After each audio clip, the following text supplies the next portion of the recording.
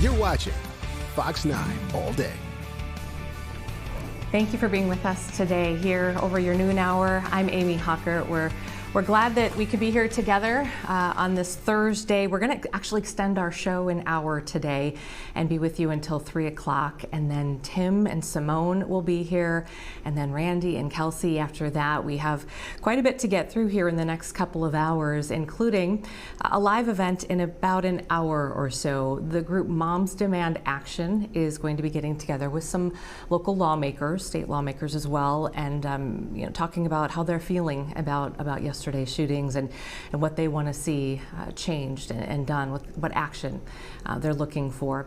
And then we're going to be doing a live Q&A a little bit later at the end of this hour with the executive director for the Association of Children's Mental Health, Brandon Jones. You may have seen him on our air yesterday. Just, I thought, did a really good job of helping us understand how we can talk to our children about this. In fact, they have, since our interviews yesterday and this morning, they have put together kind of almost a cheat sheet for us, age-appropriate questions that we can ask and suggested answers as well. So hopefully that will be a really good tool for a lot of people. We'll have that. And so if you do have questions, it's allday@fox.com, and we'll show you that address here throughout the next hour or so. Also, you're going to hear from the medical teams who were in the ER yesterday as these victims arrived. They had some really powerful things to say about what they witnessed, how they're feeling, how everybody is doing. And then a little bit later in our 2 o'clock hour, there's a lot of ways that people are comforted through all of this. And I don't know if you have a pet, but oftentimes, our pets can be a great source of comfort and healing for us. And so there were golden retrievers there yesterday.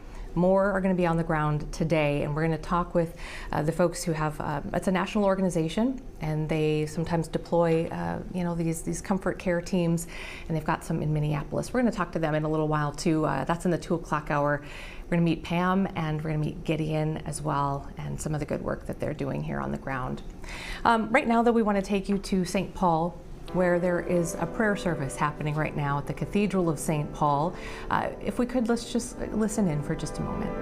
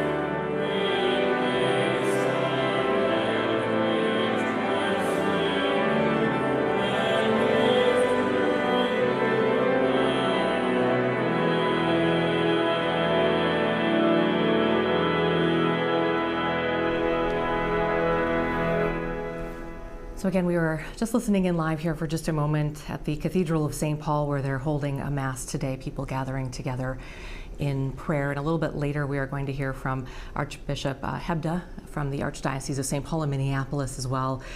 Some of the thoughts that he has today as he reflects on it almost 24 hours later. We do continue our coverage, of course, of the tragedy at Annunciation Church and School in Minneapolis. You know, parents, children, of course, the entire community, all of us really just continuing to grapple with what happened. 2 children killed, 18 others injured. That was a correction from yesterday that law enforcement have given us now. 18 injured and hospitalized. And again, the Minneapolis community, Minnesota, the metro, the country, we've seen so much support come in. And we're going to talk about how you can help and also bring you the very latest on what's going on in the investigation. But just to take you back to yesterday, first week of class at Annunciation Catholic School, the all-school mass next door. You can see it there in that church building, grades K through 8, when the unthinkable happened. Police say a shooter opened fire on children and some parishioners during morning mass through a stained glass window from outside of the church. So again, 2 children, ages 8 and 10 years old, were killed in the pews where they were. 15 other children, 3 worshipers in their 80s who were there, were all shot, but they are expected to survive. And then, of course, we have to talk about the huge and immediate response by law enforcement and first responders right after the shooting happened, literally arriving just minutes on that scene after the first calls came through. It's such a huge impact on everybody, including those first responders, too. A lot of emotional moments. There was one we saw yesterday as an EMT wiped some tears away while on scene yesterday, and we saw so much of that, everybody trying to comfort each other. It's a lot for everybody, particularly those who are seeing what they're seeing. And also, we have watched this memorial grow now for victims outside of the church and school campus. Just a steady flow of people since yesterday. And everybody's just trying to find somewhere to put their grief. This is one way that people are feeling connected and a way that they are healing today.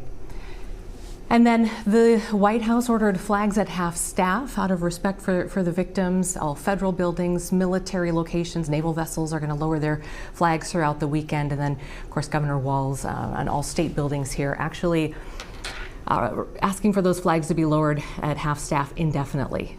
So we see the nation coming together here as well and helping those who are hurting the most try to get through this. We wanted to bring you the very latest now on those who were injured. 9 patients at Hennepin Healthcare, HCMC Hennepin Healthcare, 6 of those 9 in satisfactory condition. 5 of them are children. 2 patients still in serious condition, including 1 child who is still in critical condition. Victims of the shooting, as we know, were brought to multiple hospitals. The most severe cases were brought to that level 1 trauma center and that ER at HCMC or Hennepin Healthcare. We, this morning, just about an hour or so ago, had an opportunity to hear from some of those who were in the ER and were treating some of these victims as they were coming in. And they had some really powerful things to say. We wanted to play you a portion of some of what they saw and how they're feeling. From the EMS perspective, things went as well as they could be expected. We trained for this, and things went well on that part. But no matter how much you train for it, it's still really difficult on the team. I think there's a lot of maybe unrecognized heroes in this event, along with the children that were protecting other children, which is really amazing to hear about. I might be saying too much, but we had one kid that covered up another kid and took a shotgun blast to his back and things like that, and they were helping each other out. So the teachers were amazing. The teachers were, getting shot at. They were protecting the kids. They took all the kids outside to an area of safety, witnessed all this happen. The teachers were amazing. The kids were really upset, obviously, but they really did a great job of keeping the kids together, keeping them calm, and then taking them to area of safety and really working with the parents. So the teachers were amazing. They're great. Minneapolis police was amazing. They entered the building. Their objective is to neutralize any shooter in there, and they did it without hesitation and immediately to the building, which is amazing. That doesn't happen everywhere. So Minneapolis police deserve a lot of credit for this. They also gave us a really good report of, we have potentially 20 patients in there, and that helps us in many, many ways. We notified the hospitals what we have coming, and we try to separate some of our patients. So we take many of the patients that are critical to Hennepin, the level 1 trauma center for pediatrics. Then we take some to Children's Hospital, they're less critical, and then we took some to North as well. So our whole team, our surgeons, the ED, everybody did a fabulous, fabulous job. But yes, it's really still tough on that team. And the statement from Children's Minnesota, 3 children remain in our Minneapolis hospital for care as a result of the tragic incident this morning. We know that 4 patients have been discharged, and as you can see, the hospital saying that our thoughts are with all the victims, their families and loved ones in our communities who are impacted by yet another senseless act of violence. We will not share more details to respect the privacy of our patients and families. So those are the victims who were taken to Children's Minnesota yesterday as well. All right, let's see. We are, piece by piece, learning a little bit more about some of the victims from yesterday. And we wanted to share with you this. There is a GoFundMe that tells just an incredible story. Sophia Forkas is 12 years old, and she is in critical condition in the ICU, as far as we know at last check. Well, her mother is a pediatric critical care nurse, and she arrived to help during the tragedy. And she learned that one of the victims is her very own daughter. So Sophia's younger brother, also at the school during that shooting. He was not physically injured, but we wanted to share this with you. There is that GoFundMe for this family, and just incredibly, we're starting to see the faces now. And I think for a lot of people that, if it wasn't real to you before, when you start seeing these sweet faces, that really takes it to another level. The mother of an 8th grader who was injured in the shooting did share a statement with us as well, saying that our hearts are shattered, not only for him, but everyone who was harmed. We grieve and we pray for the others who were shot, their families, and for those who lost loved ones, and for the responders who raced into danger for others. For us, we thank them all. Our son shared with us that an MPD officer really helped him, quote, he said the officer rendered aid, hugged him, reassured him, and prayed with him before getting into the ambulance. And then she goes on to say, unlike others, we are blessed to hold on to him. We will help him rebuild his life, his trust, and his confidence. We don't want others to ever feel the same, and we pray that everyone touched by this tragedy can find the strength to begin rebuilding too. So again, that's from the mother of an 8th grader who was involved yesterday as well. All right, we want to give people an opportunity, if you would like, to send us some questions, because we're going to be having a live conversation here in about 30 minutes with the executive director of the Minnesota Association for Children's Mental Health. And if you have specific questions, we have to ask sort of general questions because our audience is general, but if there are things that you specifically want to know, I know he's going to talk about age-appropriate conversations and give advice on that, but even beyond that, if there are things that you're grappling with, or that you, maybe your kids have a question that they want answered, I know that Brandon would be happy to help out. So you can send those questions to allday@fox.com, and again, he'll be here in about 30 minutes, and hopefully he can be a resource for folks here in real time. Okay, let's take a quick break. We're going to do a check of the weather here, and then when we come back, some more headlines here as we continue to follow this. And we also have, let's see, we have some reporters who are working, of course, and we'll check in with them on the very latest. And then remember, a little bit later, we also have a beautiful story of the golden retrievers who've been helping. And yeah, it's pretty special the way that they've been able to bring comfort and even healing in some cases to especially some of these children. So stay with us. All Day Live will continue after this. We're here with you until 3 o'clock as we continue to cover the events of yesterday and navigate our way through it. We'll be right back. A lot of sunshine as we go through the day today as we're looking at another typical August afternoon. Live look for the morning to the afternoon of our lovely St. Paul. Yesterday we had a couple of pocket showers and thunder showers, mainly south of town. Today we're not really looking at that at all, but we stay a little unsettled. That's a strong word. We stay a little thoughts about unsettled over the next couple of days in parts of our viewing area. It's not as clear cut into our weekend. Mostly sunny sky, another seasonable day, typical for late August as we go for a high of 79 today. As we go on into our Friday and Saturday, yes, we have drawn little polka dots there for a couple of shower or thunder shower chances, mainly up north tonight and then down to the south tomorrow, southwest into Sunday or Saturday, as there's an upper level disturbance that's putting more effort into stirring things up, maybe some patchy clouds here and there. Highs in the mid to upper 70s, though, over the next few days into your weekend. Most of us won't even notice what's going on in the attempted notions or even thoughts or vague ideas of a shower. And if you do catch one, it would be only for a 15, 20, 30-minute experience more than anything else. The sunshine to partly cloudy into Labor Day, keeping those 70s alive, but then legitimate showers come on in here as we go late Tuesday into Wednesday, bringing some much cooler weather. Fox 9 All Day Live continues. We're back after the break.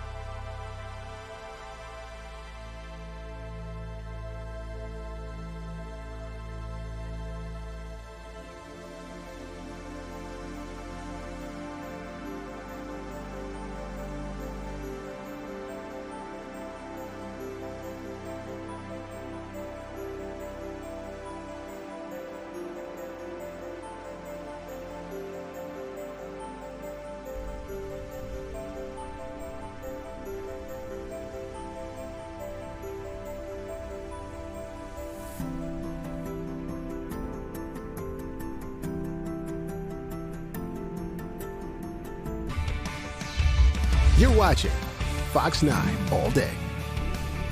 And welcome back to All Day Live. I see questions already coming in, and I really appreciate it. And we will maybe even take them in the order they're received. You guys are sending some good ones already, and we won't shy away from anything. So we'll be sure and try to answer your questions as best we can, again, with our mental health professional, Brandon Jones.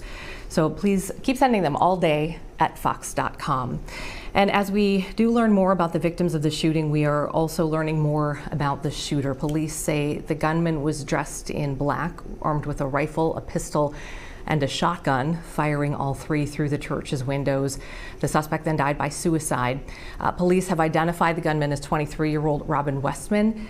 Westman's mother, we now know, worked at Annunciation, the school, ended up leaving her job in 2021, retiring. That's according to a Facebook post from the school. And court records do show that she did apply for a name change for her son Robert in 2019 to the name Robin. Investigators have searched several properties. There were three. I know they had 4 search warrants, but I believe they searched 3 properties yesterday afternoon, including an apartment complex in Richfield. They ended up carrying out some items, not sure exactly, obviously, but we do know that Chief Brian O'Hara from Minneapolis Police did confirm that they have recovered additional weapons as well. Police also saying that, yes, they are aware of this manifesto that was put out there. It was a timed YouTube clip that would have gone out at a certain time. It has since been taken down. Now, Westman did not have an extensive criminal history, and they believe that a lone actor here. And the FBI is involved. You may have seen some of the agents out there yesterday on the scene as well. They are investigating the shooting as a domestic act of terrorism and then also as a hate crime targeting Catholics. So that's how they're investigating it, and remains to be seen what they end up what they end up deciding on ultimately. But that is how they're starting out this investigation. In the last 24 hours, been a little bit more than 24 hours now. You've probably seen it in your circles of folks, but really community has come together and tried to support each other, tried to support those who are directly, even indirectly impacted, particularly in this Catholic community. I think that's been hitting folks particularly hard. So this morning we had a chance to sit down with Archbishop Bernard Hebda. He's with the St. Paul Minneapolis Archdiocese, and he said that he's talked with parents now from both families who have lost children, offered them prayers and condolences, and then also had some advice. So we wanted to play you a clip of what the Archbishop had to say this morning. Important that we show love when we have those opportunities to show love. We never know the day or the hour. And so it's important that we do all that we can to really surround our children and our families with great love. I think it's really important that we do all that we can to really make sure that our facilities are safe. I know that the schools in this state have been very conscious of that and have worked very hard to improving the safety in school buildings. And we see that not only in the schools of our archdiocese, but in our public schools as well.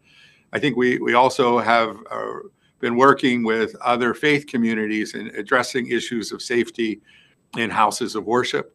So I think all of those things are going to be important, but I think especially to reassure parents and children at this time that they are loved, that they're supported, and doing all that we can to make sure that we're creating safe environments.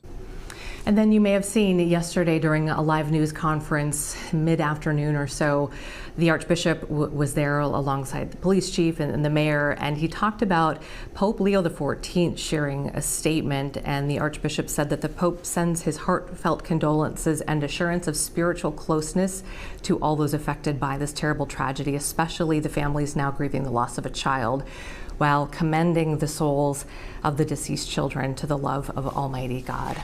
He talked about how Pope Leo at one time did some medical training here in the Twin Cities, and so he talked about how the Pope, now Pope, knows the area and feels that connection to the area as well.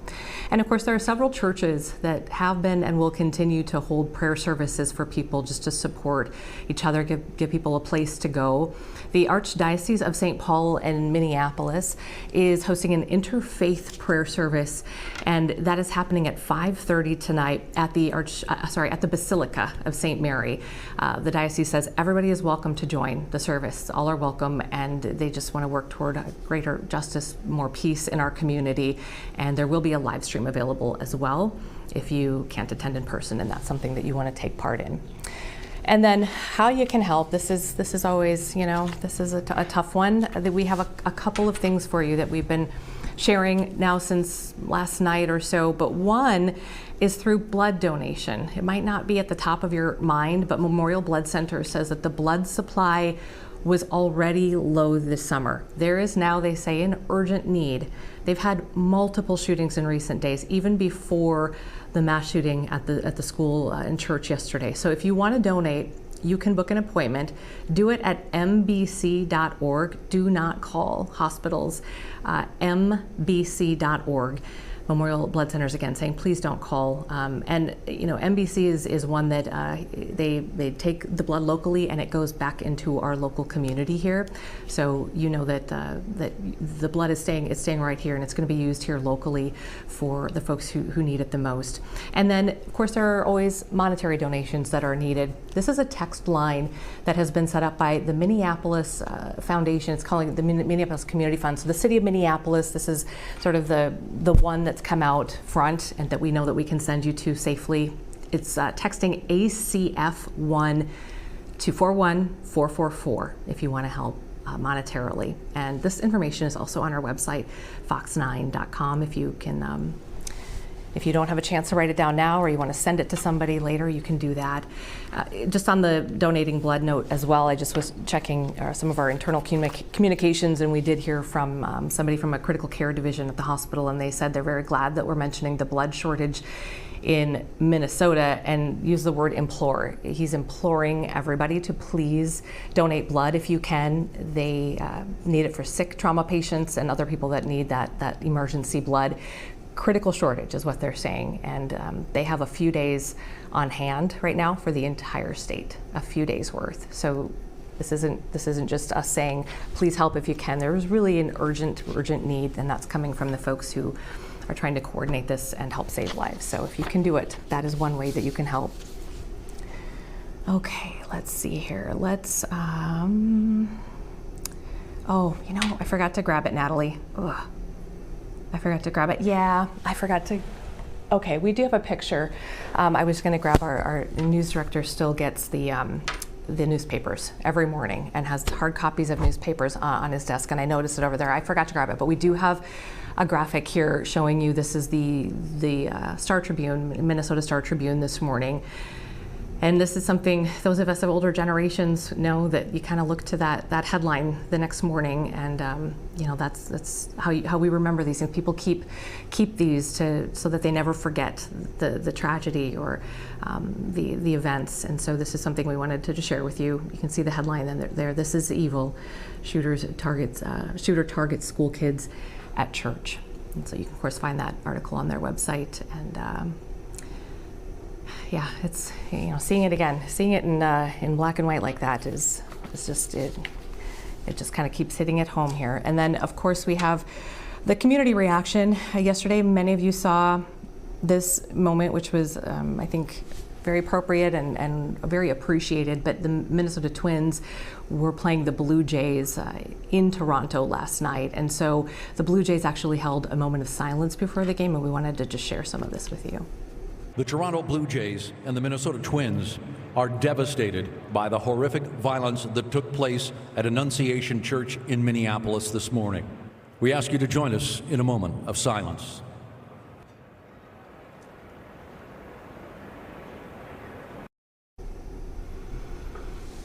So many people impacted. This incident, though, also close to Twins play-by-play announcer Corey Provis, because he was talking about it during last night's broadcast, and he said that his daughter's friend was actually among those who were shot. It hit home for me. It hit home for members of our crew, as a dear friend of my daughter Mia's was among those that was shot. Thankfully, she's okay. She'll need stitches, but she'll be back at the dance studio soon. But two families no longer have their children tonight. Yeah, we heard that over and over yesterday and again today, that it seems like everyone is a few degrees of separation from that particular school in some way, shape, or form. It's just been an incredible ripple effect that this tragedy has had. So a lot of people are looking for answers and help, and we have one resource for you, which is the Executive Director of the Minnesota Association for Children's Mental Health, Brandon Jones, and he's going to be joining us here in about probably 5 to 10 minutes. We've received some really thoughtful questions, and we really appreciate that, and we'd love to share those questions and more that you might have with him. Get as specific as you want, and you can do that by sending it to allday@fox.com. We're going to take a quick break. We're going to come back, and we'll have much more here coming up on All Day Live. Thanks for being with us today.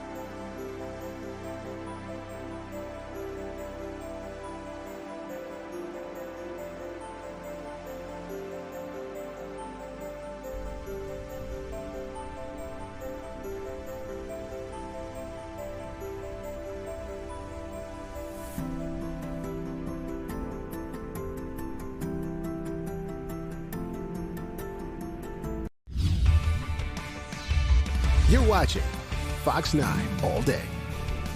And welcome back to All Day Live. It is 12:33 on this Thursday. And we wanted to check in now with our Rob Olson, who is continuing to follow some of the developments from yesterday. And Rob, what are you working on this afternoon? Well, we're about to head over to a 1 p.m. news conference at the Minneapolis City Hall. This is, and we heard certainly a lot of this last night at the later vigil at Lyndhurst Park. But this is with several community groups and politicians as well, with demanding action on gun violence and on gun control. So Minneapolis Mayor Jacob Frey, U.S. Congresswoman Ilhan Omar, a state senator, a state representative, the leader of Moms Demand Action, as well as their executive director and the executive director of Protect Minnesota, who are going to be, they say they're going to be honoring the victims of the mass shooting at Annunciation, but call for action, including a ban on assault weapons and high-capacity magazines. And so, we're going to head over there and see what they have to say here.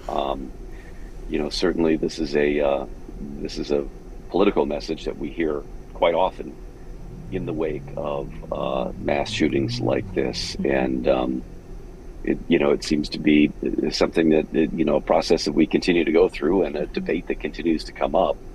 And we'll hear what they say here. Okay. Yeah, it's as things start to settle in here, the second day and the third, all of these conversations will be had, as you said, as we have them, whenever this happens. And so we kind of hear everybody's voices, and I think, we had some really good conversations yesterday that were, data driven, and we're going to continue to go down those roads.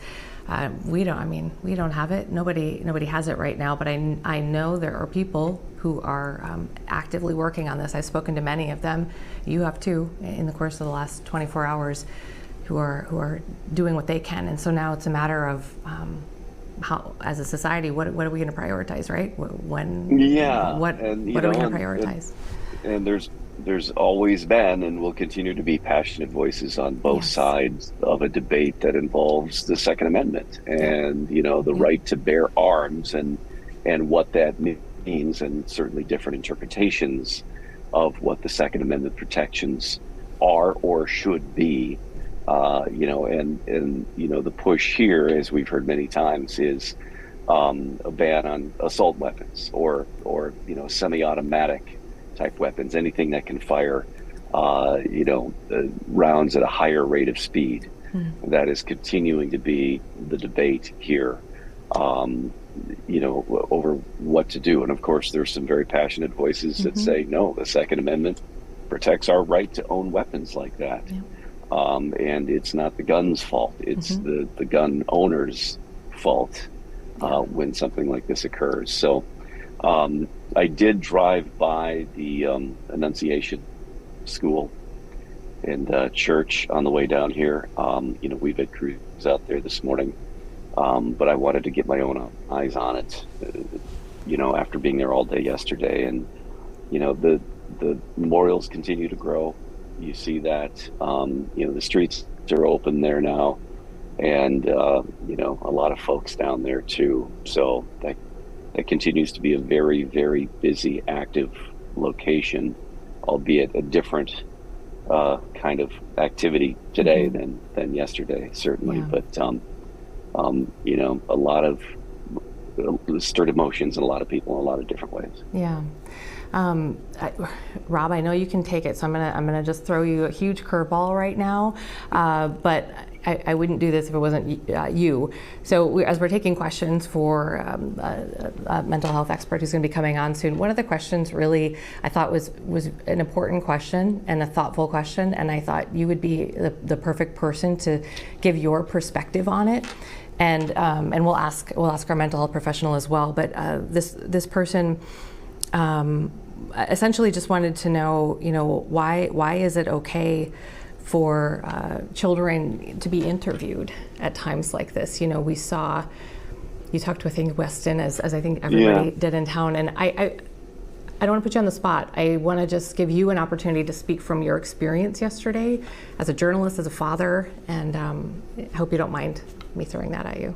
And my view on that is always, his parents were there yesterday and a grandparent too. And, you don't talk to them unless, especially in a situation like this, you do not put a child on the spot or in the spotlight or in front of a camera unless, they are not only willing to do so, but that their parents are okay with it too, that they feel like their child has something important or notable to say in this point. So, this is always, the rules that we follow, and sadly, we are in an industry where people have different protocols or kind of ethical guidelines that they follow, and we're very careful about doing that unless they're willing, and it is okayed by the parents. I mean, very often there's a lot of stories where it's like, is this, you make sure that the parents are approve of that and okay and sign off on that. And there are some cases where you may not feel you need that. I can't really think of a situation right now, but there are certain scenarios and situations where it's okay. Sometimes we've done stories at summer camps and talk to kids, but they all have pre-written, signed authorizations in case media shows up to something, to an event like that, that it's okay to talk to these kids, and the teachers or the the people running things will guide you to who would be willing to do that. And so in a situation like this, you got to be very careful. Yeah. I appreciate that. Just pulling back the curtain just a little bit. And again, that's not universal. Like you said, I mean, station to station might have different sort of guidelines on what they do or rules on what they do. I know just yesterday too, we had that initial video live actually as parents were coming to pick up their children and they were all walking out. You were there. We showed it live as it would happen. And then after that, they decided in the newsroom that we weren't going to show that video again. Of that. It just was something that was happening at the time we brought it, but it just didn't feel quite right. So these decisions are definitely being talked about. I can only speak for us, and I'm not saying like we're perfect and we did it all right, but just to let people know that the kind of the thought process behind it, I guess, is important. And I know yesterday, I mean, you and Corin, it was a tough day to just try to get in there, so we appreciate that. I'm going to get to Brandon here in a second, and we're going to talk about some of the questions he has. But did you have something else you wanted to share? Yeah, and I just, that is a good situation to highlight yesterday, in which, there's things that are happening, in the moment, right, in the live coverage of the aftermath, and it's very difficult to avoid that when you have a live presence to show you a breaking news situation, and but then you make that decision that going forward, when now we have control over the video that we're showing you, that let's not show those children's faces and identities here. But in the moment of a live camera breaking news, that becomes very challenging to not show that. And in so a perfect world, Rob, they wouldn't have come through the area where the cameras were, and it would have been maybe an aerial shot as opposed to, but as we're trying to establish, you know what I mean? I'm not making excuses, but I think we think about these things, like if you think about the evacuations of students in schools, it's usually that overhead shot and where you can't make out faces and things like that. So anyway, we from don't a have distance. we don't have to keep, but I wanted to make sure that her question was answered by someone who was actually there yesterday to get that perspective, and then we'll ask Brandon about that too. So I mean, otherwise, in a situation like that too, you approach people, not with a camera, cameras either not there or pointed the other way, and like, hey, are you interested in speaking? If you're not interested, we're not interested. And so you approach people that way, and that's kind of what most broadcast journalists would do. I would agree. so you're not just throwing cameras in faces. For sure. You are going through the process of, are you able to, are you willing to speak with us? Would that be okay? And yeah. Thank you, Rob. And obviously most people in that situation just don't. I mean, it's an overwhelming situation, and so they politely decline. Yeah. Appreciate it. I know you've got some places you need to be today, and we'll check back in on that rally in a little bit here at 1 o'clock. So thank you. Okay. Talk to you soon. Bet. All right, Nat, do you want to take a break quick and bring in Brandon, or should we keep going? Okay, we'll just take a quick break, and then we're going to be right back. Send us your questions. We've got some good ones already.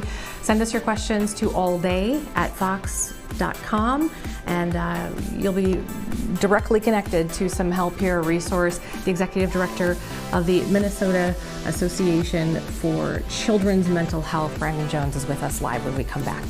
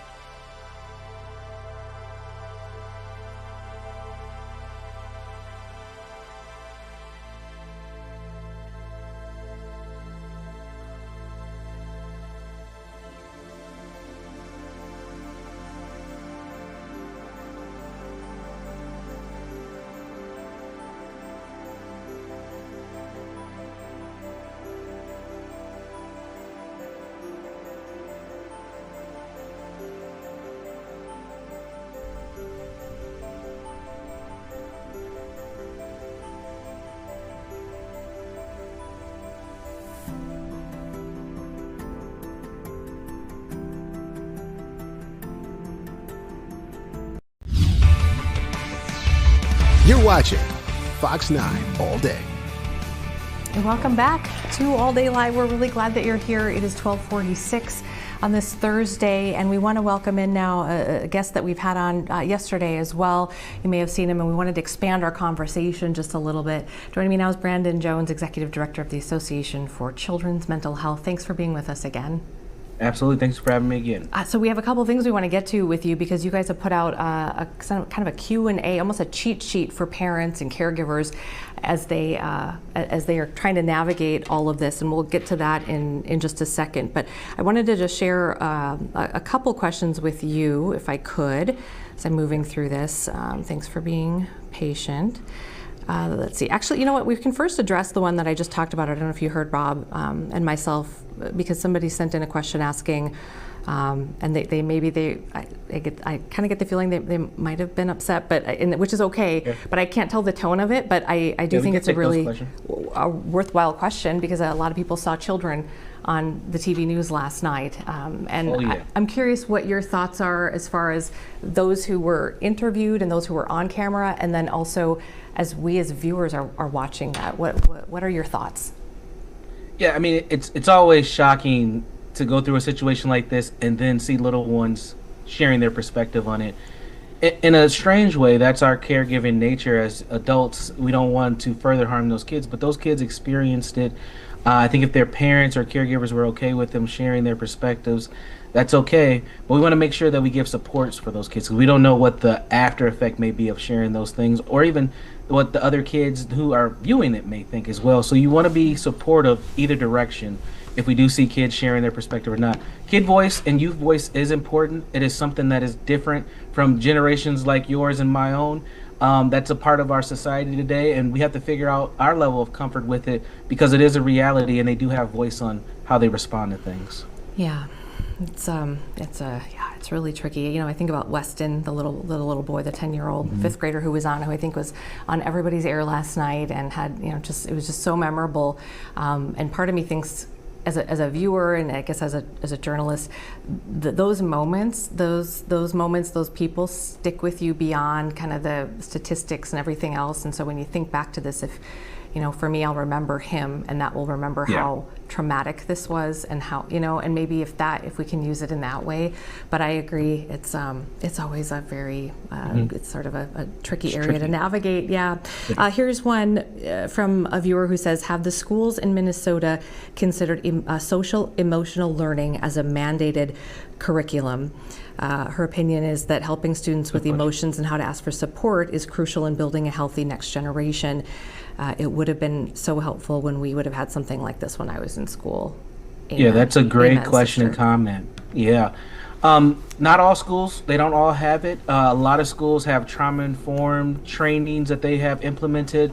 An organization like mine, Minnesota Association for Children's Mental Health, that's what we do. We do professional development for anyone who works with children.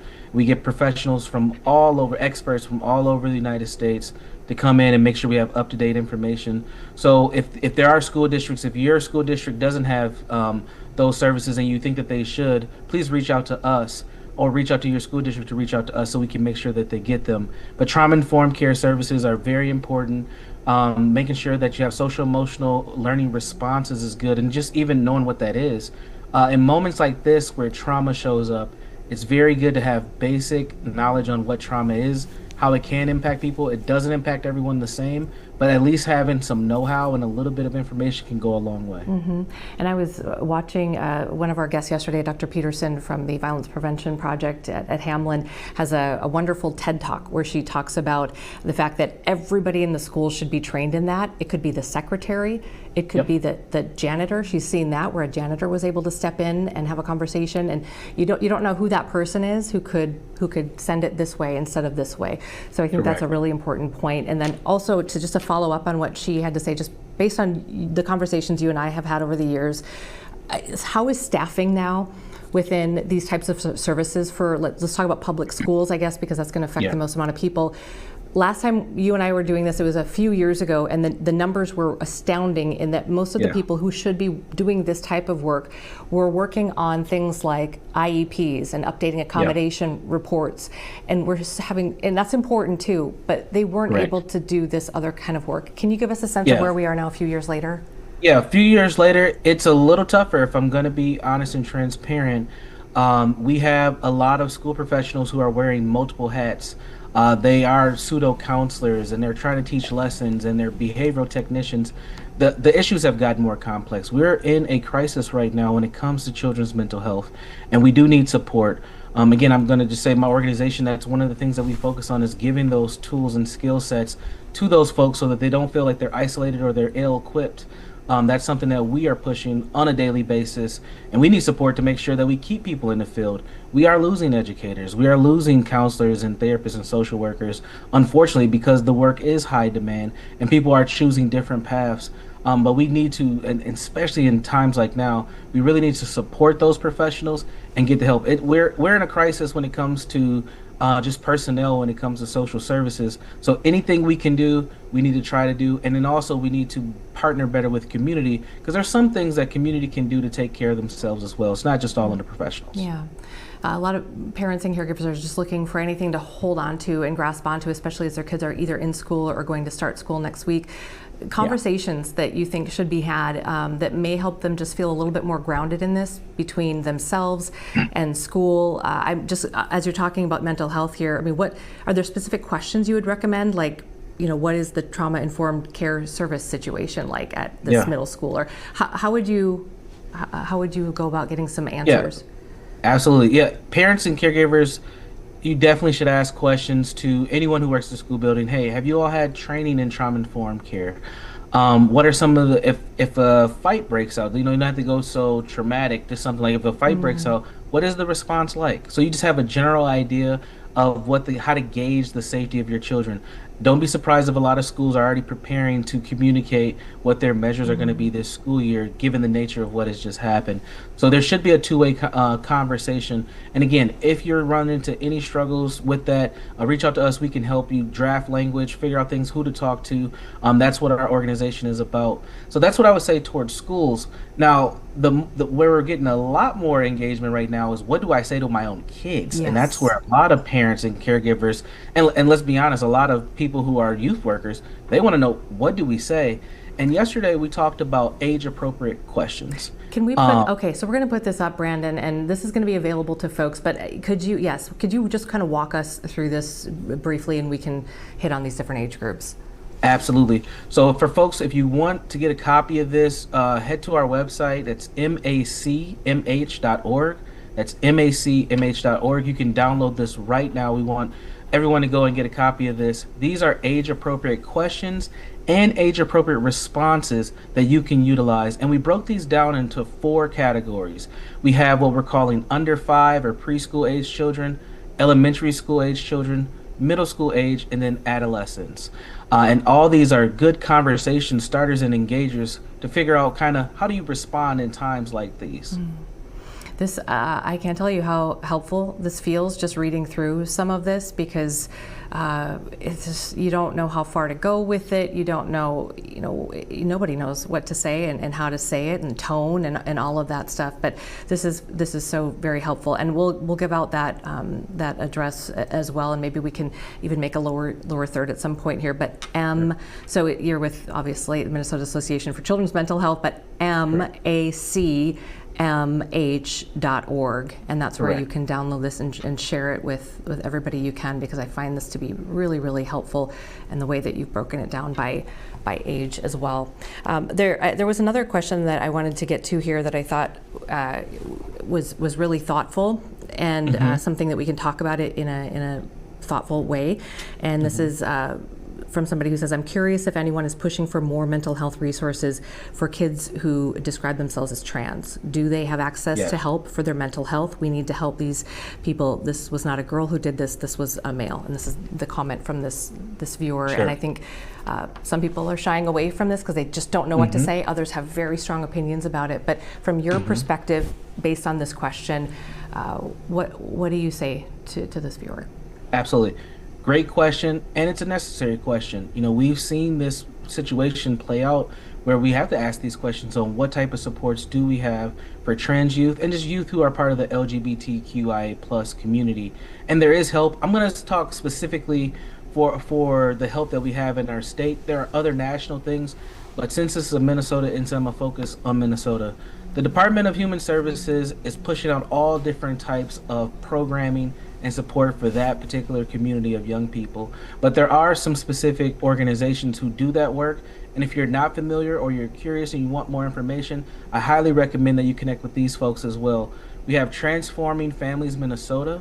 That is an organization that does a lot of peer-led and peer support groups for trans people, but especially for young people and families who have trans individuals in their family. So that's Transforming Families Minnesota. We have Reclaim, we have Family Tree Clinic, the Bridge for Youth, Outfront Minnesota. Those are all organizations who have specific programming for the LGBTQI+ community that can offer therapeutic supports and actual counseling for folks in need. And I guarantee you they have great resources as well. And then the other thing that I would suggest too, as school gets started, and this is where advocacy comes in for parents and caregivers, don't be afraid to ask, the school counselors or the school social workers, do you have supports? Do you have school-based supports for this particular community? A lot of schools do, but some don't. So if they don't, reach out to those other organizations and, they can help you from there. That's really good information, some good advice on specific things we can ask our school leaders and our districts to just try to find some footing here and try to get through this. Brandon, thank you again for your time. We really appreciate it. And we want to remind folks you can download that, calling it a cheat sheet. I just think it's really valuable. macmh.org. We'll put it, if you don't mind, we'll put a link on our website, and then people can find it there and find you, because in case they can't remember the acronym. Yeah, so thanks again. Appreciate your time. Absolutely. Thank you for having me. Don't go at this alone, folks. Get the help you need, and don't be afraid to talk to the young people. They're more resilient than you know, and so are you. Yeah. Take care. Thanks, Brandon. All right. Yep. Appreciate your time. Okay, let's take a break and we'll reset here in our next hour of All Day Live here at 1 o'clock. We're with you till 3 today, and we'll be bringing you more content, some more interviews as we continue to cover the shootings of yesterday, and we'll update you. We have a couple little updates on conditions and things like that. So we'll be back in just a couple of minutes.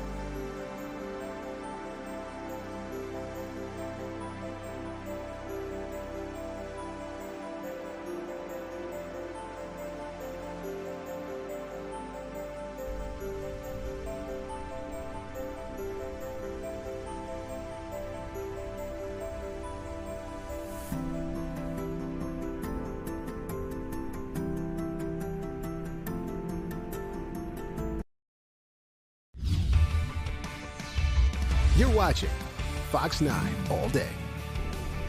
And welcome back to All Day Live. We are waiting on a news conference that's going to be happening here in just a couple of minutes, and we'll join that live. You will see some legislators there, state and city leaders, along with a group, Moms Demand Action. It's a grassroots group that's hoping to end gun violence, and they've been around for quite some time. So we'll Hi, all. We're going to get started in 3 minutes. Okay. We're going to go through the whole program, and then we'll have some time for Q&A. If your question isn't answered, I will be in the corner when we're done, and please come find me. All right, so it looks like it's going to be just a couple of minutes. We'll keep that and let you know that we're going to join that here when it gets going. And then also we just learned during the commercial break that there will be a 2 o'clock press conference, news conference. It's going to be held by law enforcement agencies, including Minneapolis Police, federal, and state as well. So we will take that for you live as that gets going as well. We are extending into the 3 o'clock hour already. And so they will bring us the latest information there on the investigation and some of the things that happened yesterday. Okay, do we want to show the interview from this morning, Natalie? Oh, is it? Okay, let's try that, and then it might be a little bit longer than 3 minutes, but let's listen to it as much as we can before we dip in here. But this was at the Growing Memorial outside of the church and school campus. In the last hour or so, couple of hours, we talked to a mom who was visiting the memorial. So let's take a listen. Abby, tell me a little bit about what you're doing out here. Like most parents, I just feel pretty helpless, and this is something I can do. I have a preschooler who started school yesterday and had his first lockdown. And I really love books. I run a local nonprofit, a book of my own that gets books to families in need. So I have quite a collection of all different kinds of books in our office. Books don't replace action, but they help. They can put language to things we can't describe, and they can give a little bit of comfort and hope. And so I just wanted to bring some by, and if these will be helpful for anyone in the community, I hope they'll just give some comfort. Talk to me a little bit about some of the books that you brought. Some of them look a little, specific. So talk to me a little bit about them. They do have a theme, yeah. These are just some really wonderful books that discuss grief and confusion and hopelessness and tough feelings in a kid-friendly, age-appropriate way, without going into too much detail. Like the breaking news is really wonderful. It just kind of talks about in a general way, like what it feels like when we see something scary on TV and when our grown-ups are feeling sad. And Come With Me is a beautiful book, just a reminder about how there's more people who want to help, and we can be there for each other. And then, of course, I just wanted to bring some, little activity books, puzzle books, because sometimes we just need a distraction, and parents need their kids to do something so we can just have a minute to ourselves to cry. You said that your student had their first lockdown yesterday. Talk to me, I assume, did they go to Annunciation or somewhere else in the area? My son goes to a school about 3 miles away, so not super close, but not I know far. They locked down a lot of the area. Yeah, and it wasn't like a major lockdown, but it was, they were supposed to have their first big playground outside adventure, and they kept all the kids inside. And his teacher did a phenomenal job. His school did a phenomenal job.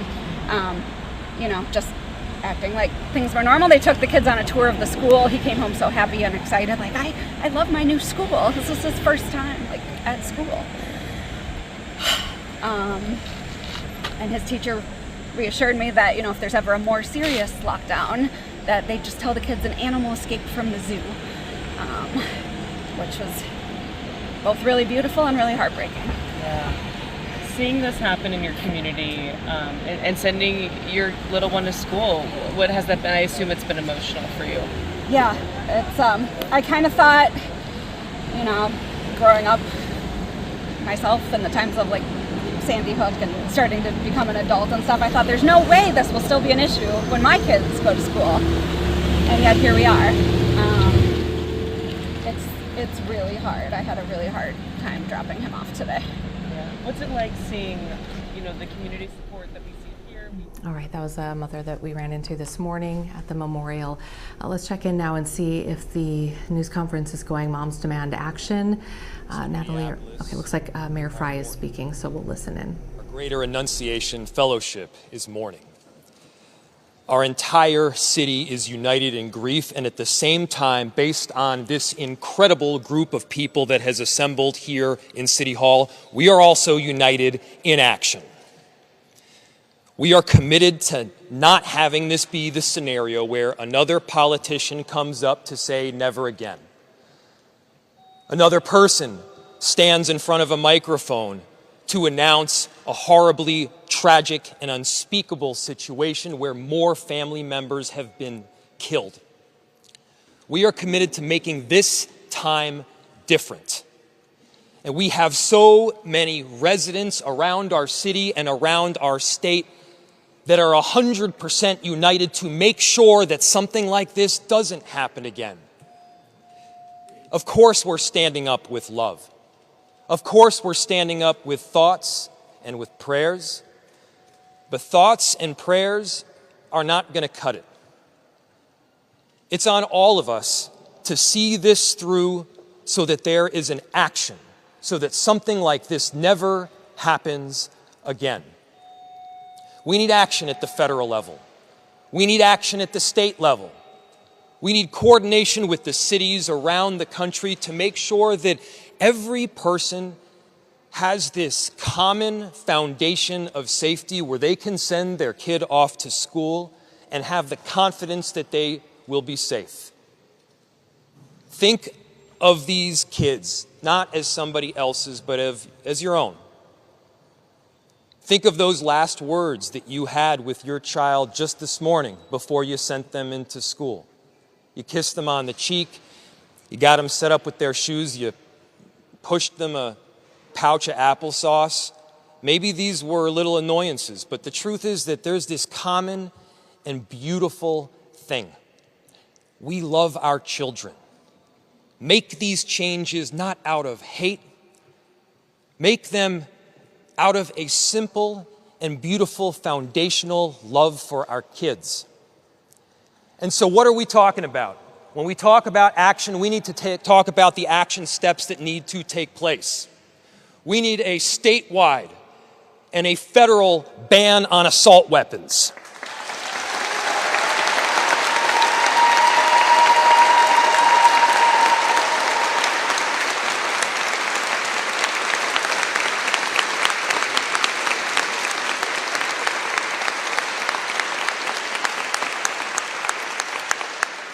We need a statewide and a federal ban on high-capacity magazines.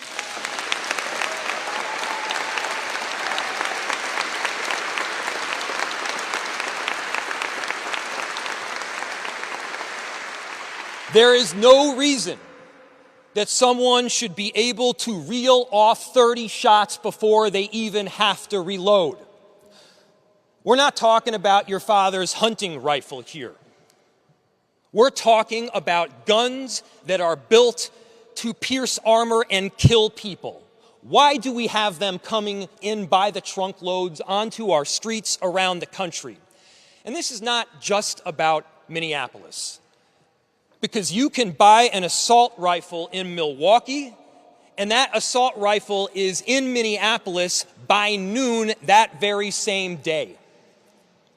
And so when we talk about the work that needs to be done, it's going to take a whole lot of unity from a lot of different cities, and I've gotten calls from their mayors who have experienced virtually the same thing that we experienced yesterday. And because we love our kids, because we love our families, because we love our constituents, we all have the obligation to act. And what you see here, you see federal congresswomen, you see we see our Minneapolis-St delegation. You have council members from both Minneapolis and St. Paul. You have our sheriff. You have Moms Demand Action, Protect Minnesota, and every town all united and rallying around a common theme, which is keeping our cities and our country safe. And here's the thing.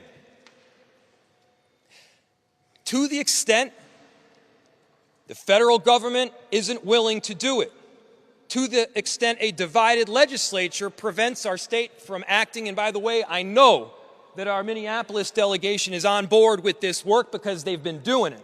Thank you.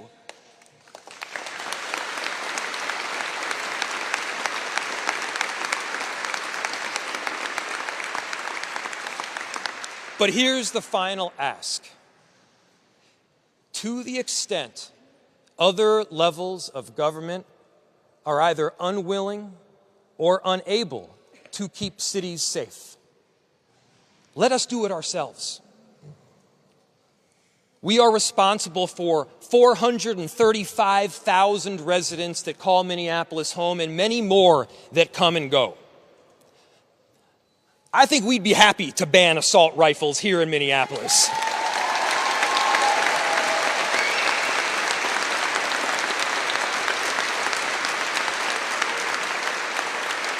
I know we'd be happy to prevent a next mass shooting from taking place. We have every obligation, not just to each other, but to these families that call Minneapolis home. We love them.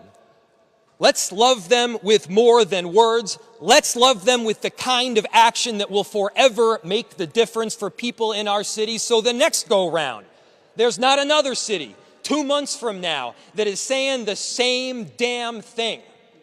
Let's stop this from happening. Let's stand up for our children. Let's stand up for each and every one of them.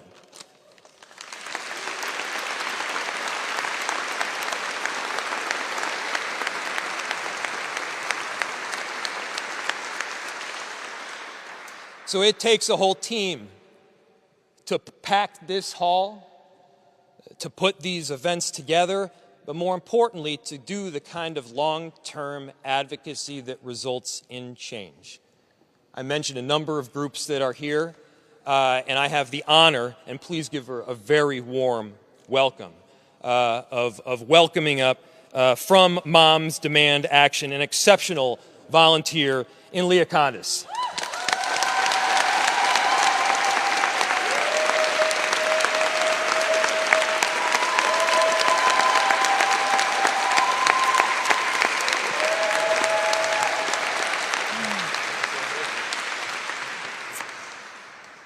Thank you. As the mayor said, my name's Leah Condis. I lead the Minneapolis local group of Moms Demand Action for Gun Sense in America. But today, I'm not here just as an advocate. I'm here as a mom. I have 3 daughters. One of them has already lived through shootings at both the mall and the state fair. And I'm a Catholic. I forgot to mention that part.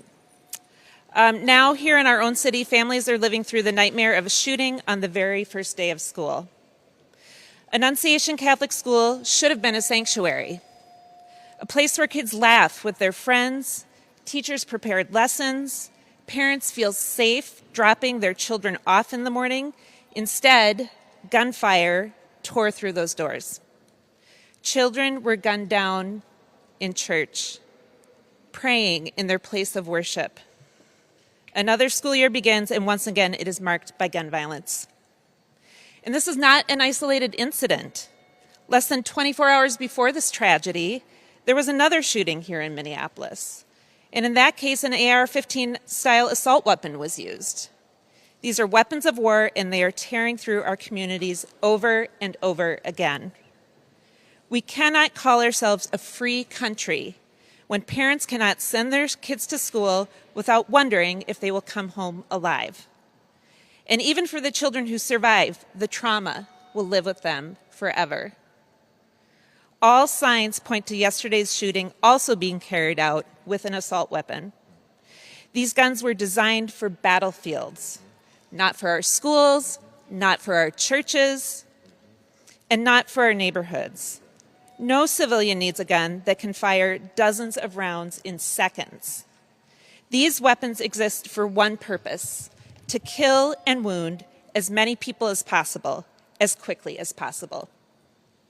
We've seen what happens time and again when assault weapons are used. And we also know what happens when they're banned. Lives are saved.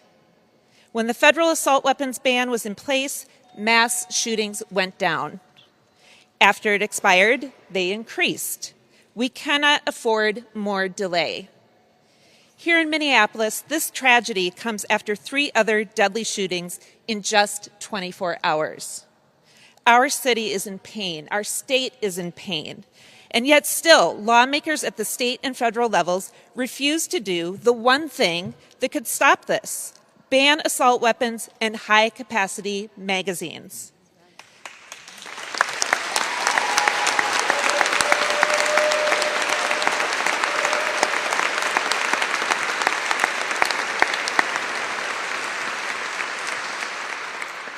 Sending kids to school should not mean sending them into a war zone. Enough is enough. Our children deserve better. Our teachers deserve better. Our communities deserve better. So today, on behalf of the families reeling from this shooting, and on behalf of every parent who lies awake at night wondering if their child is safe, we are demanding action. Minnesota must lead and Congress must follow. Ban assault weapons and high-capacity magazines. Get these weapons of war off our streets and out of our communities. Our kids cannot wait any longer.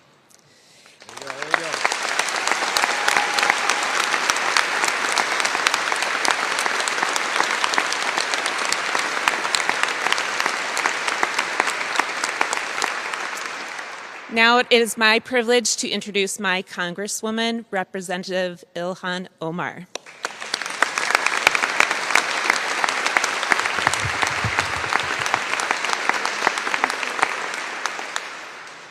Thank you, Leah.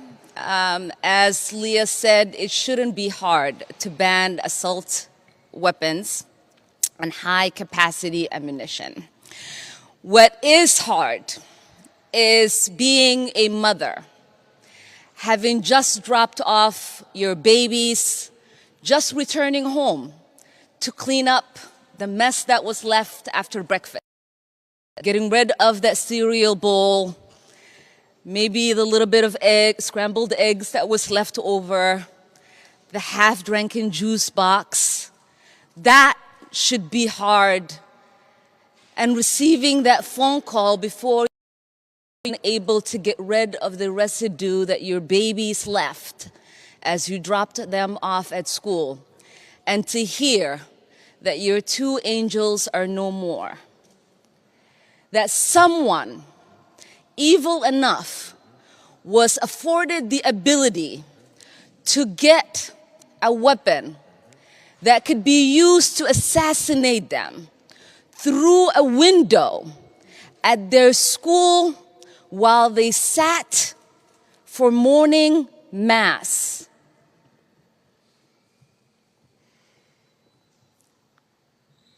I do not know what society finds themselves in the place that we continuously find themselves since Columbine, that comes together in these moments of grief, that rightfully prays for the grieving families and victims, but does not come together to do whatever they can to make sure this does not happen again. Leah and the mayor mentioned the fact that these are weapons that are used in war. I know a little bit about that. At the age of 8, I survived war myself. I'd never imagined that I'd come to the United States and be in high school, and that there would be a school shooting, and that I myself and my kids to come would practice school drills on how to avoid being gunned down in one of the greatest nations in the world. There is something fundamentally broken. I know that in America we value life. I know that in America we are loving neighbors. I know that in America we are people of faith because these babies that were gunned down were actually kneeling in prayer. But what I do not know is why, uniquely in America, we have the capacity to not change what we know we can.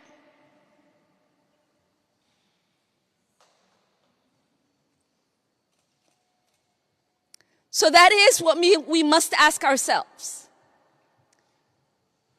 This is not a big issue for us to solve, like curing cancer or AIDS, even though we attempt to do that every single day.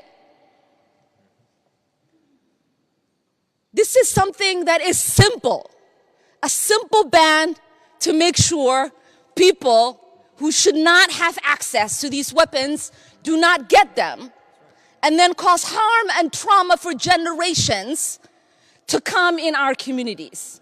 It is a simple ask. You don't have to be a Republican, you don't have to be a Democrat, you don't have to be political at all. You don't even have to be a parent, you don't have to love going to the movies or watching concerts.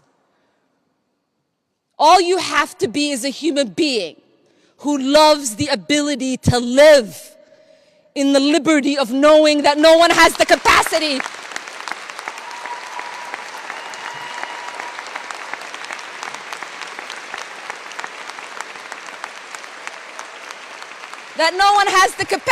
to take your life in seconds with weapons that they shouldn't have access to.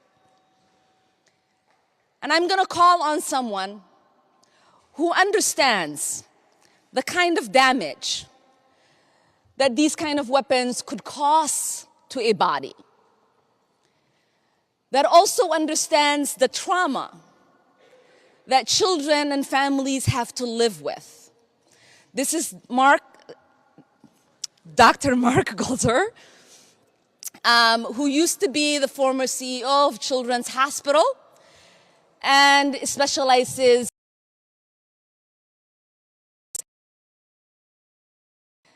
because in this moment, if America has not woken up yet, they need to hear the real realities of what these damages look like in order for our hearts to continue to be softened and for our minds to start thinking about the solutions that we know are accessible to us.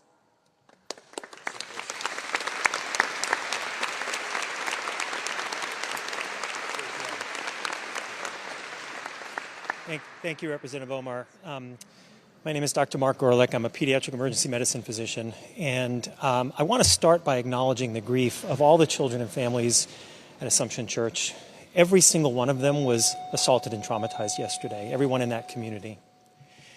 And I also want to acknowledge the folks in the EMS system and at Hennepin Health and at Children's Minnesota who took care of those patients. Because I know from my 25 years of practicing pediatric emergency medicine that when you have seen a small body that has been mutilated by bullets, you do not easily or ever get over that. And all the more so because we all know it is entirely preventable. Since 2020, when gun injury became the leading cause of death for children in the United States, since then we have been saying that we are in a public health crisis. And we are. But too often we are putting the emphasis on the word crisis instead of on the word health. This is a health issue. This is not a criminal justice issue or a policing issue. This is not a constitutional law issue. This is not a moral issue. It is a health issue. Children are being injured and killed. They're being injured and killed by bullets coming out of guns fired by people in a social context. And a public health issue requires a public health approach. Centuries of public health research and experience tells us that we have to address all of those factors. In this case, starting with the lethality of the gun and the bullet. Now, the mechanics of this are pretty simple, as Representative Omar said. It's simple. More bullets fired with more force, more injury. Fewer bullets fired with less force cause less injury. It really is that simple. And it turns out the epidemiology and the public policy is also quite simple.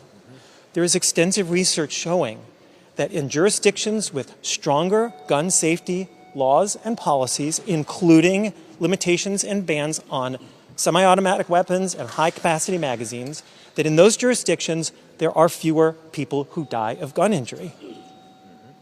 Easy, right?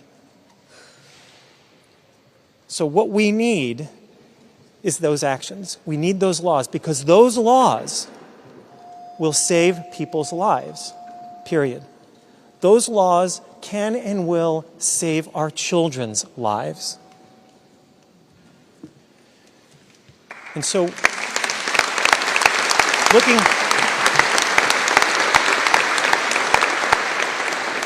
we need action at the federal level, we need action at the state level, and as you've heard. And so I would like to next introduce State Senator Zainab Mohammed.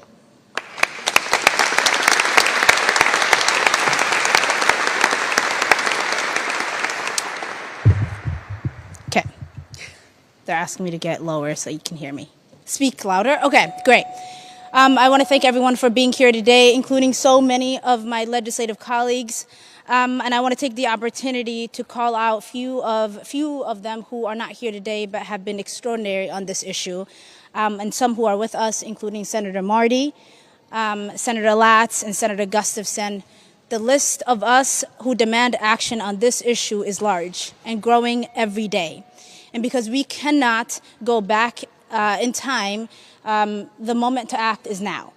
What happened at Annunciation Catholic School yesterday was an attack against our beautiful Southside community, against all people of faith, and against humanity. As we have said already, and it must be repeated, offering prayers for the victims is not enough. These children in the church were in the act of praying. Some of us are privileged to be in a position to not only pray for peace, but to act on it and to create it. At the legislative level, we have taken steps to make our community safer, like red flag laws and enhanced background checks. We have and will continue to give law enforcement new tools. But the monsters who commit these horrific crimes and acts keep using the same tools. The same weapons of war turn up over and over at different shootings. High-powered, high-capacity rifles have killed thousands of Americans over the decades, and hundreds of children, including the ones yesterday. It makes me sick that our teachers and kids know what to do in the event of an attack, that they conduct drills to react when that awful moment comes. Parents have practiced at explaining the unexplainable and consoling children who have lost friends who are afraid to go back to the classroom tomorrow. We can act here in Minnesota so that generations from now, our children's children won't fear and won't have to worry about anything but books, math, and maps. If the shooter had an ideology, it was one of hatred, of humanity. They express admirations of mass shooters who have targeted Jews and Muslims and Christians and progressives and children. This is not a part of any community's identity. It is pure hate. The targets of gun violence are too many to count. 2 months ago, it was our friends, Melissa Hortman and John Hoffman and their families, and dozens of other legislators, including me. On Monday, it was 7 people on the street in Minneapolis. Yesterday, it was kids in church. Who will it be tomorrow? How will we explain to them we did nothing to save them? We cannot shield our children with our eyes closed and hands behind our backs. When Martin Luther King was murdered, Bobby Kennedy quoted an ancient Greek poet who said that pain falls drop by drop upon our heart, and that in our despair against our will, through the grace of God, and it becomes wisdom. Our community feels pain, which we cannot forget, and we won't. We must find the wisdom and the strength to act to save each other and all future generations. Thank you.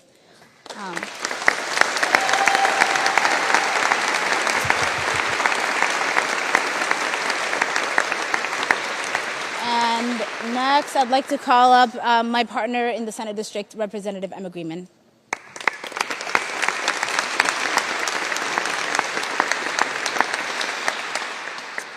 Well, I first want to say, I think on behalf of Senator Mohammed, Councilwoman Koski, we represent the beautiful neighborhood that Annunciation is part of. And thank you for the advocates, the colleagues, the community members here who are here, not just from Minneapolis, not just from the metro, from around the state, who understand what is happening. Our community is shaken and heartbroken. Losing 2 kids, 17 injured kids and parishioners, and a whole community who this tragedy has reverberated out. I found out about this from neighbors who called and texted and who didn't know what was going on. They heard the barrage of bullets. Nobody should have to live through that. Nobody should lose their kids or family members over that, and communities shouldn't have to live like this. So for the last 24 hours, last day, we have been wrapping our arms around the community, around the families, around Annunciation Church and everybody there. And I just want you all to know how important this community is. You know, this is the place where people go and give blood. It is where the very Jewish side of me got a Christmas tree. It is where Girl Scouts and sports teams, it is our entire community. And so when something like this happens, it is not just South Minneapolis, it is Richfield and in Bloomington, in the whole metro. And we join in our grief communities around the country that have been here before, that have been shocked and wrecked and have said this is unimaginable, and now it is imaginable because we keep letting it happen. Enough is enough.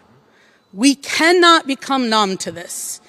We cannot become numb. We cannot have people say there's nothing else we can do. Red flag laws don't work. Anything doesn't work. That is not true. And there is more we can do.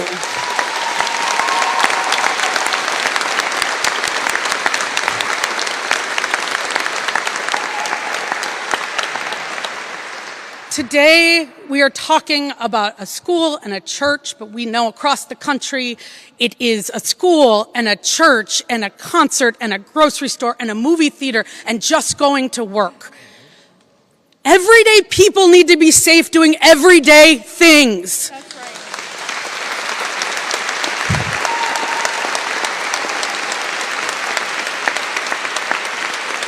right. In Minnesota, we have been working hard to get this done, and we know that there's more to do, and we need elected officials, we need communities, we need everybody to demand this, because no longer can any elected official say, we will not take care of the guns that are killing our kids. No longer.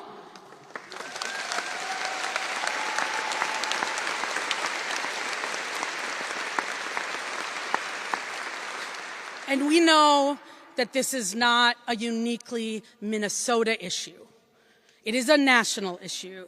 And as our Congresswoman Omar said over and over again and has said, we need a national solution. So we are going to get to work here in Minnesota. We have been getting to work. Behind me, whether it's Representative Frazier, Representative Moeller, and many others that my colleague Senator Mohammed mentioned, have been working night and day, years after years. And we are going to get it done, but what we know is Washington has to solve this problem with us.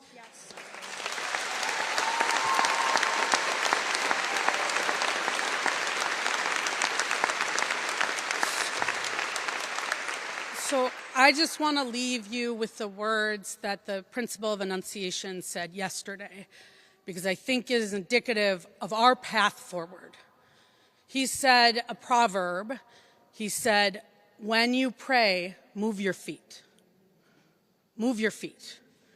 And we are here today, we are here with community, we are here with families and parents, we are here with people across the state of Minnesota and elected officials at all levels of government to move our feet together.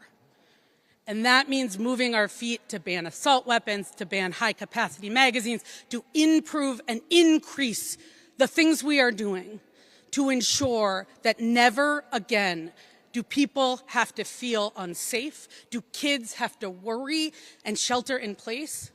And we can and need to continue to say never again, because we need to make that a reality together. And so please let me introduce from Protect Minnesota, Maggie Emery, because it is the families and the advocates on the front lines that we do this work with. Thank you.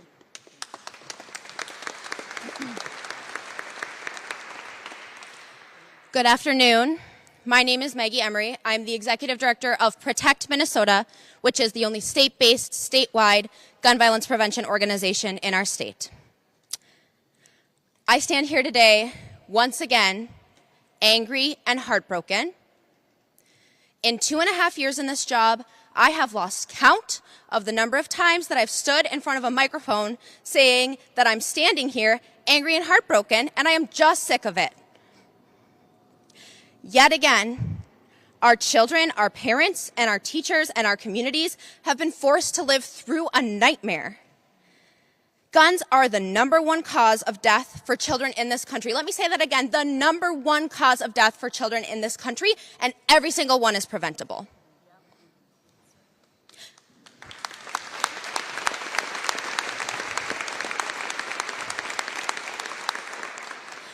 How many more times do we have to gather like this before we act? How many more times do the people here with me today have to stand up in front of news microphones and say, please let this be the last time, before it's actually the last time? And the thing about it is, we know what fuels this crisis. Assault weapons and high-capacity magazines designed to kill as many people as possible, and sometimes as many children as possible, as quickly as possible. The data is clear. When assault weapons are used, mass shootings are far more deadly, with 6 times as many people shot and more than 2 times as many killed. Year after year, progress is stalled while our communities and our children pay the price. This is a uniquely American phenomenon, but Minnesota does not have to wait any longer. We have the power to lead the way and to show that the lives of our children matter than the gun lobby's money and political cowardice.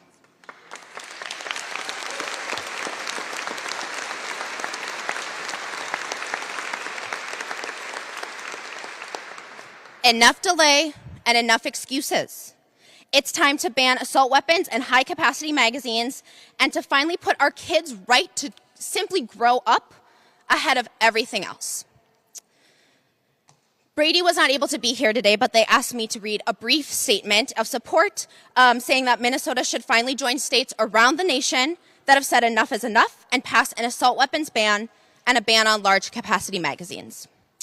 And finally, I'd like to introduce our final speaker, our partner here in the state of Minnesota and around the country in ending gun violence, Moms Demand Action Executive Director, Angela Farrow-Zabala.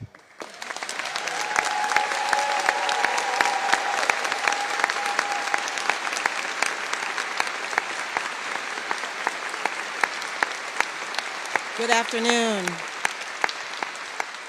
Gonna be honest, y'all, my heart is racing, and I know many of yours are as well.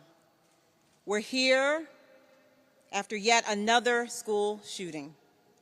2 children are dead, 14 more children, and 3 teachers were shot. As a parent, I have to say what every parent feels at this moment, which is the grief is crushing and the anger is unrelenting. This is unbearable. This is unacceptable. Yesterday, I got to come home. I got to come home and tuck my kids into bed and kiss their foreheads.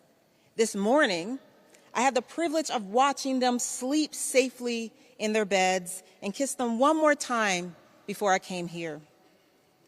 I got to do that because my children came home yesterday.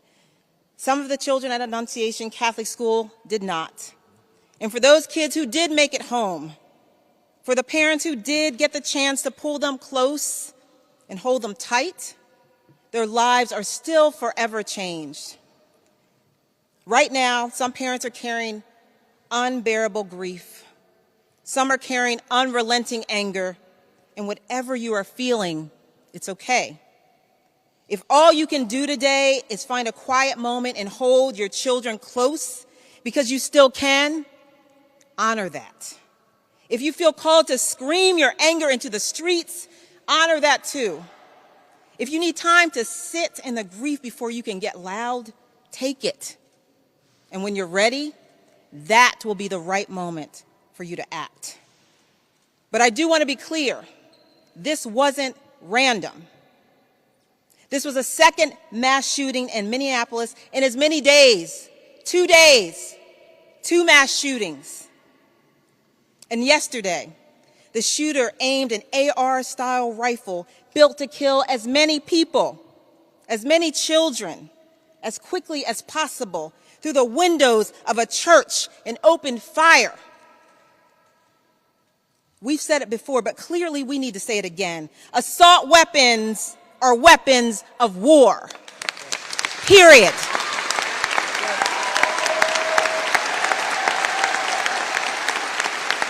They are designed for the battleground. They don't belong in our schools, in our churches, in our communities. And yet here we are, again, because politicians would rather protect the gun lobby's profits than protect our kids.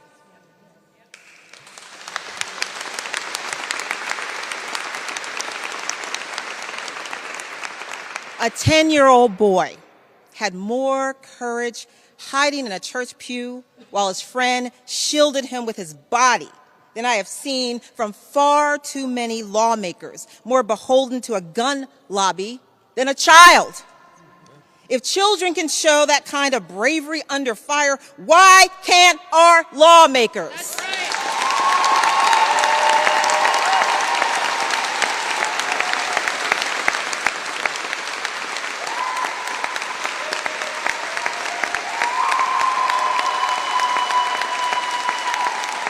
I'm going to say it again, as it was said before me. We need to ban assault weapons, period. We need to ban high-capacity magazines that allow shooters to fire more rounds without reloading, period, here in Minnesota and across the country.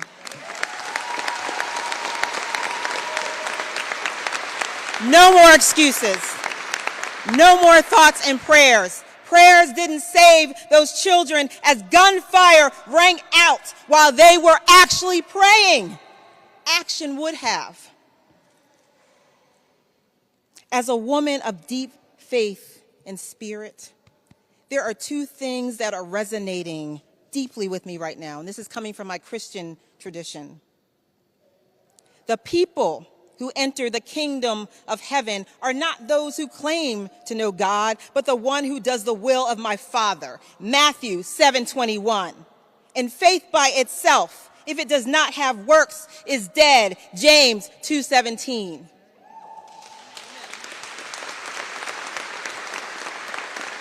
Why are we leaving it to our children to fight gunmen armed with an assault rifle? Let me be clear. This isn't some kind of impossible ask. Assault weapons and our children can't coexist. And we have seen other states take the mantle.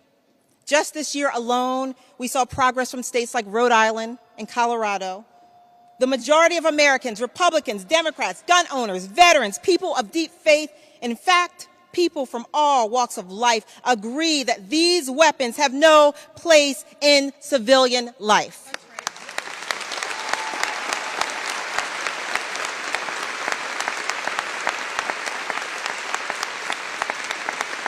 The only ones standing in the way? Politicians who are too cowardly to act. And I say to that, the lives of our children are not for sale, period. We should not have to be standing here the morning after another school shooting, another school shooting, another school shooting. But here we are, yet again, standing in front of you in grief and anger and asking, when will enough be enough? And we will keep showing up and keep asking that question until lawmakers finally decide that the lives of children are worth more than the profits of gun manufacturers. We owe our kids more than lockdown drills and ducking for cover in church pews.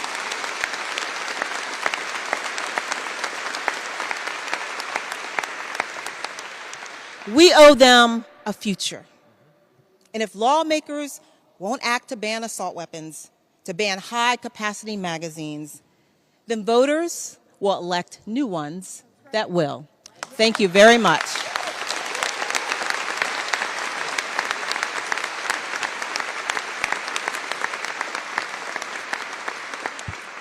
We're going to take about 3 or 4 questions. I know it's we're running a little over, and then we can do some pull-asides after. So please raise your hand if you have a question, and we ask that you direct your question to the speaker instead of generally.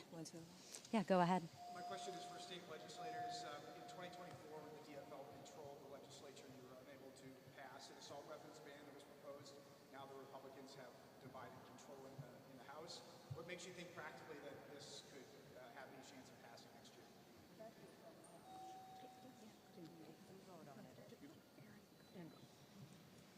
Thank you for your question. My name is Erin Murphy. I am the proud Senate Majority Leader. We have to take the vote.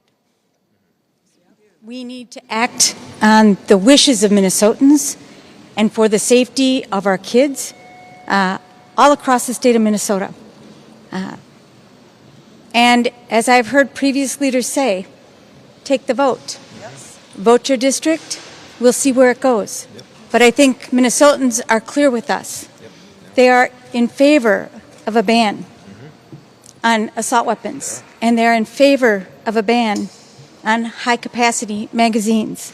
And it's time for us to love our children most and do our work. That's right. Well said. That's right. Well said.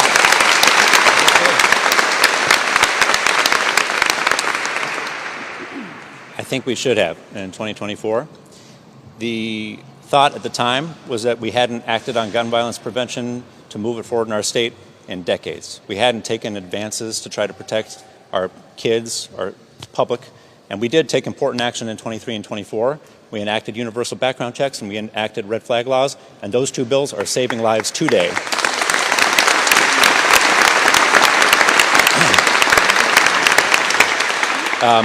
I had a bill drafted to ban assault weapons and ban high-capacity magazines, and I didn't introduce it. And part of the thought was we weren't ready. Part of the thought was we needed to take action on these 2 laws first to break the ice, to try to be able to move forward. But we're ready now.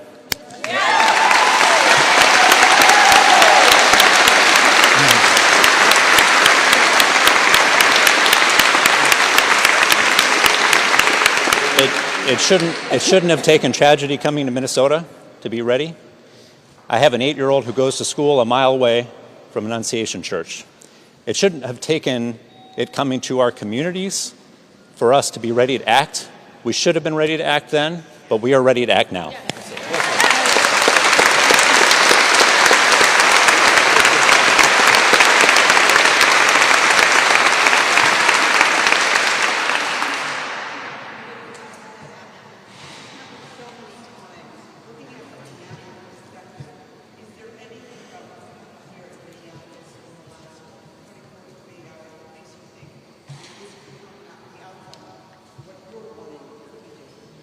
Yeah, thank you for the question. I will say that one of the things I get to do in my role as a national leader is travel all across this country, in the reddest of states, the bluest of states, the purple states, and poll after poll, conversation after conversation, mother, father, parent, they all want the same thing. They want common sense gun laws that are going to protect their communities. And why do I think that this moment is different, or why do I think we have? Because we are opening up a door to bring other people in to know that they have a place here and that there's something we can actually do about it. This isn't a natural disaster. It is not a car accident. It's not childhood cancer.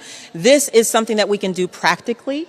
And so we have actually seen progress over the past decade in many states across this country. And we're going to keep pushing with my incredible Moms Demand Action and other leaders, Protect Minnesota, that's Brady, that stand up every single day, Giffords, to do this work. So we're not going to stop, political will or not, we're going to keep moving forward. That's how you make the change.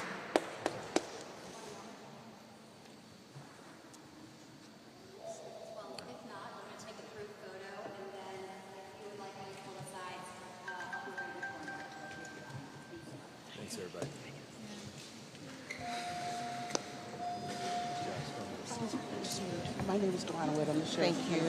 Thank you for being here. We're about to go do another press conference on this. Yeah, thank you. Are you okay with that? And you've been watching live the Moms Demand Action news conference that's been happening. You saw Mayor Fry there. There is Hennepin County Sheriff Dwana Witt with her back to us. She was there as well, and heard from some speakers at the state, local, federal level, listening to a movement that started.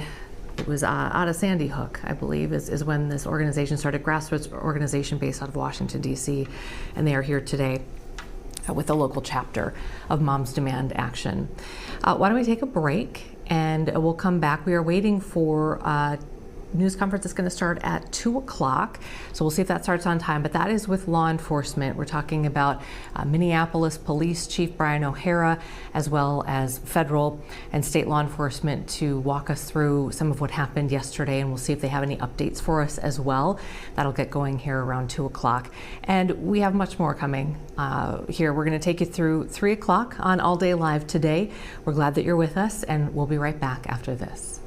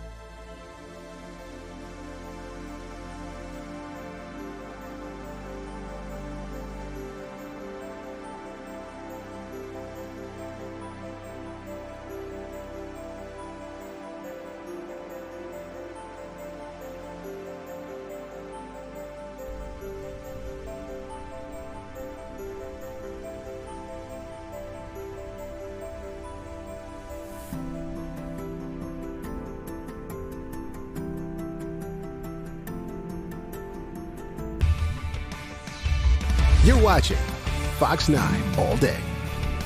And welcome back to All Day Live. It's 1:56 on this Thursday, and we are awaiting a 2 o'clock news conference that'll be held by Minneapolis Police Chief Brian O'Hara, along with some federal and county, state, local law enforcement partners, to talk about that coordinated response yesterday.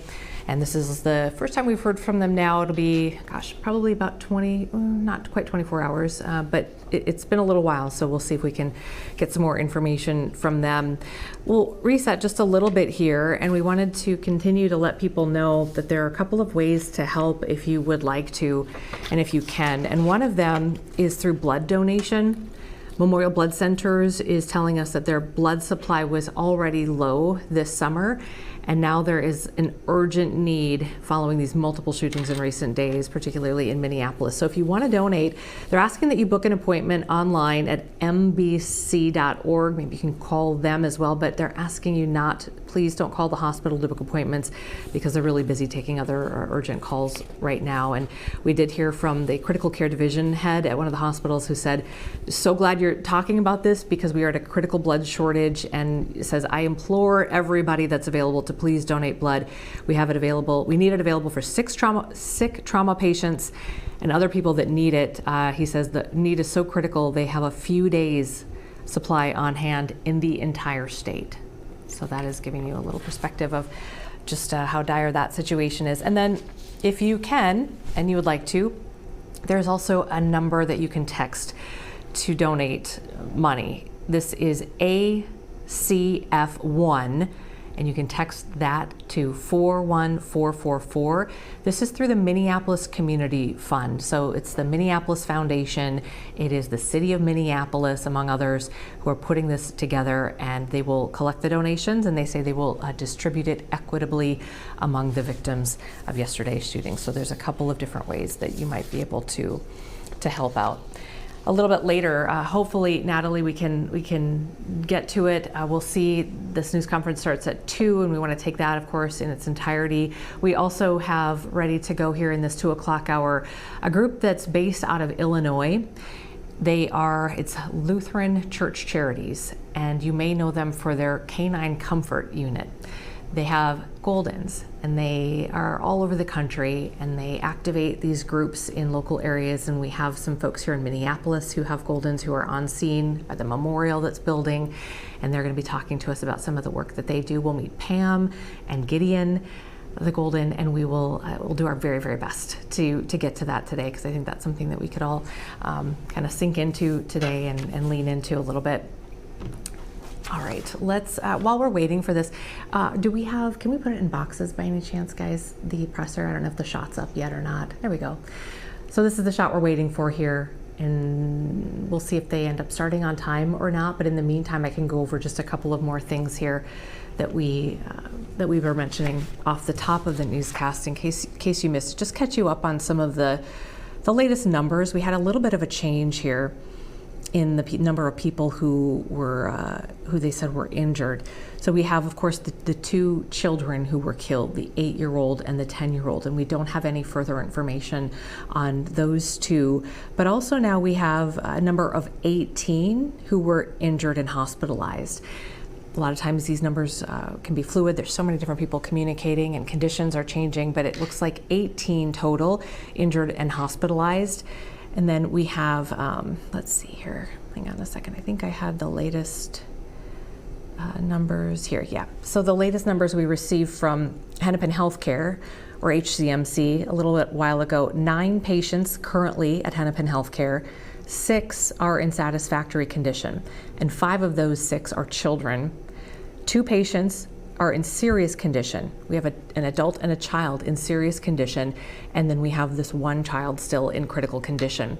Yesterday, the police chief did tell us that they expect everybody to survive. All of these people who have been treated and continue to be treated are expected to survive.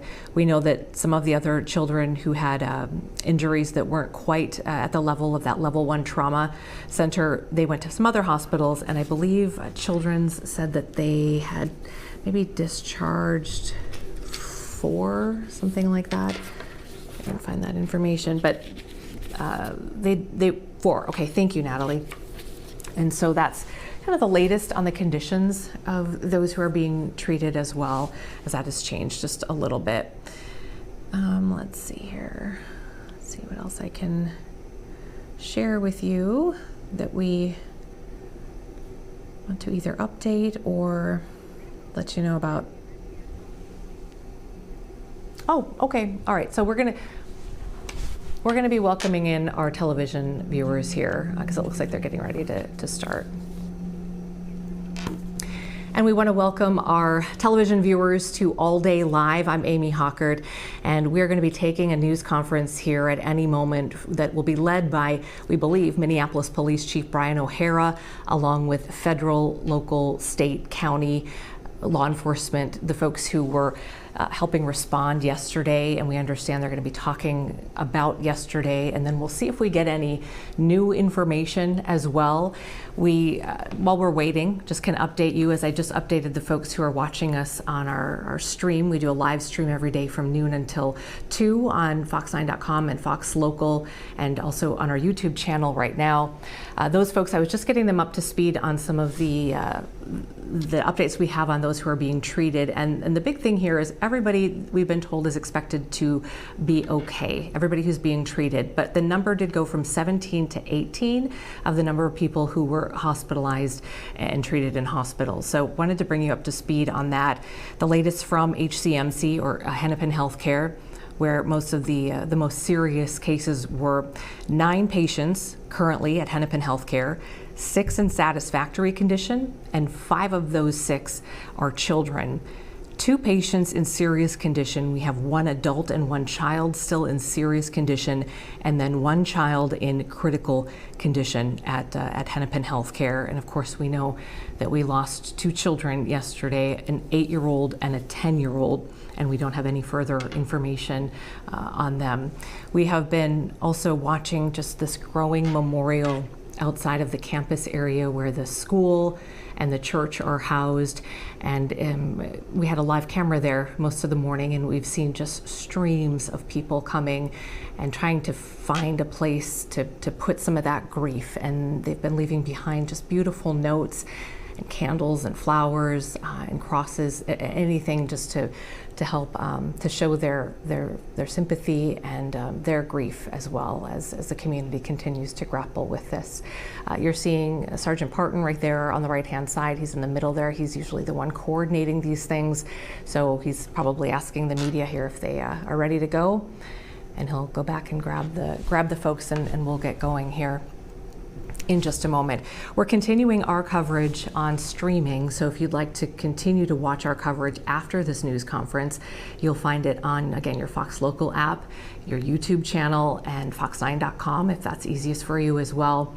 And we'll continue our coverage. We'll be here, I'll be here until 3, and then Tim and Simone will come in and they'll have some interviews and continue that coverage, and then Randy and Kelsey will come in right after that. And just want to be here for you today as we the dust is starting to settle just a tiny bit, and we're getting more information here and there, and we're able to piece things together for you in a way that is not as real time as yesterday, when things were just coming in so quickly, overwhelming all of you, I'm sure. So we appreciate you being with us. We anticipate that this will get started soon. Just a couple of minutes ago on our live stream, we also ended up taking a live rally/news conference from Moms Demand Action. This is a national group, about 11 million members, who also has chapters all over the country. And that was on our air on the streaming here just a couple of minutes ago as well. And they were sharing some of what they hope to come out of this, along with some local lawmakers, and talking about the things that need to be done. It looks like these folks are getting ready to take the podium, so I'm actually going to just step aside here and let them take it over, and we'll listen in here again. This is Minneapolis Police, along with state, federal, local leaders who are talking about the events of yesterday. Here's Chief O'Hara.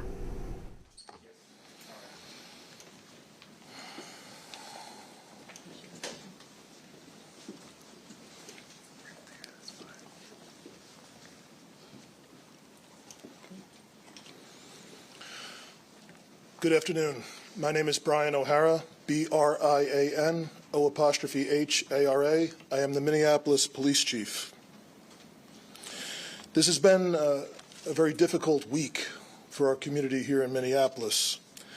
As we continue to move along this difficult path of healing, I want the community to know that even in the face of evil, the Minneapolis Police Department and all of our law enforcement partners collectively stand together with you.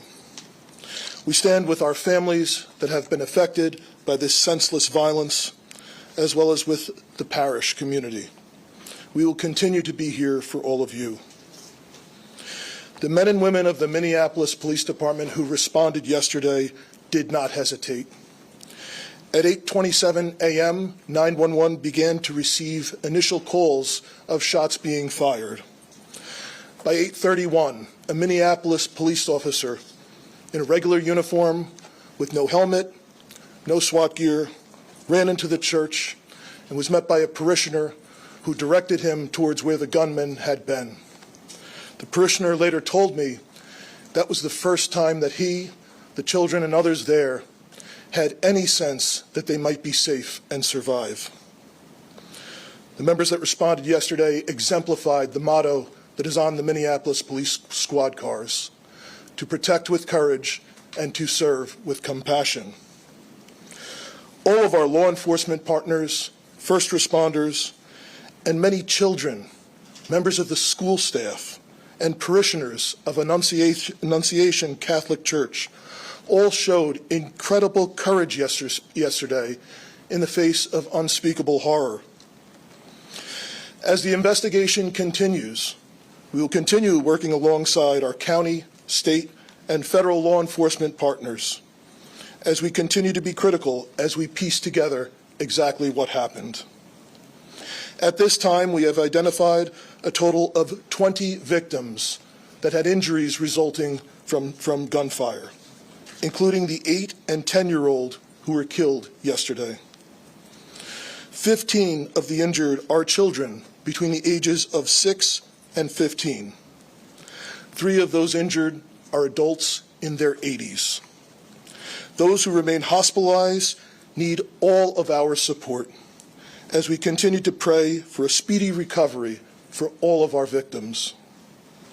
During the processing of the scene at Annunciation Church yesterday, 3 shotgun shells were recovered, along with approximately 116 rifle rounds. 1 live round was recovered from a handgun that appears to have malfunctioned as the shooter attempted to use it and became stuck in the chamber. There were 4 search warrants that were executed yesterday.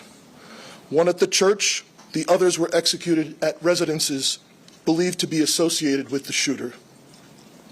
One of those residences was in the city of Minneapolis, a second one was in Richfield, and a third one was in St. Louis Park, which are both bordering municipalities. Additional evidence was recovered as a result of these warrants. Literally hundreds of pieces of evidence have been recovered thus far, which include electronic devices that will be further searched and processed. It now becomes our job collectively with all of law enforcement to process that evidence. And so this investigation will continue, and we will follow all of the evidence to its logical conclusion. I am aware, however, that this may not ultimately provide the answers that our public is looking for. When something terrible happens, the public expects law enforcement to provide some explanation for what happened. But the reality is, this is an unthinkable, completely senseless act.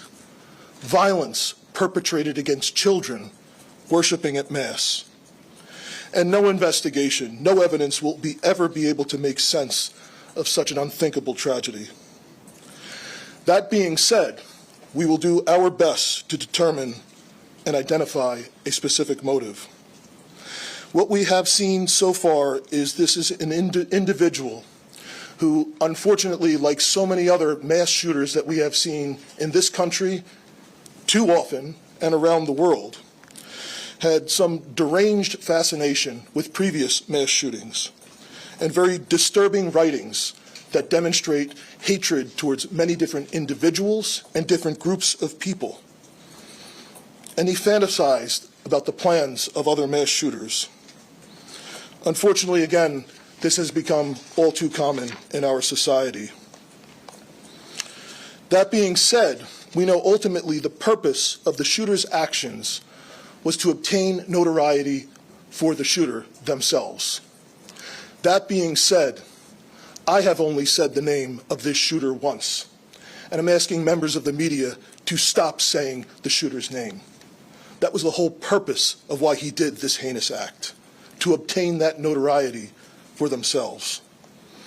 As schools in our city are beginning to start this week and next, We are working with all of our law enforcement partners, county sheriffs, state troopers, and surrounding municipalities that are helping the city of Minneapolis as we step up police presence both in and around schools and around all of our houses of worship in the city. Many of our law enforcement partners are also supplementing patrols, and we could not be more grateful. This has truly been a collective effort in partnership with our community. We also must say that we will be forever in debt to all of the doctors, nurses, and paramedics who responded, who are caring for these victims in this incident. I cannot tell you how incredibly grateful we are for all of the love and support that has been pouring in from all around the country, both for the first responders who initially responded, entered that church, and dealt with the unthinkable, and for all of the victims and families that have received that love and support as well. The Minneapolis Police Department and our community have a long road ahead of us to heal, and we need everyone to continuing to show their support after the cameras once again leave this city. I'd like to invite up the Acting United States Attorney for the District of Minnesota, Joe Thompson.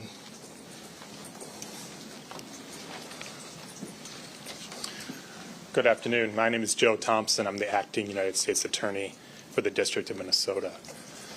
Yesterday, Minnesota was attacked. It was an attack, first and foremost, on our children and our families, an attack at a school and in a place of worship. It was also an attack on our city, our state, and our country. The U.S. Attorney's Office, the FBI, ATF, and other federal law enforcement are working with state and local partners to investigate this heinous act. Our investigation is twofold.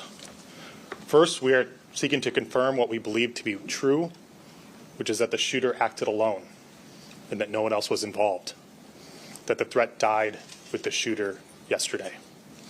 We believe that to be true, but we'll leave no stone unturned to ensure the safety of our community. Second, we are investigating the motive, why and how this happened. The shooter left behind hundreds of pages of writings that describe the shooter's plan, writings that describe the shooter's mental state, and more than anything, writings that describe the shooter's hate, pure, indiscriminate hate. The shooter expressed hate towards almost every group imaginable. The shooter expressed hate towards black people. The shooter expressed hate towards Mexican people. The shooter expressed hate towards Christian people. The shooter expressed hate towards Jewish people. In short, the shooter appeared to hate all of us. The shooter's heart was full of hate. There appears to be only one group that the shooter didn't hate, one group of people who the shooter admired. The group were the school shooters and mass murderers that are notorious in this country. The shooter idolized some of the most notorious school shooters and mass murderers in our country's history. I won't name them, just like I won't name the shooter. They don't deserve to have their names remembered. As I said, the shooter left behind hundreds of pages of writings. There is a lot to digest, and we'll know more in the coming days and weeks as we've had an opportunity to go through them. But reading them, one thing is clear, and it's going to be hard to hear, but it's important to the question of why this happened. More than anything, the shooter wanted to kill children, defenseless children. The shooter was obsessed with the idea of killing children. The shooter saw the attack as a way to target our most vulnerable among us while they were at their most vulnerable, at school and at church. I won't dignify the shooter's words by repeating them. They are horrific and vile. But in short, the shooter wanted to watch children suffer. Yesterday was a tragedy for the city and our state. My heart goes out to the entire Annunciation community. Their loss is unimaginable. I want the state of Minnesota to know that when a tragedy like this occurs, we all stand together. Federal, state, and local law enforcement work together side by side. The FBI, the ATF, the BCA, Minneapolis Police Department, the Hennepin County Sheriff's Office, the Hennepin County Attorney's Office, including their victim advocates who have been working with the families yesterday and today. The list goes on. This has been a tough summer for Minnesota, but I take heart knowing that we all stand together in confronting this evil. Thank you. I'll turn it back to Chief O'Hara. We'll open it up for some questions and answer what we can. The FBI Director Kash Patel put out some details today, including that there was a threat against President Trump, that there were some messages such as Israel must fall and free Palestine, and that it is being investigated as a hate crime, and there's evidence of a hate crime. Can you speak to what the FBI Director put out? Well, I haven't talked to Director Patel, but certainly there's evidence of hate. As I mentioned, the shooter expressed hate towards many groups, including the Jewish community and including President Trump.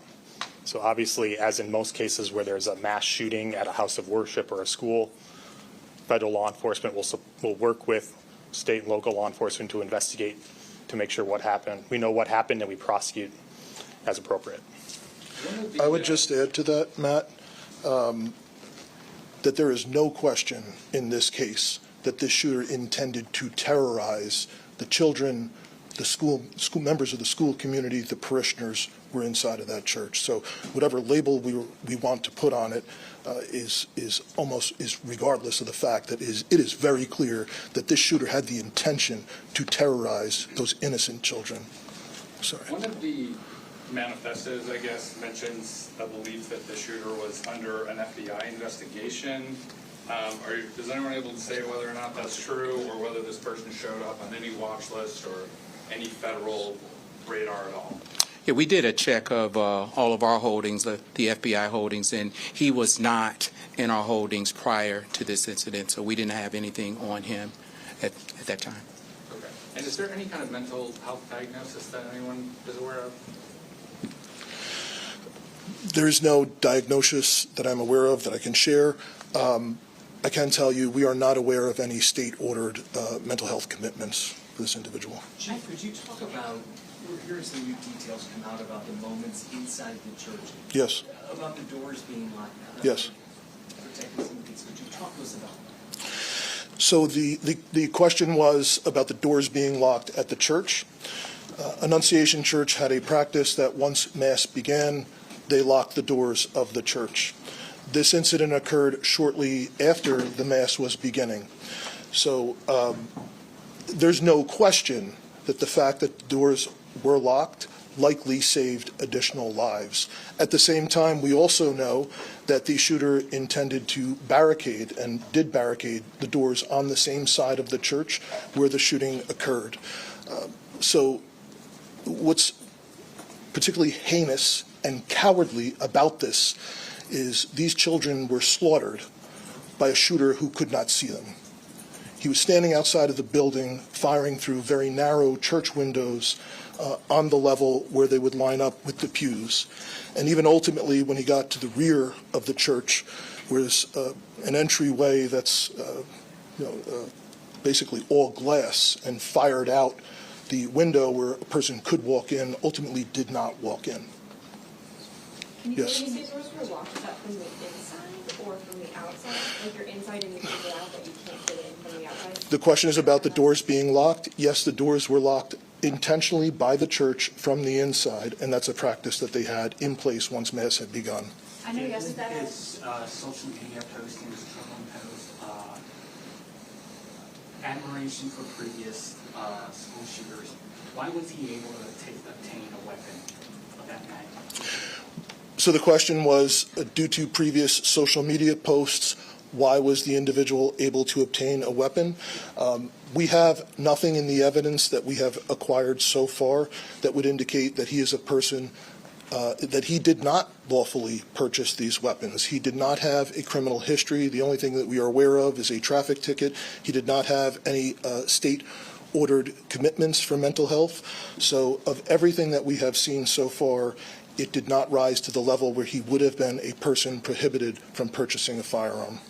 Yes, Can you Uba. confirm if the shooter went to the church weeks prior, and if so, how long before the shooting happened?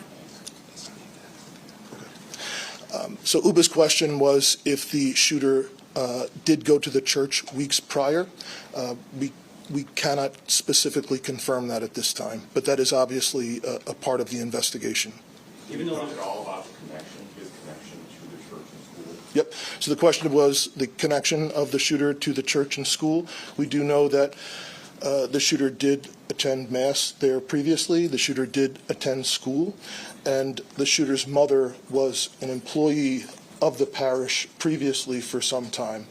So obviously there is a connection between that shooter and this particular parish and this school there. Chief, what can you tell us about the 20th victim that you mentioned, another victim you mentioned today? How is that child doing? So there's one additional child that was injured by gunfire that we weren't aware of at the time of the last briefing.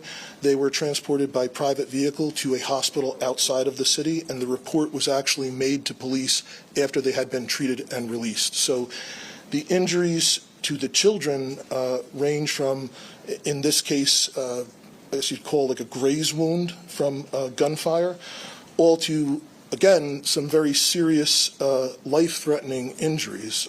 We have some victims that have been released by the hospital at this time. We anticipate perhaps a few more today, but we still have some victims who are very seriously injured and in critical condition. Even though there's no criminal record, Sorry. even though there's no criminal record, have you been able to find any police contacts where there was odd behavior, maybe that didn't rise to the level of a crime, but in any jurisdiction that's come up? So the question was police contacts with odd behavior. There's nothing in Minneapolis where we did not have previous police contacts with him. Is there anything more you can say today on the name change issue? I know that yesterday you didn't confirm that, but I know it's out there. Yes. Anything more you can reveal just about? So the question was about the shooter's name change. We are aware that a few years ago, I think 2019, the shooter did have their name changed. We can confirm that, yes. I know Luke kind of asked it in the FBI spokesperson talking about it too. Had any law enforcement you found made contact with the shooter's family previously to what happened this year? I can try. For everybody, I'm Drew Evans, Superintendent of the Minnesota Bureau of Criminal Apprehension. It depends on specifically what you're asking. We're aware of some reports in the past. We are gathering those reports now. There will be additional information that we'll be able to share down the line. But as the Chief noted, and I think what is important in this and related to the question, this individual was not arrested for anything that would prohibit them from being able to purchase a firearm. There is not substantive police contact with this individual that would have raised concern to the level that would lead us to believe this sort of a situation would happen today. The social media, in terms of your question for that, just to be clear, the level set for everybody, there is a specific criteria in terms of how an individual can purchase a firearm legally in Minnesota. If those posts and information, I'll share it for everybody that we want to know going forward, this obviously is a terrible tragedy. We need the help of the public and everybody else if there's concerning social media behavior by anybody or that there's concern in their community that they are contacting their law enforcement so that we can adequately address that in the process. That did not happen in this case. So in terms of the evidence found with the search warrants, were you able to recover additional guns, and if so, were those registered and also legally purchased? So the question was, in regard to the search warrant, were additional weapons recovered? The answer is no. Only the 3 weapons that were recovered at the scene, a 5.56 millimeter rifle, a shotgun, and a pistol, and all 3 were used during this incident. Chief, any history of gun training? Because the shooter seemed fairly accurate. We're not aware of, at this time, any history of gun training. In the evidence that you have recovered, has the shooter expressed any grievance against that particular church? No, we haven't found any. So the question was any specific grievance against the church. We mentioned there is a connection to the parish, a connection to the school. but we have not identified a triggering event or a specific grievance against the church that you could point to say this is the reason for why this happened. Chief, I just want to clarify something you said. You said that the shooter attended mass in the weeks before the shooting. I did not say that. So the question was, did the shooter attend mass in the weeks before? We know that previously the shooter had attended that parish and had attended that school when they were younger. Is there anything, any evidence that this person was radicalized or part of some online groups or anything like that that would have inspired this behavior? No. So the question was if the individual was radicalized, I guess, for a specific cause or a part of some online groups. And the answer is no, we have not found evidence of that, other than, again, just this fascination in general with many, many different previous mass shootings, mainly in this country, but also some from around the world. Chief, any evidence to indicate why this particular church, just to kind of follow up on what others asked, why this particular church was chosen as the somewhere else? So Matt's question is the question, why this particular church? And other than the obvious, which we have said, the connection to being from that church, being from that school, mom having worked there, we have not found a specific trigger for why to target the children at this church. On that note, though, did the shooter seem aware that there was going to be this mass at this time, that the kids would be there at that time?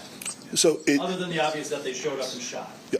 So the question was, did the shooter be aware? Was the shooter aware of this mass at this church? The answer would be yes. This was a daily mass, but this was special in that the children were attending to celebrate the first week of school, the beginning of a new school year. Chief, are you able to give us an update? I know we heard this from HCMC this morning on the injuries. Who's hospitalized, how many, severity, and you did mention that you expect some other kids to be released. So the question was total number of victims who remain hospitalized. I do not have information that would have to come specifically from the individual hospitals. Again, I know that some victims have been released, and I believe HCMC mentioned at their press conference earlier that they anticipate a couple more may be released today. But I know both at HCMC as well as Children's Hospital that there remain patients who are in critical condition. You've had more than 24 hours to kind of absorb this and kind of process this. Your thoughts on this and kind of move forward from where we are right now? So the question was, over the last 24 hours, for my thoughts on where we are and moving forward. I think we had dozens of police officers that responded, that entered there. I shared a story that one parishioner had shared with me of the relief they had seeing an officer running in towards the danger.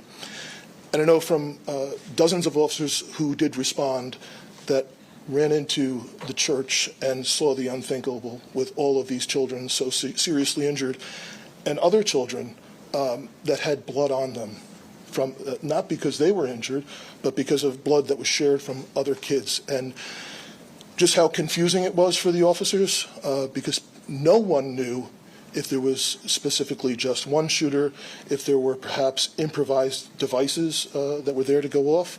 So I think the officers, and that were then joined by state troopers and county sheriff's deputies and all of federal law enforcement officers and others that responded very, very quickly, and I just think did an incredible job at trying to ensure that the threat was eliminated, there were no additional threats, but also trying to triage as quickly as possible and get the injured to the hospital. And I think EMS, all the first responders, did an amazing job.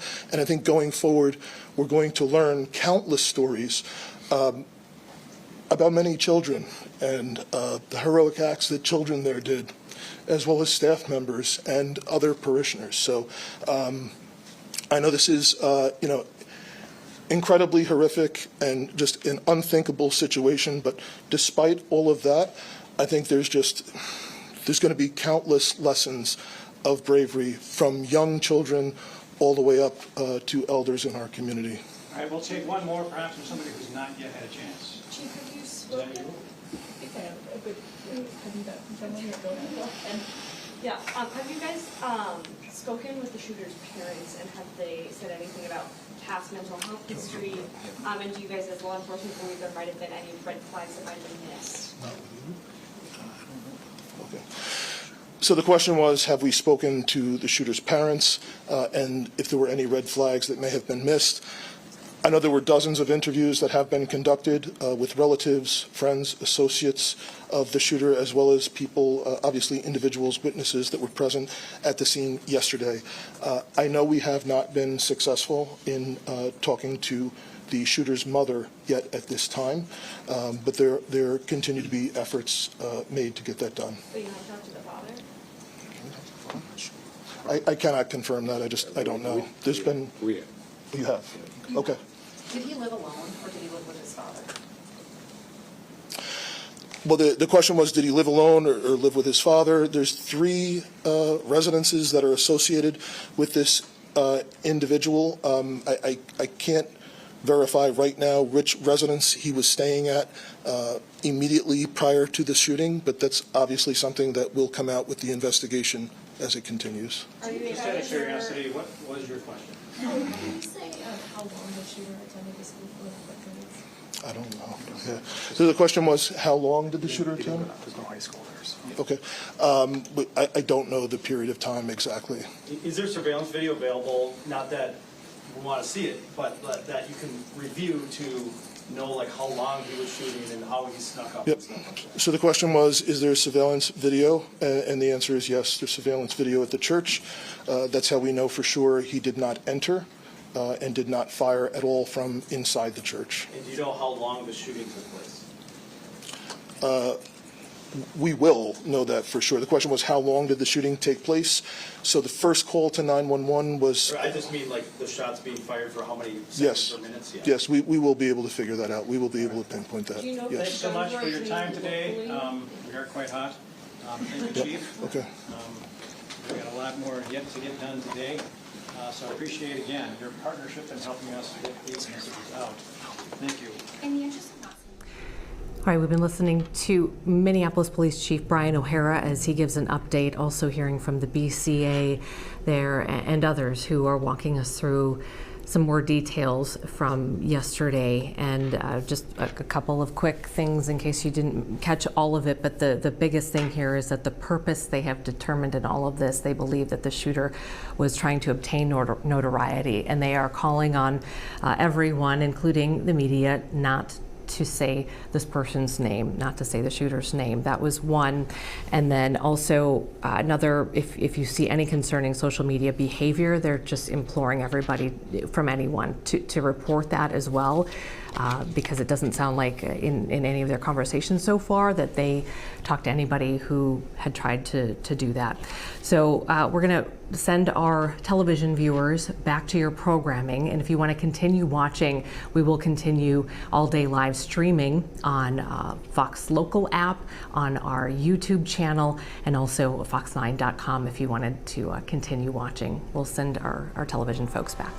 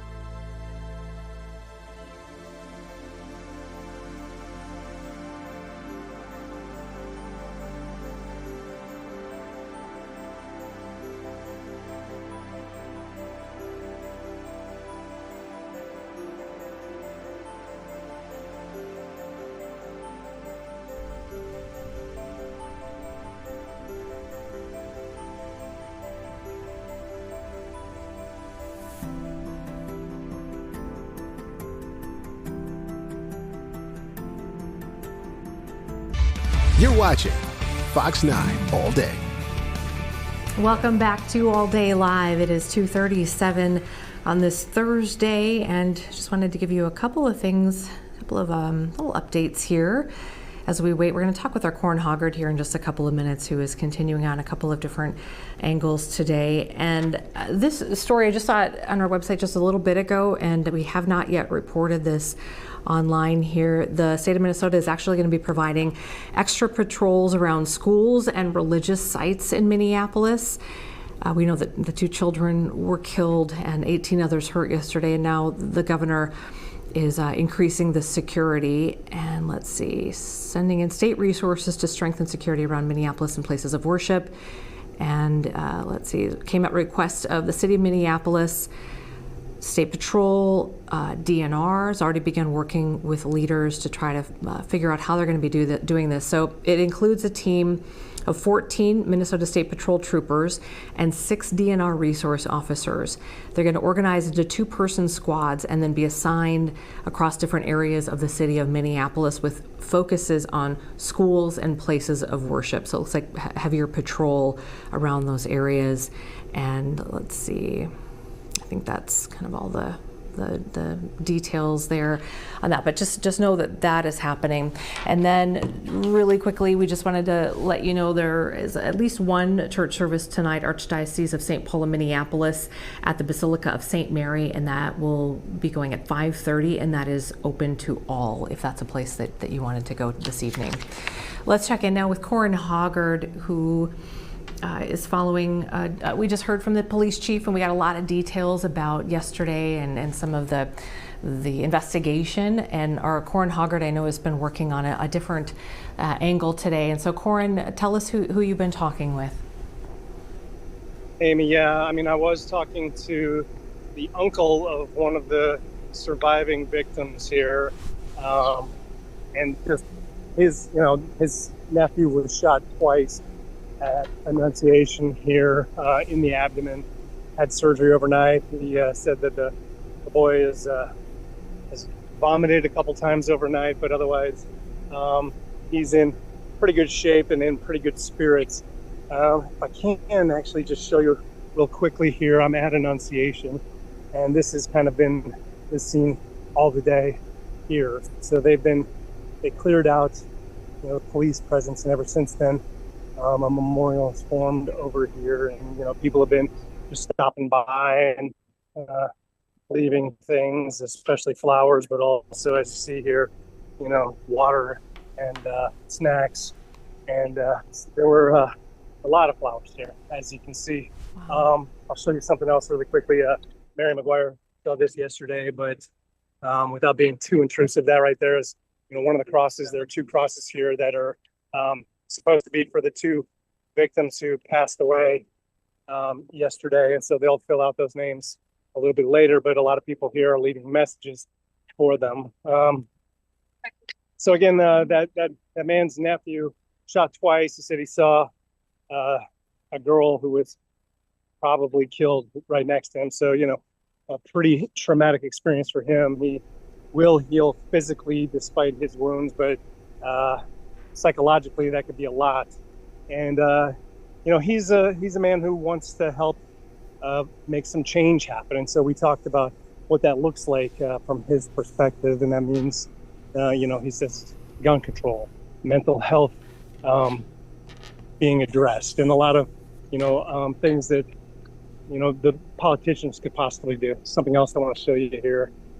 This is the side of the church. These were the stained glass windows that the shooter fired through right there. And so, people here viewing this whole scene here today. I'm just going to walk around the church a little bit.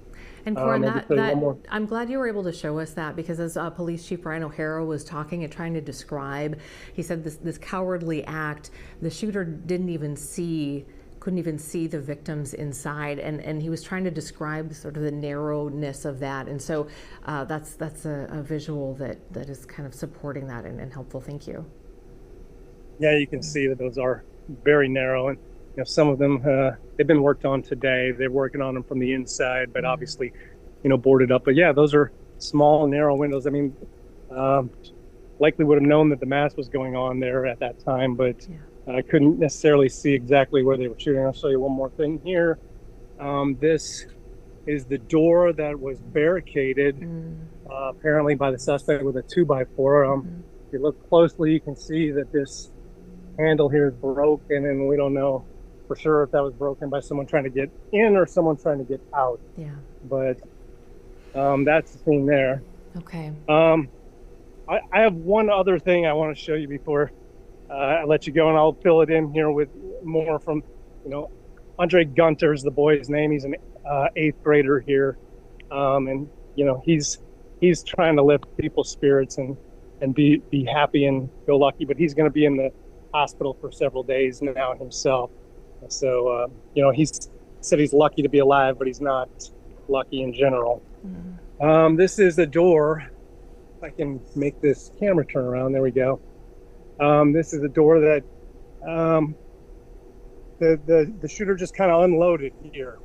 So one of the witnesses I talked to today just said this is where they just heard gunshot after gunshot after gunshot, and it was his belief that the shooter was hoping that people would just be forced to come this way, and that would be where you could just pick off a bunch of kids, but it apparently didn't turn out that way.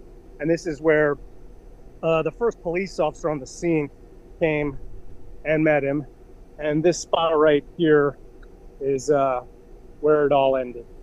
And so you can see it's a relatively short area. This is a building that's C-shaped.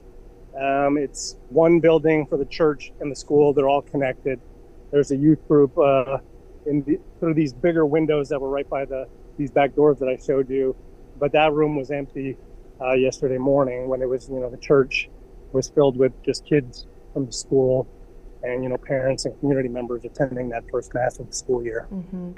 I don't know if you had a chance, Corin, to listen to the chief who was on right before you, but it's interesting that you're giving us the visual layout now, because I think we were trying to imagine it in our heads. But he mentioned specifically the fact that because there was some questions around the barricade situation. Did the shooter barricade, which we heard early on, but also did the school have a role in those doors being locked? And so the answer was yes.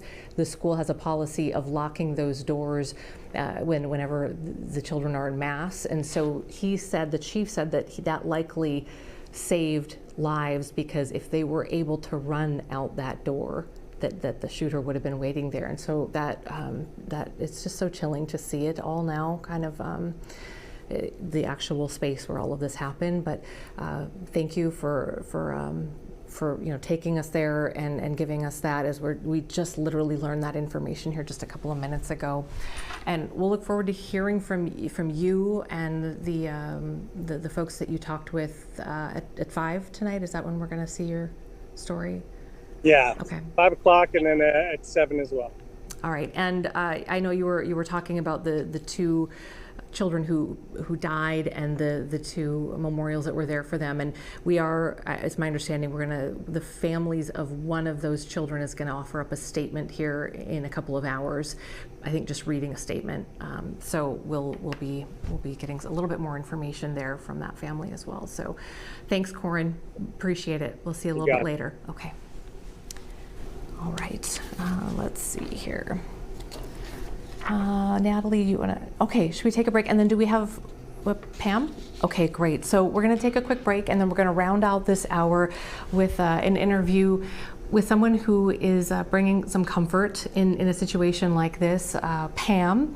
And also Pam has a really special furry friend named Gideon, and they are together. They've been working hard to try to bring some peace and comfort to folks who are struggling right now through all of this. So we're going to take a quick break, and we'll be right back with them after this.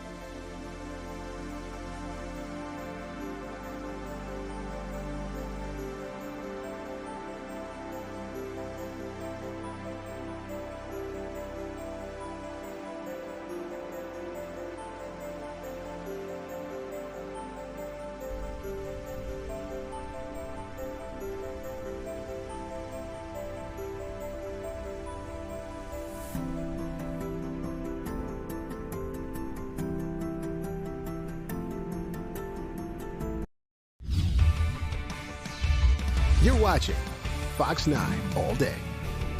And welcome back to All Day Live. I don't know about you, but if you've had a tough, really tough day in any way, shape, or form, and you go home and you have your animals, your pets, your dogs, your cats, sometimes it's just so therapeutic just to be with them and have them there sit quietly even with you. And that is kind of the idea behind Lutheran Church Charities Canine Comfort Unit.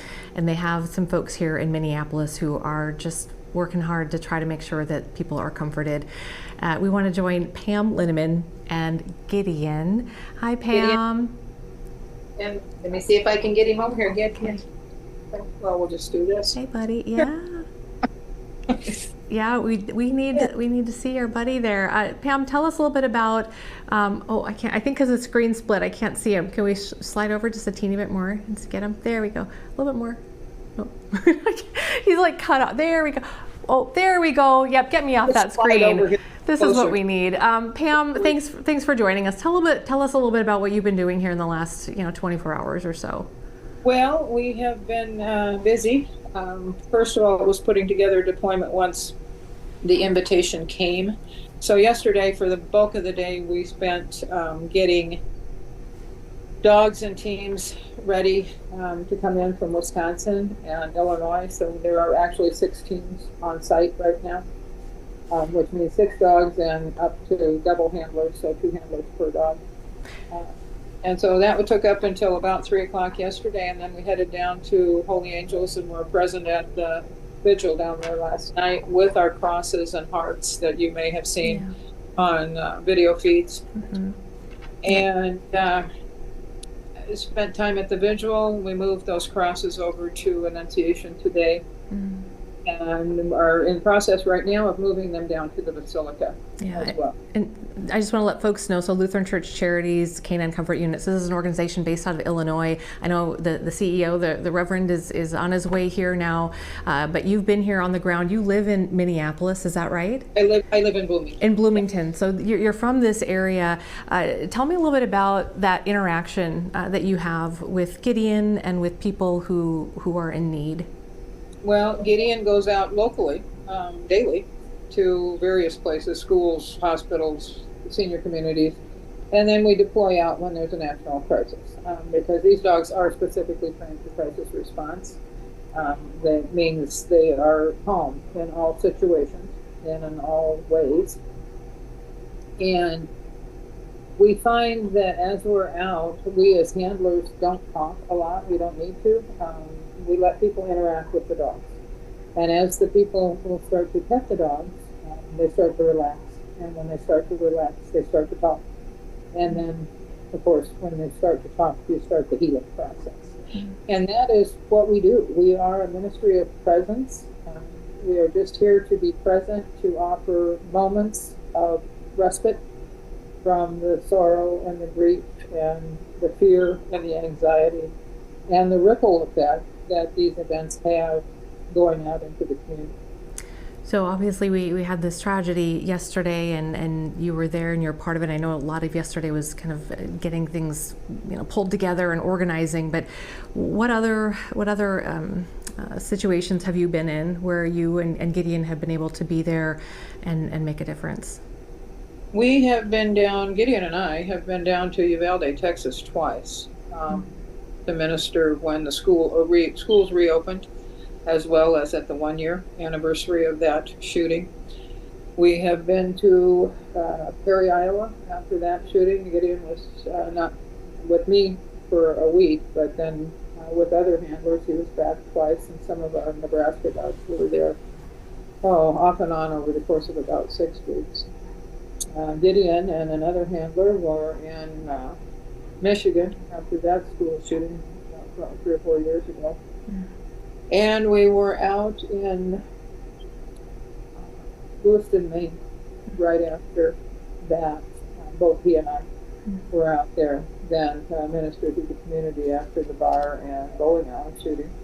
How did you come to join this organization? Did you have Gideon and then you said, I want to do this, or did you get Gideon specifically for this purpose? No, the dogs are actually owned by our churches. Lutheran Church Charities is, and I'll just say, the mother organization, and they're in Northbrook, Illinois. And they train our dogs. They train these dogs. 2,000 hours of training goes into each dog. They're trained to a service level, though they are not service dogs. And at the point that the dog is ready, there is a continuing list with the different church charities that of churches that are in waiting and processing and getting teams together and getting all the things necessary for a dog to be placed so that they can start their ministries as well. We've got about 130 teams placed in churches over 27 states. Wow. So when a tragedy like this happens, then we are able to pull regionally and keep our travel costs down a little bit and get out as invited. We do not come into a city unless we've been invited by a local church, organization, a school of some sort. In Perry, Iowa, it was the Chamber of Commerce. Yeah. Here this week, it was actually my church, St. Michael's Lutheran Church in Bloomington, that's extended the invitation. So the invitations come, and they typically come very quickly. Yeah. As an organization, the dogs have been through. I honestly don't think there's a school shooting that they have not been through. We just have a few seconds left. Can we see Gideon? Do you mind Gideon, if we can get for him me to come up there, or just? I'm gonna just turn because I'm not important right now. We just want to be able to see the sweet Gideon. And how old is Gideon? Gideon is actually 10. He's coming to the end of his career, but he's still got a lot of spunk. And if you get to, of course, he's white, so he doesn't show his age, which we wish we all could do. And he's still got a lot of spunk and a lot of life, so we make sure that these dogs get rested. And we're right now in my home, so he will rest now. Good. Until we get in the car to go down to the basilica. He goes down. When I said rest, he lay down. Sweet boy. He decided to lay right down there. Thank you, Pam, and thank you, Gideon, and thanks for the work you guys do. Every little bit helps, and for some people, that's a huge sense of comfort. So, thank you. Yeah. Thank you very much, All right. and thank you for what you do and get word out that we're around and ready to be with everybody. All right, take care. Thanks, okay, you too. Get Gideon some rest. All right, bye.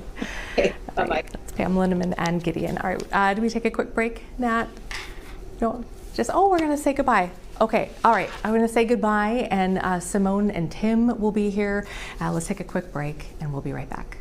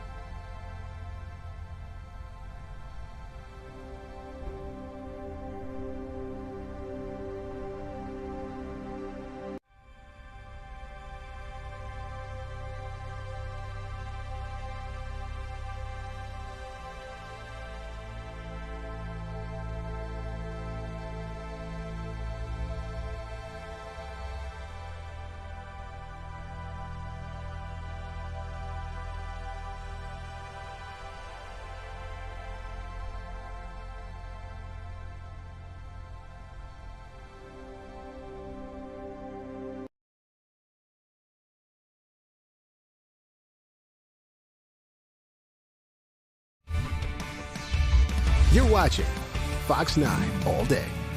Well, welcome everyone. Tim Balotz along with Simone Woolridge, and we want you to continue with us for the next hour as we do our continuing live coverage here in Fox all day of the shooting incident at Annunciation School yesterday. We've got so much to talk about because we've learned so many more new details here, especially within the last hour. Yeah, one of those new details, just getting a better picture of, you know, when police responded, of course, to the mass casualty yesterday, to that awful incident, Police Chief Brian O'Hara telling us now that the first 911 call came in around 8:27 a.m. yesterday.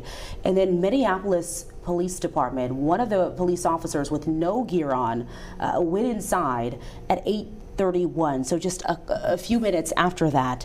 We are also learning that there are 20 victims now. They have changed that number. Of course, this is including that 8 and 10-year-old that were killed yesterday morning. And the crime scene evidence that they have now collected here too. We're getting some more specific details on what they have found there at the scene, including 3 shotgun shells, along with 116 rifle shells. And I want you to wrap your mind about that for a moment. That really underscores the firepower that the shooter had with him here yesterday morning.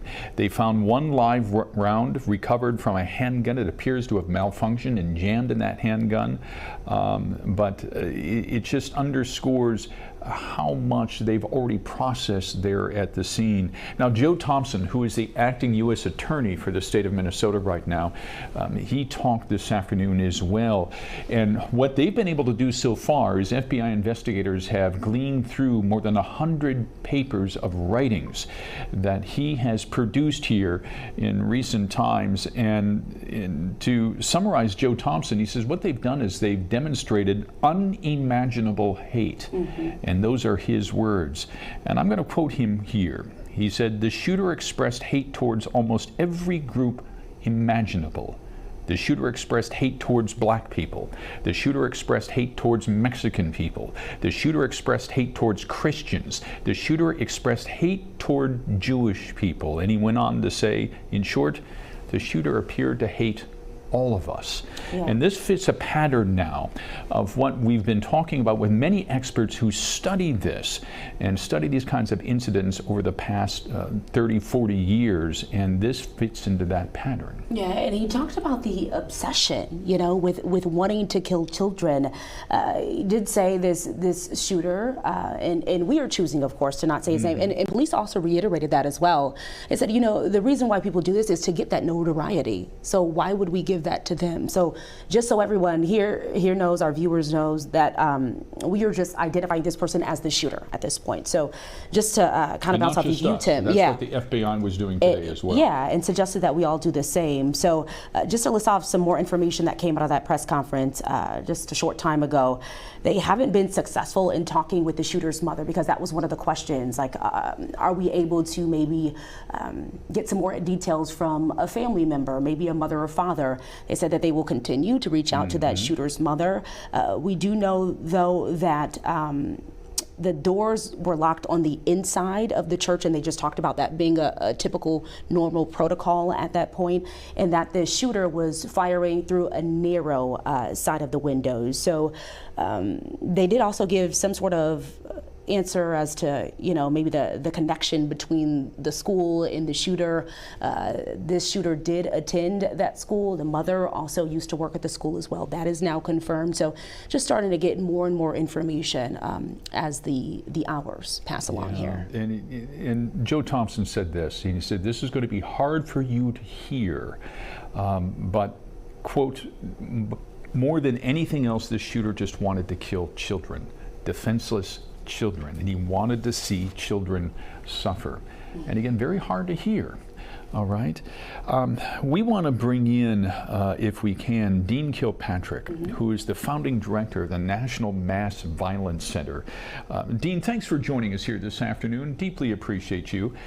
If you could, tell us more about the Mass Violence Center, because this is an organization that you helped found, right, with the Department of Justice. Yes, the National Mass Violence Center was funded basically by the Office for Victims of Crime in the Justice Department.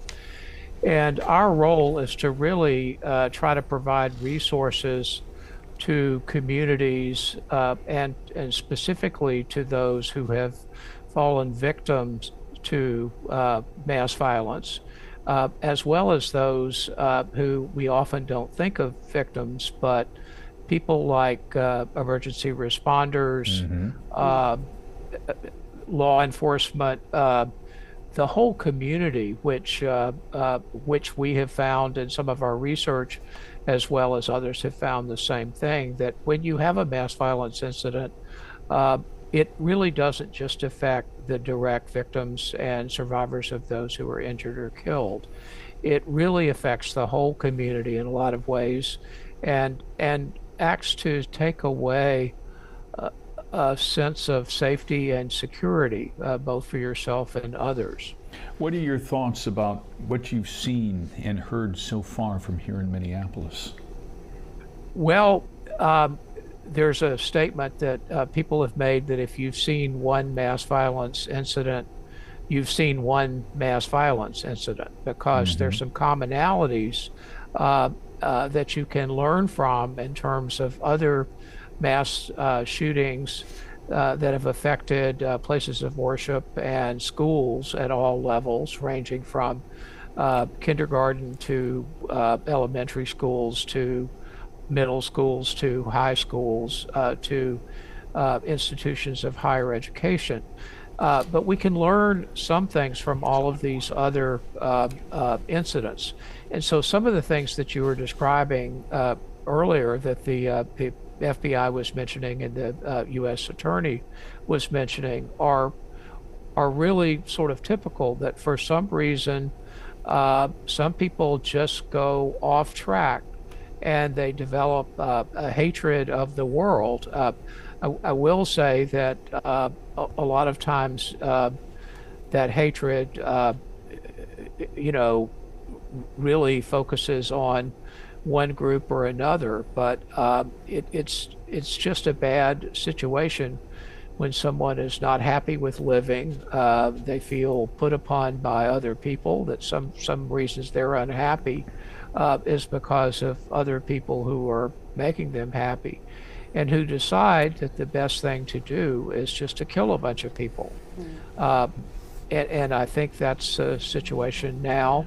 Other commonalities now are that many people's religious faith is probably being challenged. Many people's safety is being challenged, and many people are probably having a hard time figuring out how to go on with their own lives and their children's lives that were injured.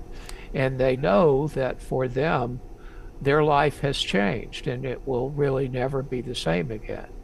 Dean, your organization, the National Mass Violence Center, uses research, and you are an accomplished academic researcher yourself. What have you seen in your research and what the data points that you've looked at over the years? How does that align with what you've seen so far here? Well, I think, it's very early, but I think one thing we can expect is that the people who were directly and indirectly affected by this horrific mass violence incident really will be preoccupied with it. They will be probably at this point in a state of shock.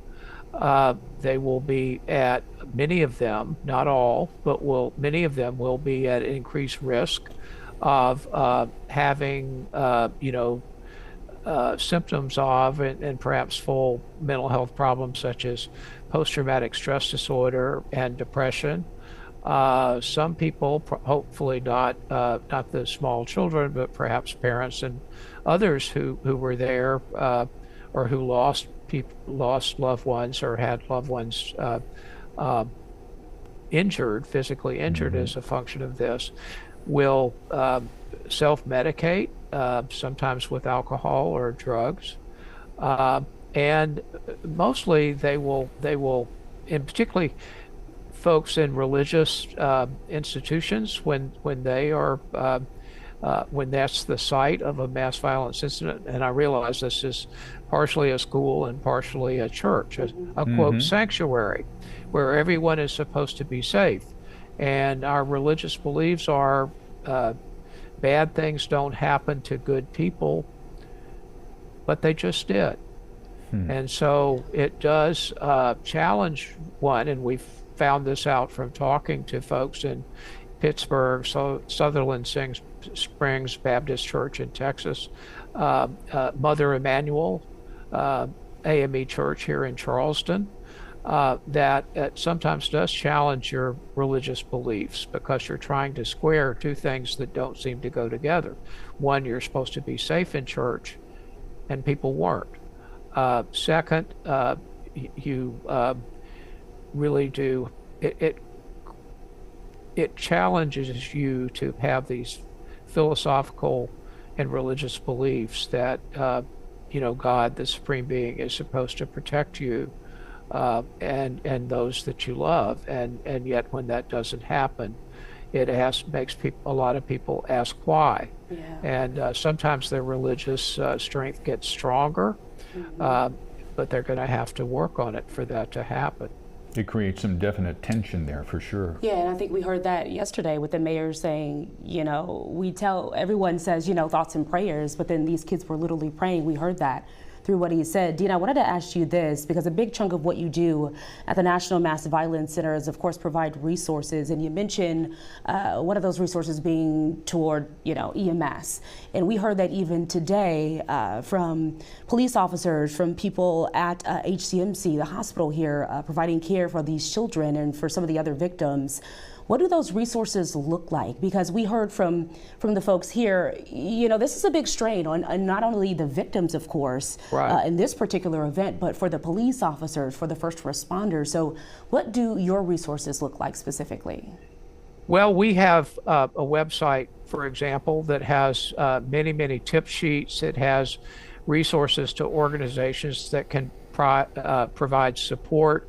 We have developed an app that is called Transcend, that is perhaps not designed for children, but is designed for first responders and adolescent and adult victims, that provides access to a lot of information, as well as some adaptive as well as maladaptive ways of trying to deal with the horrendous stress that comes from an event like this. And we basically, the tip sheets that we have a lot of times go into a lot of things like, how do I talk to my children about this? How do I, what's the best thing to do to stay as safe and healthy as possible? Like, should I avoid going back to school? Should I go back to school? We have information and have worked with a lot of groups to try to help them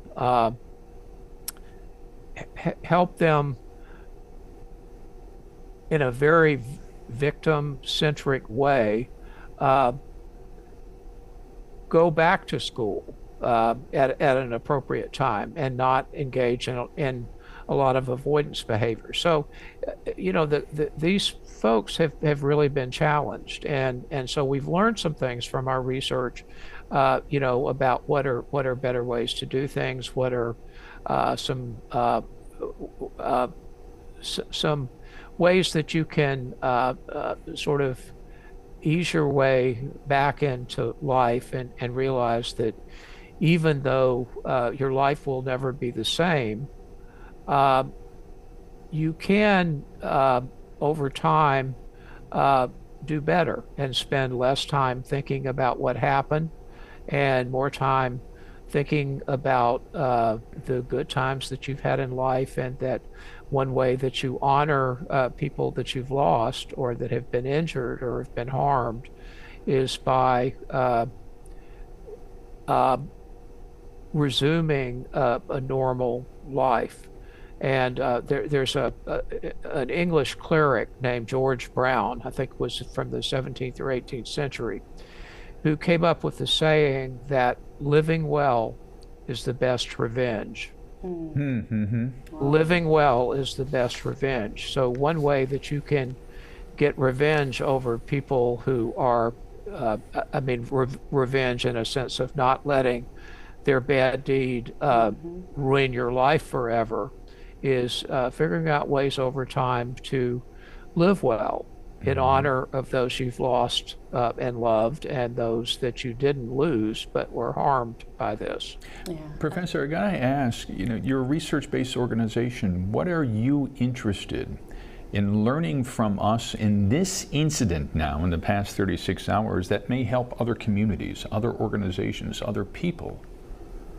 Well, I think one thing I would say is that although a lot has been learned clearly, but that one of the things that's really important is that there is something called the fog of war, meaning that a lot of times the first information that comes out is not 100% accurate.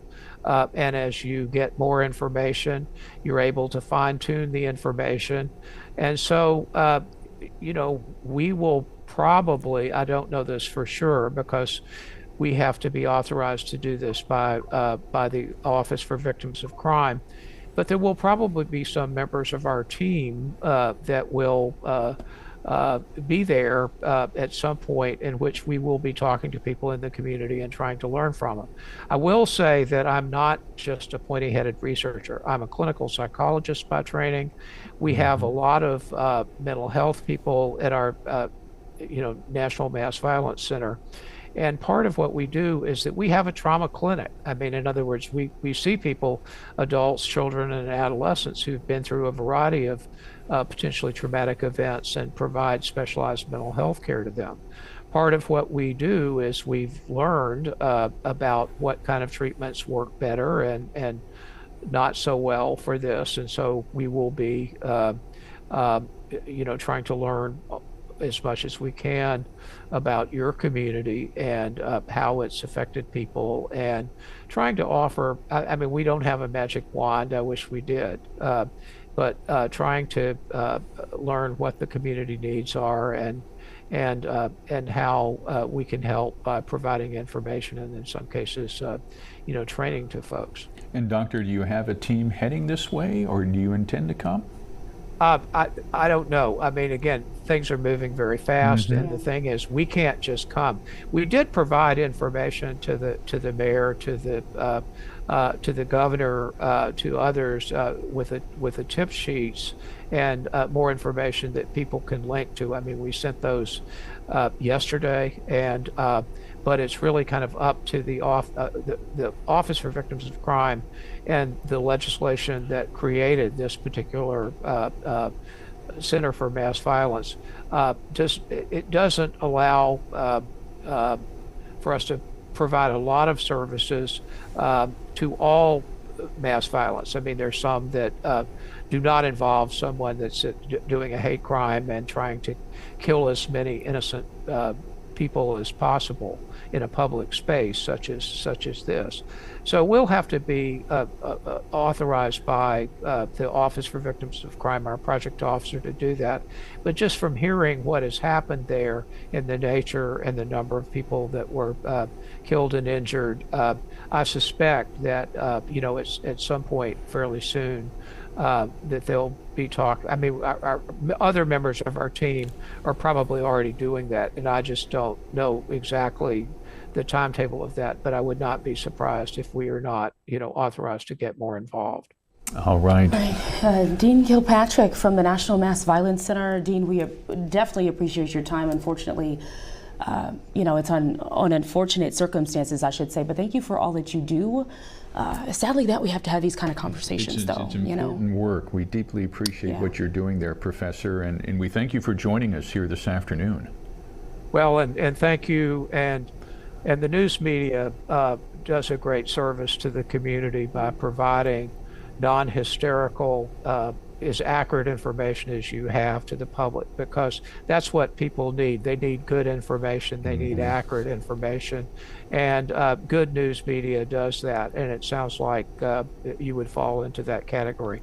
So thank you for what you do as well. And we appreciate that. We're just trying to get as much information out there for people to digest in conversations like this, because we feel that it's just critically important, especially after what we've been going through here in the last 36 hours. So again, Professor Dean Kilpatrick, Director of the National Mass Violence Center, thank you so much. Have a great afternoon. Okay, thank you. All right. Yeah, it's really interesting to hear what Dean had to say just about what he does, you know, providing resources to people who unfortunately go through these kind of events. But we know they're so important, especially on days like we had yesterday and in the days to come, because it's not just a one-day thing. Right, and so much of what we've learned in the past that we can apply to this, and tragically what we can learn from this incident here in Minneapolis too, and apply it to future incidents as well. And we're going to be talking about that more in our next incident segment here coming up here in a moment. Yeah, I think we have Jeff Gorder on standby. Yes, I can. Can you hear me? Oh, well, yeah, we can. We can hear him in our ears, and maybe you can hear him as well. Jeff Gorder is the crisis counselor, and you know, we have been speaking with therapists, those in crisis counseling, just about how to speak with our children, maybe how to speak with our family members about this. So, Jeff, we want to say thank you for joining us. We appreciate your time. And again, this is another important conversation that we want to have with you. If you can just kind of walk us through maybe a little bit about what you do and how you think it ties into what happened here in Minneapolis yesterday. No, thank you so much. And unfortunately, I represent an organization called R3 Continuum, and we respond between 2,000 to 3,000 times a month across the U.S. to events like this. I'm sorry to say that they occur all the time in any place across the country. Now, the value of that, of course, is knowing that we have learned some things about how to handle it, how to respond to situations like this, how to think about the unthinkable. And that is what we hope to do, is to help to walk alongside individuals, organizations, parents, families at times like this when tragedy strikes. And Jeff, because this involved children yesterday, that makes this especially hard, right? And look, a lot of our children are going to be going back to school this week. A lot of our parochial schools like Annunciation, they started this week. But as you know, coming up after Labor Day, a lot of states in the upper Midwest are going to be getting their kids back to school. And this is going to lead to some difficult conversations between parents and their children, especially if they are showing signs of anxiety. Exactly. And the one thing that I would love to impress upon folks, the key element for them to take, is to be aware of your presence. Your presence right now is more important than your words. The reality is, a parent's job at a time like this is not to talk them out of their feelings. It is to reassure them of their safety. And certainly, they reassure them verbally, and you need to repeat that to assure them frequently that they are safe. But I'm specifically talking about modeling that emotional safety. As a parent, your presentation, your presence with your children at this time, your calm, confident, caring, controlled presence right now is exactly what they need. They're going to look to you, and they're going to take their cue from you. And if I present as anxious, fearful, enraged, panicky, they're going to follow that lead. And so part of the challenge, even though it sounds counterintuitive, is to be able to return as soon as we can to a sense of normalcy, being able to re-engage with those normal routines like school, like work, the things that give us surprising comfort in the familiar. They lend structure. There's surprising power in the mundane. And that the kids are going to want to know that we are safe and that life in some ways is moving forward again.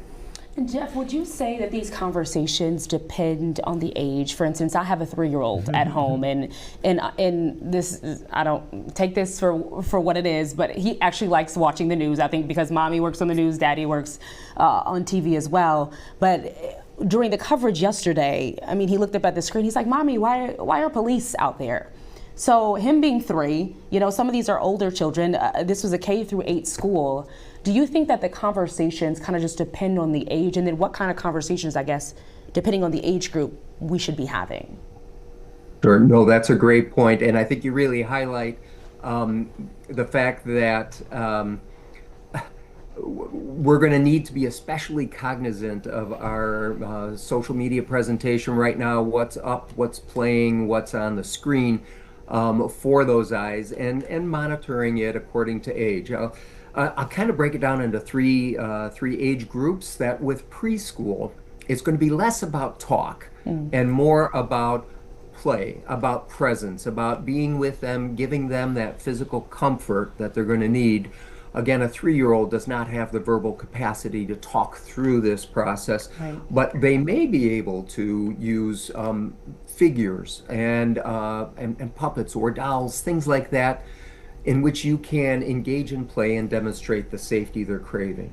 With school-age children, it's going to be more about giving them clear explanations, but not necessarily details. You know, gauged based on your understanding of that child, how much detail to give them. But be aware with school-age children, they often engage in what's called magical thinking, which is to say, because this event occurred and because it has power for me, was I somehow responsible? Should I have done more? Is there something I didn't do that I ought to have done? And they're at that place where they're trying to figure out their power in the world, and they may think that there is some culpability that falls to them. Being able to reassure them of their safety, being able to ask questions, and again, monitoring their exposure to social media. And Jeff, somewhat of a difficult question for us to ask here, because we're in the news media and we're trying to get out information and empowering people with information right now. But at what point, especially if you have young eyes at home, do you turn off the TV and limit access to social media and information, especially in the next couple of days? You know, each parent has to make that decision, but I think being especially aware of it right now is essential. And if I need to turn off, you know, a larger screen, the TV or my computer, and gather that information through, you know, through my tablet or through my phone, I just need to be aware of it. It's not that it's completely understandable that they are wanting more information right now, and as a parent, I crave information so I know how to make the best decision. But I want to be cognizant that I am not overloading those around me who may not be able to process it. Mm-hmm. You know, your organization, R3 Continue, and you yourself too, have responded to so many crisis situations across the country, from 9/11 to the riots at the Capitol to, my goodness, the 35W bridge collapse here in Minneapolis and George Floyd. How do you compare those incidents to this, and what can we learn, especially from more recent history, the unrest after George Floyd, and apply the recovery process to this? Well, and you're right. Unfortunately, that is a sad litany of events that we have responded to. But it also means we've been able to walk alongside folks, and I hope offer some care, some hope, some encouragement at those times. And the one that comes most closest to my mind is the shooting of at Sandy Hook Elementary some years back, and that it bears, unfortunately, some similarities to that. And I hearken back to the idea that, you know, one, there is no quick way out of this. Two, the emotions you're experiencing, including the roller coaster of emotions, that's the normal part of this highly abnormal situation. To just recognize that, of course, we're going to experience these feelings. That part, I don't have to be, let's say, beating myself up as if I shouldn't be feeling these things. And then the thing that that gave the most benefit to those families that we worked with then was that returning to normal. It takes its own time. I am not saying it's quick. I'm not saying it's easy, but re-engaging in normal activities has a power to pull us forward and suggests we will be able to move through this. Just casting that vision that we can get through it is incredibly settling for a child who is looking around and wondering what happens next. And for a parent to say what happens next is we re-engage with life, and I will assure your safety to the best degree I can. Jeff, yesterday we had someone on from the Minnesota Association for Children's Mental Health, and he said something that really stuck out to me. He suggested that parents do not dismiss their children because it's easy to say, oh, you'll be fine. Oh, nothing will happen. And you know, I think we tend to do that just out of, you know, care for our children because we don't want anything to happen, or we don't want them to think anything is going to happen. Would you suggest that as well, just to avoid being dismissive in a sense? Because I don't think some of us know that we're actually doing it. You know what I mean? Yeah. And I think that as parents, it's our instinct to say, oh, I don't want to talk about that because that might be agitating. The reality is they're already agitated. They're already there.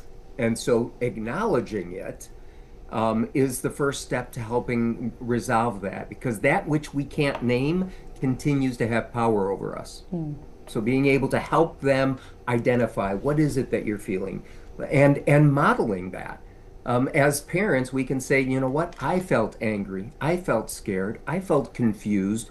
I'm wondering, does any of that sound like what you went through? And helping them model how that can be expressed.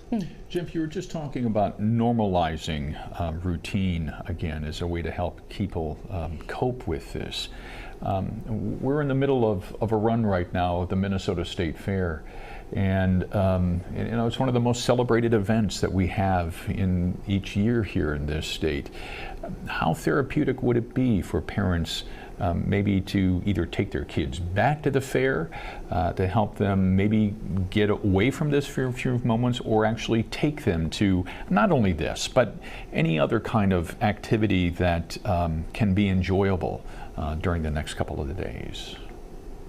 Yeah, I think that's a great point, because, again, every parent has to make the decision on what they feel is right and safe for their family, but do so in a way that communicates we will re-engage with life. For some people, that will be going to the fair, knowing that in this current context, it's probably one of the safest places you could go to. It's going to have a very strong presence of police there, and so that may be a safe place. But even if you say, I'm just not ready to go to the fair right now, well, then what will you do in its place?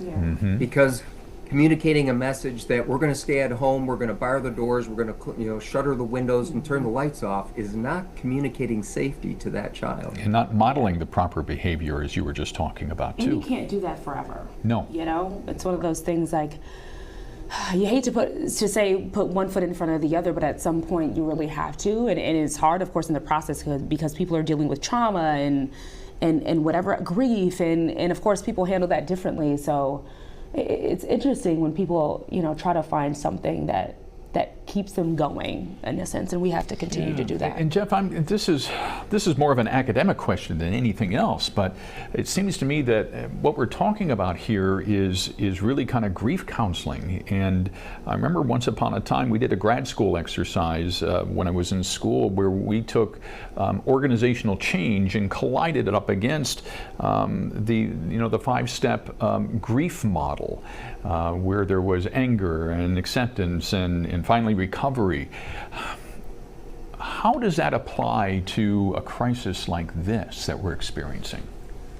Sure. Well, and understandably, our desire, particularly those as parents, is that we want to control the situation. So, I'd like to say we start at A and we move to B and we get to C in a nice linear fashion, and we'll get through this in a hurry. But the reality is that grief or recovery from a traumatic event like we just experienced is never a straight line. It's an up and down. It spins. It looks like a Richter scale. Yeah. Yes, exactly. But it is forward.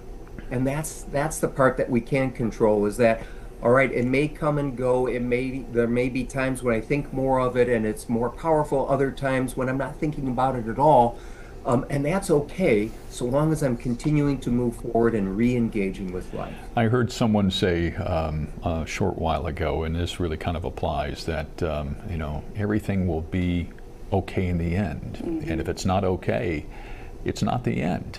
It's part of that continuum that you talk about, and having the faith that things will get better going forward. Exactly. It is. To put it bluntly, we wouldn't be here as a species if we hadn't figured out at some point how to be able to step forward from events like that. And I don't say that in any minimizing or dismissing way, but I also don't want to minimize or dismiss the capacity of the human spirit to rise to these occasions and perhaps even rise above them. This is how we learn, this is how we grow, this is how we affect social change as well as lead our families at a time like this. Mm-hmm. Jeff, I'm interested to know, as the Vice President of Clinical Response, Crisis Response, I should say, what would you say to maybe some of the families of the people impacted and affected from what happened here yesterday? Don't go through it alone. I know that at a time like this, the tendency is to want to pull back, to isolate, to feel as if it's safer if I isolate. But what we have learned at R3 Continuum is that it is we recover better together. And so reaching out to your faith community, if you follow a practice, there is surprising support at work through your employee assistance program, which doesn't just offer support for the employee, it extends to the family members as well. And other behavioral health resources in the community, being able to reach out and get that help, get that support. Don't do it alone if you don't have to. Well, and Jeff, that makes a great point too. If, I'm assuming a lot of us who are watching this right now are with an organization, you work someplace, and if you notice a colleague who's, maybe not themselves, how do you approach that colleague? What do you say? We often think that I have to have the exact words, the magic words, the right words, and if I can't put them together, then I'm just not going to say anything. But the reality is it's your presence again. It's your genuineness, your authenticity that will win the day, not the words that you said. Mm-hmm. So even if you came and approached a colleague saying, listen, I don't know what's going on, I don't know what to say, but I want you to know I care. And here's what I'm concerned about. Here's what I'm worried about. It's not magic words. It's the human to human connection, that presence. And sometimes it's just lending a decent ear. You can just approach someone and say that, right? Hey, you're not yourself. Do you want to talk? I'll listen. That happened to me. I went to the dentist this morning before coming into work, and one of the hygienists said that someone else at work was in tears after what happened here yesterday, and she was like, look, I was just there to listen. I think we're all going through it together, and I think realizing that it's not just you, and that you're not alone, that trauma spreads and that grief spreads as well, and that we all could be a helping hand to someone else for sure. A listening ear. Exactly. We recover better together. Yeah. Exactly. Love that. Yeah. Thank you so much. Jeff Gordon, Vice President, Clinical Crisis Response at R3 Continuum. You're based out of Bloomington, if I understand, correct? Correct. Exactly. Oh, you're right here. I know, right down the street from us. Come visit us. Jeff, this was a gift. Your advice, your knowledge, your background was a true gift to us here this afternoon. We deeply appreciate you. Thank you so much. Thank you, Jeff. All right, you have a great afternoon. My goodness, still so much to glean about, what has happened in the past 36 hours now, and a lot of people are still trying to process it too, especially the loss of 2 young lives. An 8 and 10-year-old, and I just wanted to, Tim, if we want to just kind of reset and go through some of the things that we've learned here recently. We know Police Chief Brian O'Hara was a big part of the press conference that just happened, about an hour or so ago. I'm just going to read off some information here that I jotted down just listening to that press conference. He just opened it up by saying, it's been a difficult week. Yeah, right. We know, of course. And this is not just the only incident we've had this week. There was a series of other 2 mass shootings in public places before this one yesterday morning that police have had to respond to, one outside of a high school. So involving kids. So it just speaks to the magnitude of what some of the officers have had to go through. So we now know 20 victims, he said, including that 8 and 10-year-old that were killed yesterday. 15 children, 6 to 15 years old. 3 adults in their 80s were also shot yesterday. Tim, you mentioned this. I wanted to mention it again because he talked more about those shots that were fired. 3 shotgun shells were found at the scene there. 116 rifle rounds were shot into the church. For a moment. As children, when you say wrap your mind around it. 16 rifle rounds. As children are praying inside of a church. And that's just what they found. Yeah, it's just unbelievable. 4 search warrants executed, of course, 1 at the church, 3 at residences that they say is associated with this particular shooter. They are currently searching through electronic devices, of course, combing through social media, because we did know that there was some sort of timer that was put on a video that was supposed to be released, presumably, at the time of the shooting. The chief going on to say no evidence will be able to make sense of this unspeakable tragedy that happened here yesterday. He has asked the media and everyone else to not say this shooter's name, because we know in a lot of these incidents, when we see these mass casualties and these mass shootings, that, this is what they do it for. They do it for notoriety. They do it for some sort of recognition, and they're being very specific about that. And the other thing we're learning about this particular shooter is that he admired other shooters. Yeah, very disturbing. So a part of what the FBI is trying to do is prevent still another shooter down the road from admiring this particular individual. And they're learning more about him. He's left behind a paper trail of documents. They've recovered more than 100 pages of his writing so far. And what they've gleaned from that, if you're just joining us, we're just kind of recapping here a little bit, is that they've learned that he had a large capacity for hate. His hate was unimaginable, according to our acting U.S. Attorney, Joe Thompson. And I'm going to quote him here again. The shooter expressed hate toward almost every group imaginable. The shooter expressed hate toward black people. The shooter expressed hate toward Mexican people. The shooter expressed hate toward Christian people. The shooter expressed hate toward Jewish people. In short, the shooter appeared to hate us all. It's just a lot to process. We do know that, of course, one of the first questions that people ask is like, why? First of all, there's not really an answer as to why. I don't think there's ever an answer for that. But as far as the relationship between maybe the shooter and the school or the location or the people or whatever else, so they did say that the shooter did attend mass and the school there before. They didn't say when.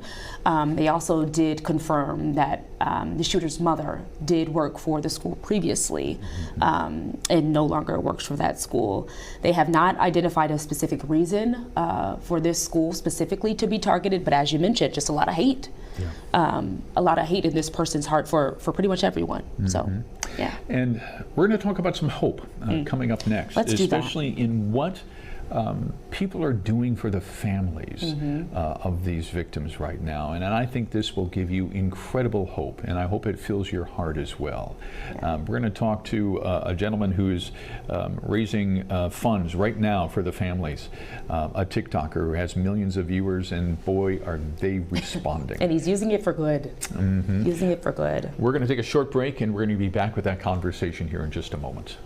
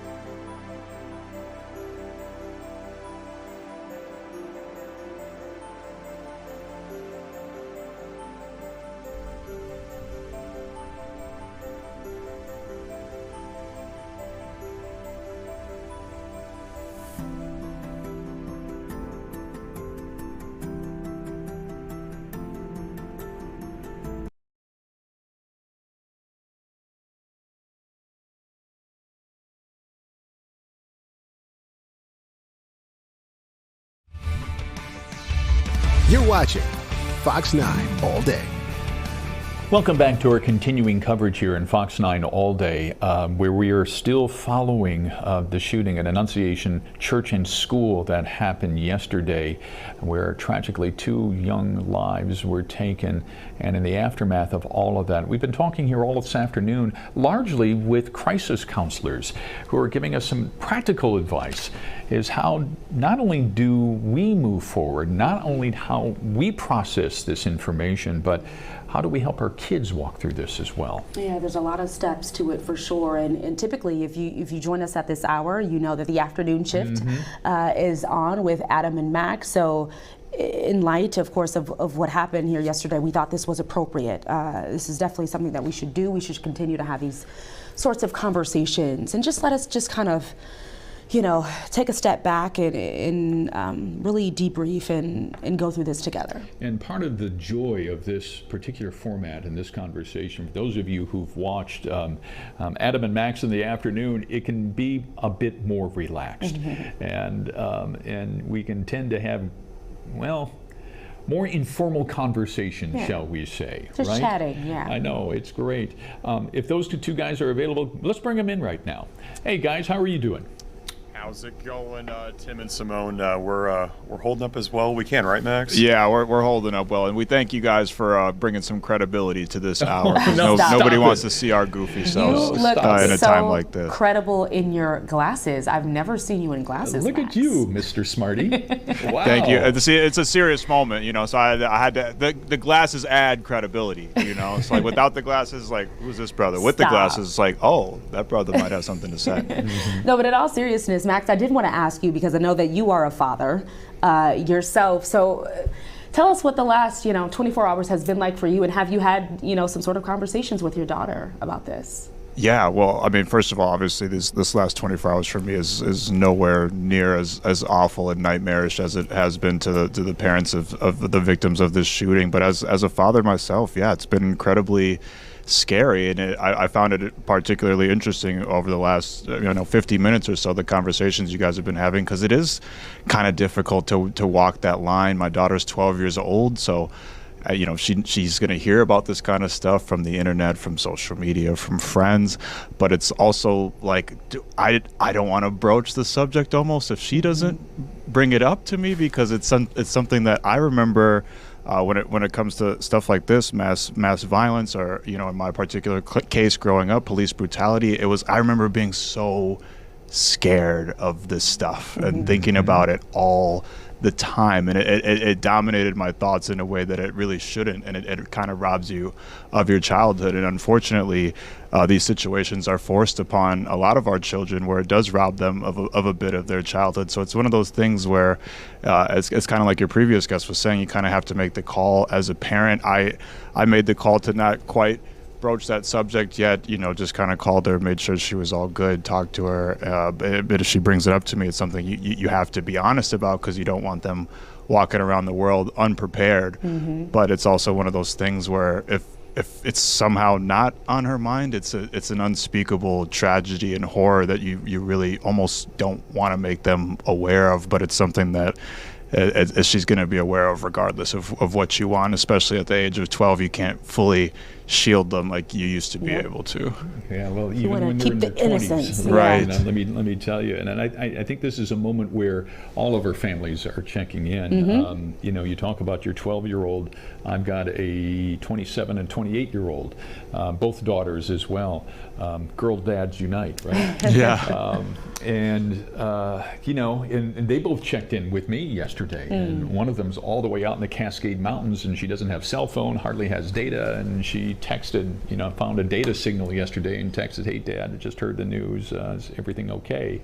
And it's just that knowing that somebody else, especially a family member, is inquiring, right? Right. And I think one of the things we all learn as parents is perhaps the hardest skill for us sometimes is to stand back and just listen, right? Let them talk and let them express their own feelings without interjecting too much and helping them, walk that path, even though when we don't know if we know how to walk it ourselves. Right. Yeah. but you also don't want them, and I like what you said there, Max, because you also don't want them to be naive in a sense, right? To where it's like oblivious to what's going on and to what you should know about. But the fact that these kids are doing drills in classes, I think terrible. Little Weston that we heard from yesterday, I think what everyone heard from Weston yesterday, he was so brave to share, his story of when he was inside and he was hiding and a friend was on top of him. But the fact that he said, we didn't practice this. We didn't practice this part. We didn't practice in the church, but we practiced in schools. But the fact that we are even practicing in schools and now maybe even practicing in churches at some point is just hard, hard to wrap your head around. And it's also, and I had this reflection yesterday, and, Rob Olson and I were talking about this, and it's just a reflection of the times, too. Yes, all of our children right now are going through these safety drills where they practice school lockdowns and active shooter lockdowns and things.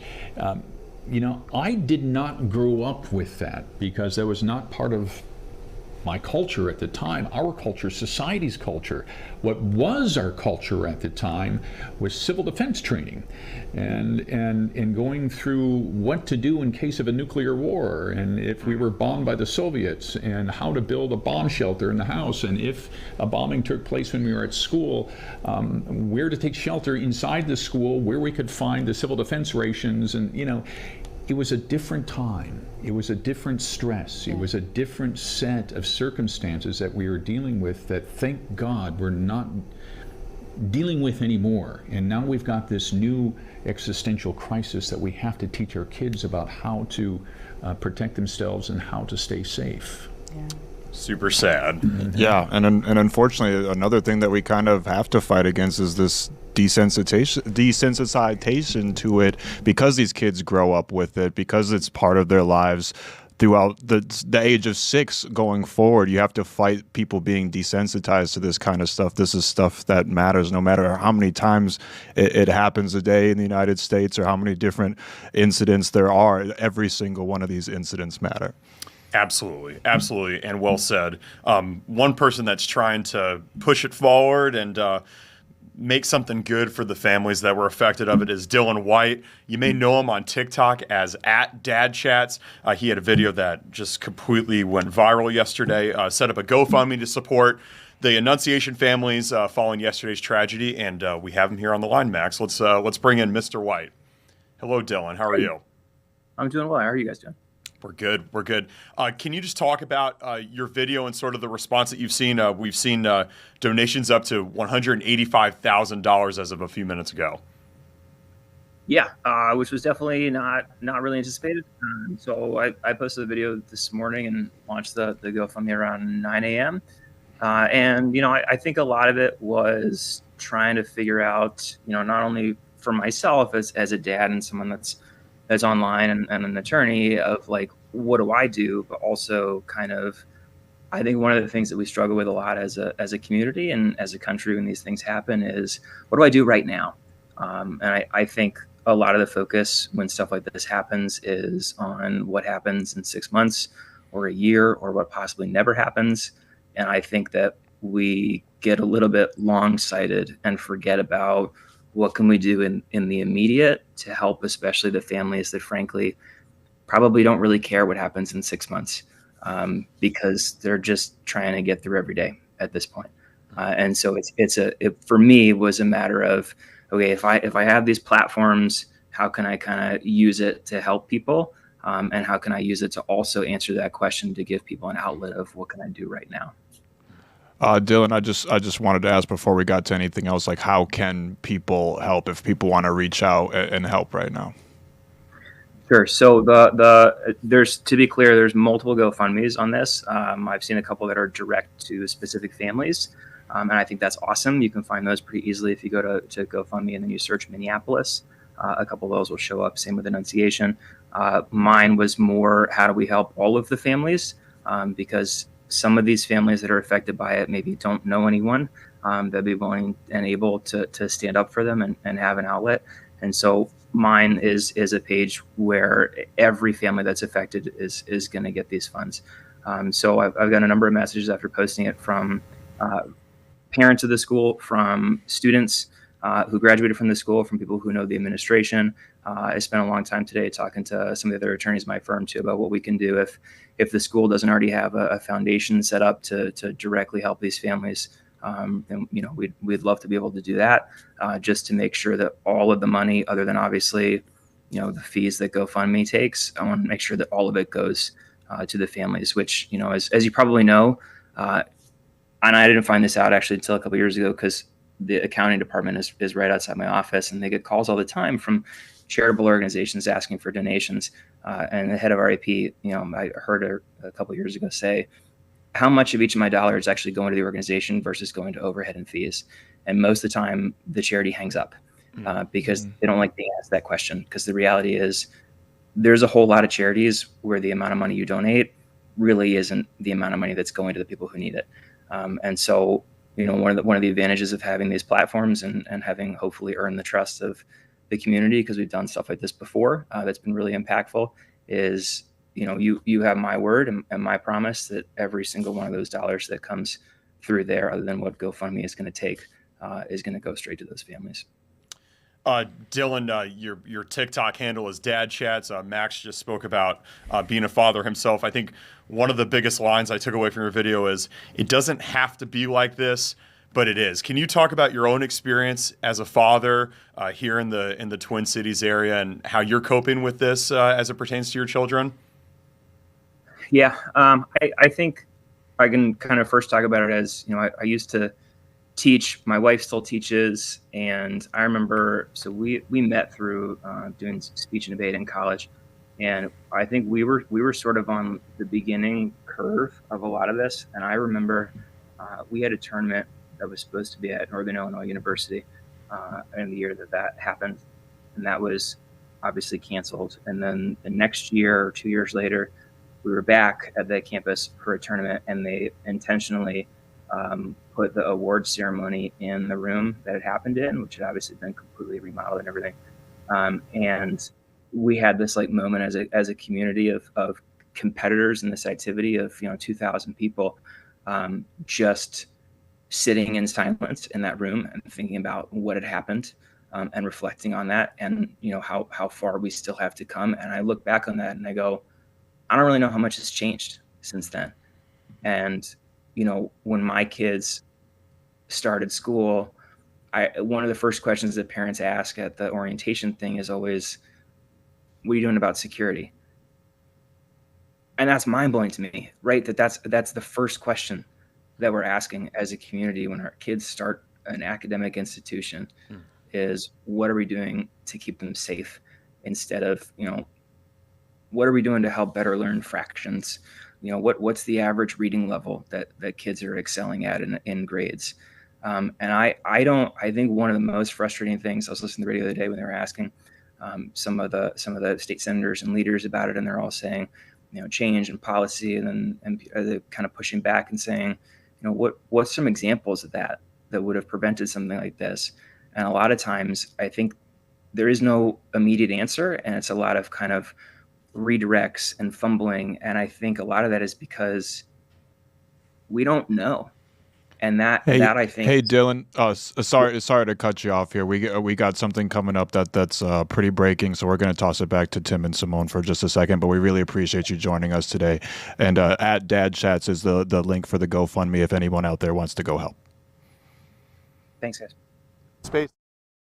All right, thanks guys. We deeply appreciate you. And Dylan White, thanks for joining us from Dad's Chats. But we want to take you now to a live statement. As you can see, Blois Olson here is queuing things up for a family of one of the victims. This is the Merkel family that's going to be giving a statement, and they're approaching the microphone right now. So let's take that live. And this is right outside of Annunciation Church.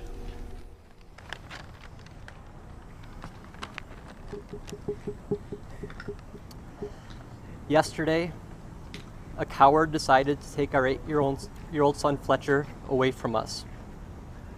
Because of their actions, we will never be allowed to hold him, talk to him, play with him, and watch him grow into the wonderful young man he was on the path to becoming. Fletcher loved his family, friends, fishing, cooking, and any sport that he was allowed to play. While the hole in our hearts and lives will never be filled, I hope that in time our family can find healing. I pray that the other victim's family can find some semblance of the same. I'm hopeful that all the wounded are able to make a full recovery and return home to their families. And finally, all the people, and especially the children, impacted by this horrific event are able to recover mentally and find strength to live loving, happy, and full lives. Over the past day, I've heard many stories accounting the swift and heroic actions of children and adults alike from inside the church. Without these people and their selfless actions, this could have been a tragedy of many magnitudes more. For these people, I am thankful.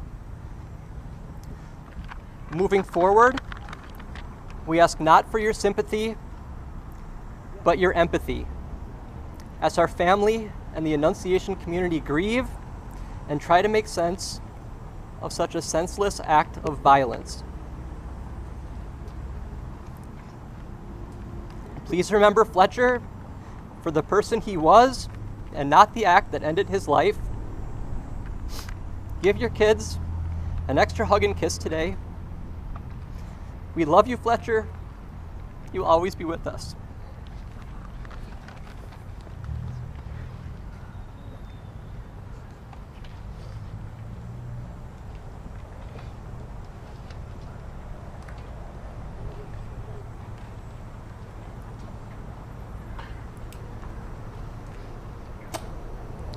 That is about as emotional as you can imagine it would be for a father of a little boy slain in yesterday's mass shooting. That was Fletcher Merkel's father speaking there. There really are no words, and you can see the silence in the crowd. They're outside of Annunciation Catholic Church, where this father just spoke about his son, who he was, and his prayer that the community remembers his son for who he was and not for this violent act. Reiterating the fact that they will never be able to talk with him, hold him again, see him again, and wanting the community just to know that name and who this child was and the tragic way that he died. And they're asking for privacy now. They need to grieve on their own, as you can imagine, and obviously we respect that too. Empathy versus sympathy is what they're looking for, and as you pointed out, not to remember Fletcher for this incident, but for what he was as a little boy who liked to enjoy all the things that young children like to do. Yeah. Today we're hearing more of the names of the children who were inside the church during this Mass for Annunciation Catholic Church, and the school children who were just beginning their school year, starting on Monday. Wednesday was the third day of classes for them, but you're hearing the names of a lot of these children: Victor, Genevieve, Sophia, many of the kids who are in the hospital right now recovering, some still in critical condition or in serious condition because of these injuries. Today is an interesting day. You and I were speaking about this before we came out here. Yesterday was all about the incident, all about details, all about victims, what condition the victims were in, who was the suspect, what the suspect was. We also, we heard from state leaders, politicians. Today, it seems to me, is more about the kids, remembering the kids and the children, the hurt that an incident like this invokes on an entire community, a state, a nation. Obviously, it's being talked about all over the world now. The aftermath, where it kind of sinks in, for us yesterday, was really about just digging into the details and trying to give as much information as we could, as tactfully as we could, to the viewers. Today it is as heavy as it was yesterday. Yeah, it's like, yesterday was just what happened. What is the situation, and what happened at this school and this church in the early morning hours, 8:30 in the morning. And today, I think it's really sinking in because you're hearing from the Minneapolis Police Department about their response, the fact that officers arrived within moments, and then it was a parishioner who pointed them in the direction of the gunman. and just understanding what they faced when they walked in there. Hundreds of children scared to death, piled on top of each other, the older children trying to shield the younger children, and then the doctors and nurses who were in the ER responding to this unbelievable tragedy and the emotion that they feel. I mean, the doctors and nurses, surgeons who are on the front lines of something like this when they have to triage in an emergency room. We saw a paramedic driving an ambulance up to the hospital yesterday, wiping away tears. So for so many of the hospital staff, they live these tragedies multiple times a year when they deal with gunshots, children, and yesterday was just this massive tragedy that they had to deal with in an emergency situation. And one of the children who was hurt, her mother is a pediatric nurse, it says in the GoFundMe, arrived at work to help in the face of this tragedy, not realizing that it was her children's school and that her daughter had been injured.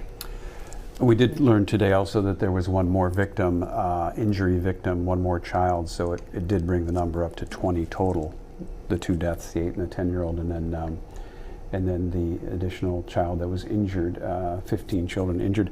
The good news as it continues today is that we still believe, and the condition reports that come in today indicate that the victims who were hospitalized will, so far, we say this cautiously, make it, because there's still some kids in critical condition.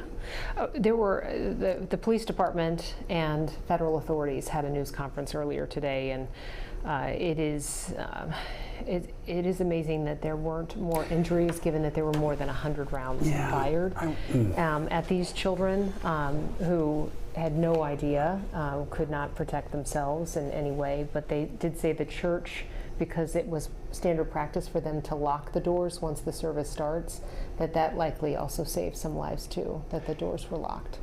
Some of the details that we're learning today too are as difficult as witnessing the event yesterday. I mean, the U.S. Attorney spoke a couple hours ago about what their investigation has indicated so far, and you know, the details in terms of the suspect, no reason to mention the suspect's name, but what is clear now to investigators, and this is part of sort of the day after hangover of just the heavy emotions that something like this invoke in people, is that they describe this individual as pure evil, and they say that because of there's 100 pages of we'll call it a manifesto, but ramblings is also how they describe it. And in the words of the U.S. Attorney, it was one thing that was clear to them, and these are his words, that this person hated children. Yeah. Now that has to be incredibly hard for any parent to hear out there, that someone would purposely target children because they have a hate for children, and that is exactly what it appeared to be yesterday. We do also know today that there were 200 or so, mostly children, in that church when the shooting began. Some of the parents also attended Mass too. We're hearing from some of the parents who just decided to go early before work and join their children, but you can't sit with your children at those at Mass typically if they're with their school, because they sit with their class. So a lot of these parents were separated from their children and did not know when those shots began how their children were doing too. And then there were 3 parishioners in their 80s who were injured as well as a result of the gunfire. But investigators say there's no way to explain any of this, because they said the shooter's writings were just so filled with hate for everything, and it's not like they can unravel how all of that started or why, but they said at this point in the shooter's life there was just hatred for so many different things, and this was a person who certainly had lost their way. It's a lot to digest, and we recognize all that, and I've talked to so many people in the last 24 hours about how this affects them. We're going to send you a break quick, and when we come back, we're going to talk to an individual who knows all of this all too well. Their own son was killed in a school shooting, and hopefully this person can shed some light on how these parents, how these children, and basically how a community can recover after something like this. So we'll be right back.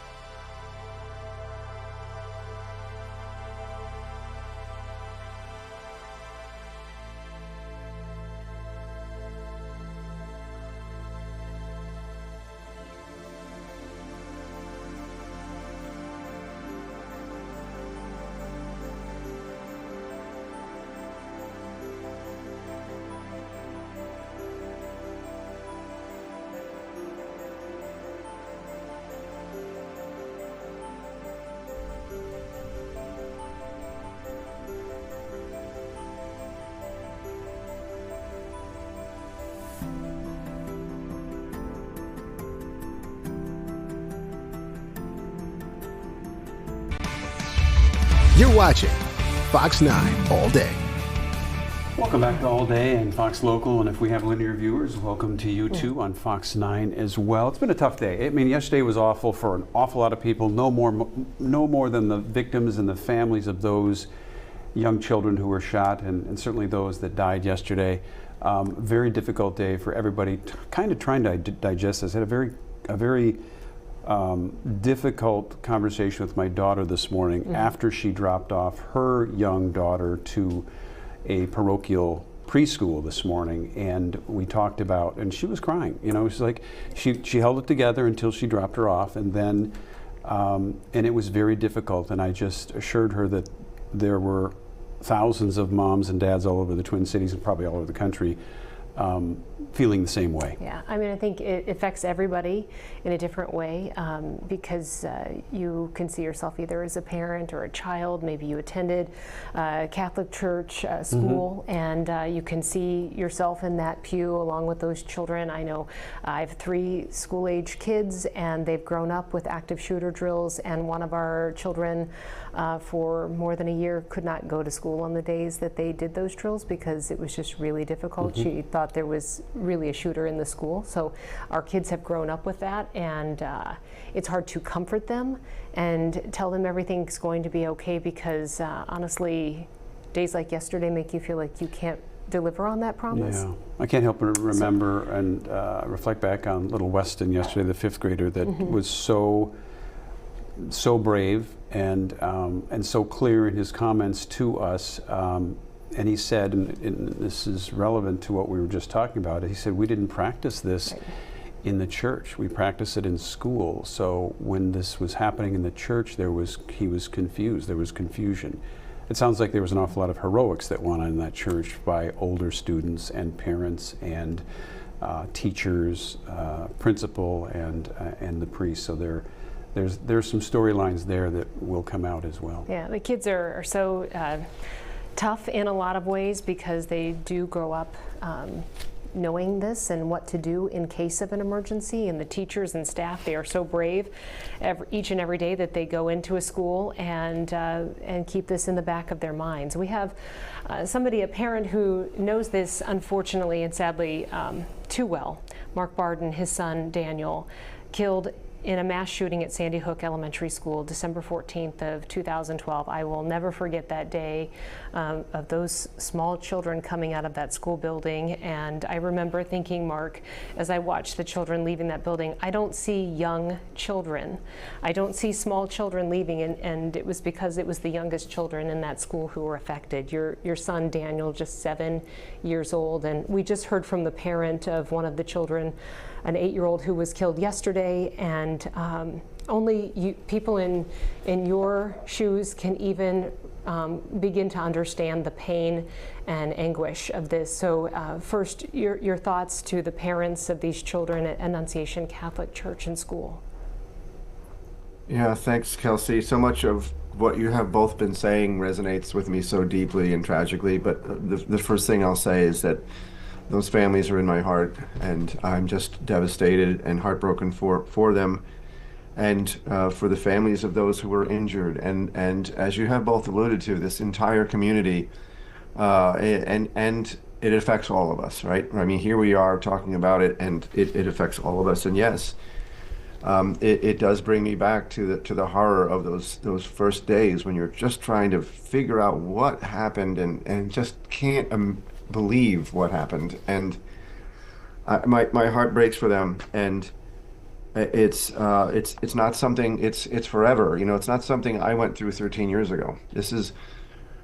This will forever be with me. My little Daniel will forever be 7. I will forever desperately miss him, and I will forever commit myself to honoring him by preventing this from happening to other families. Mark, I think one of the resounding sentiments that we have heard is helplessness. You know, I mean, obviously the feelings of parents and loved ones of those closely affected by this are something entirely different that only you and others can understand. But for the rest of us and for the community, the surrounding community that you reference, there's a helpless feeling. There's a feeling that, you know, other than feeling sad, what do you do? What do you say to them, to us? Well, first of all, I mean, Randy, you said earlier, your daughter was weeping after dropping her daughter off at school, and I understand that. And I think, first of all, it's important to validate all of these feelings. Kelsey, your young children are, all of their feelings are valid. They're going to be feeling hurt and scared and curious and frightened, and all of those feelings. I think it's important that we as the adults validate those feelings, and it's all normal and it's okay to feel that way. And we should be kind to one another, that we are feeling sadness and grief and anger and all of those things. And that's all normal. We have to allow ourselves the time and the space to feel those things. But one of the main tenets of the Sandy Hook Promise organization is that this is not hopeless, and we are not helpless, especially when this organization that we have built to honor those lost that day, to prevent it from happening to others, is working. Students following our free trainings have already prevented 18 school shootings around this country that were planned and imminent and ready to happen, and because they were trained to know those warning signs that we know are always there, and give them the tools to make an intervention and get somebody to the help that they need before it becomes a tragedy.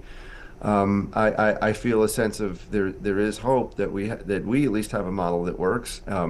It breaks my heart that I can't be everywhere all at once. I'm working on it, trying to get there, but it takes a lot of time and resources for us to do this because we don't charge anything. But I do my best to try to not be hopeless, and it's easy to do. There's temptation to just feel hopeless and helpless, and I owe more than that to my Daniel. We owe more than that to our children. This is back to school time. It should be filled with joy and nervousness and excitement. Children should not be, of all those things, should not be worrying about, am I going to be shot in my school or in my church or at a concert or in the ballpark. It should not. It's not normal. It's not acceptable. And we can and have to do better. And it's going to take all of us. Tell us a little bit about Daniel as well, because I think in the wake of a tragedy like this, there are just lots of voices, and there are lots of conversations. But sometimes what gets lost in that is the victims, and there were I think there were 19 children at Sandy Hook killed. 20. 20? 20. And six adult educators. 6 adult educators. It's just, it doesn't feel like it's been, when I looked at the date, actually 2012, it doesn't feel like it's been that long ago. But tell us about Daniel and who he was at 7 years old and what you remember about those days. Kelsey, thank you. I mean, ask a dad to brag about his child. Daniel was the third of our 3 children, James, Natalie, and Daniel was, he was 7 at the time. James and Natalie were 12 and 10 respectively.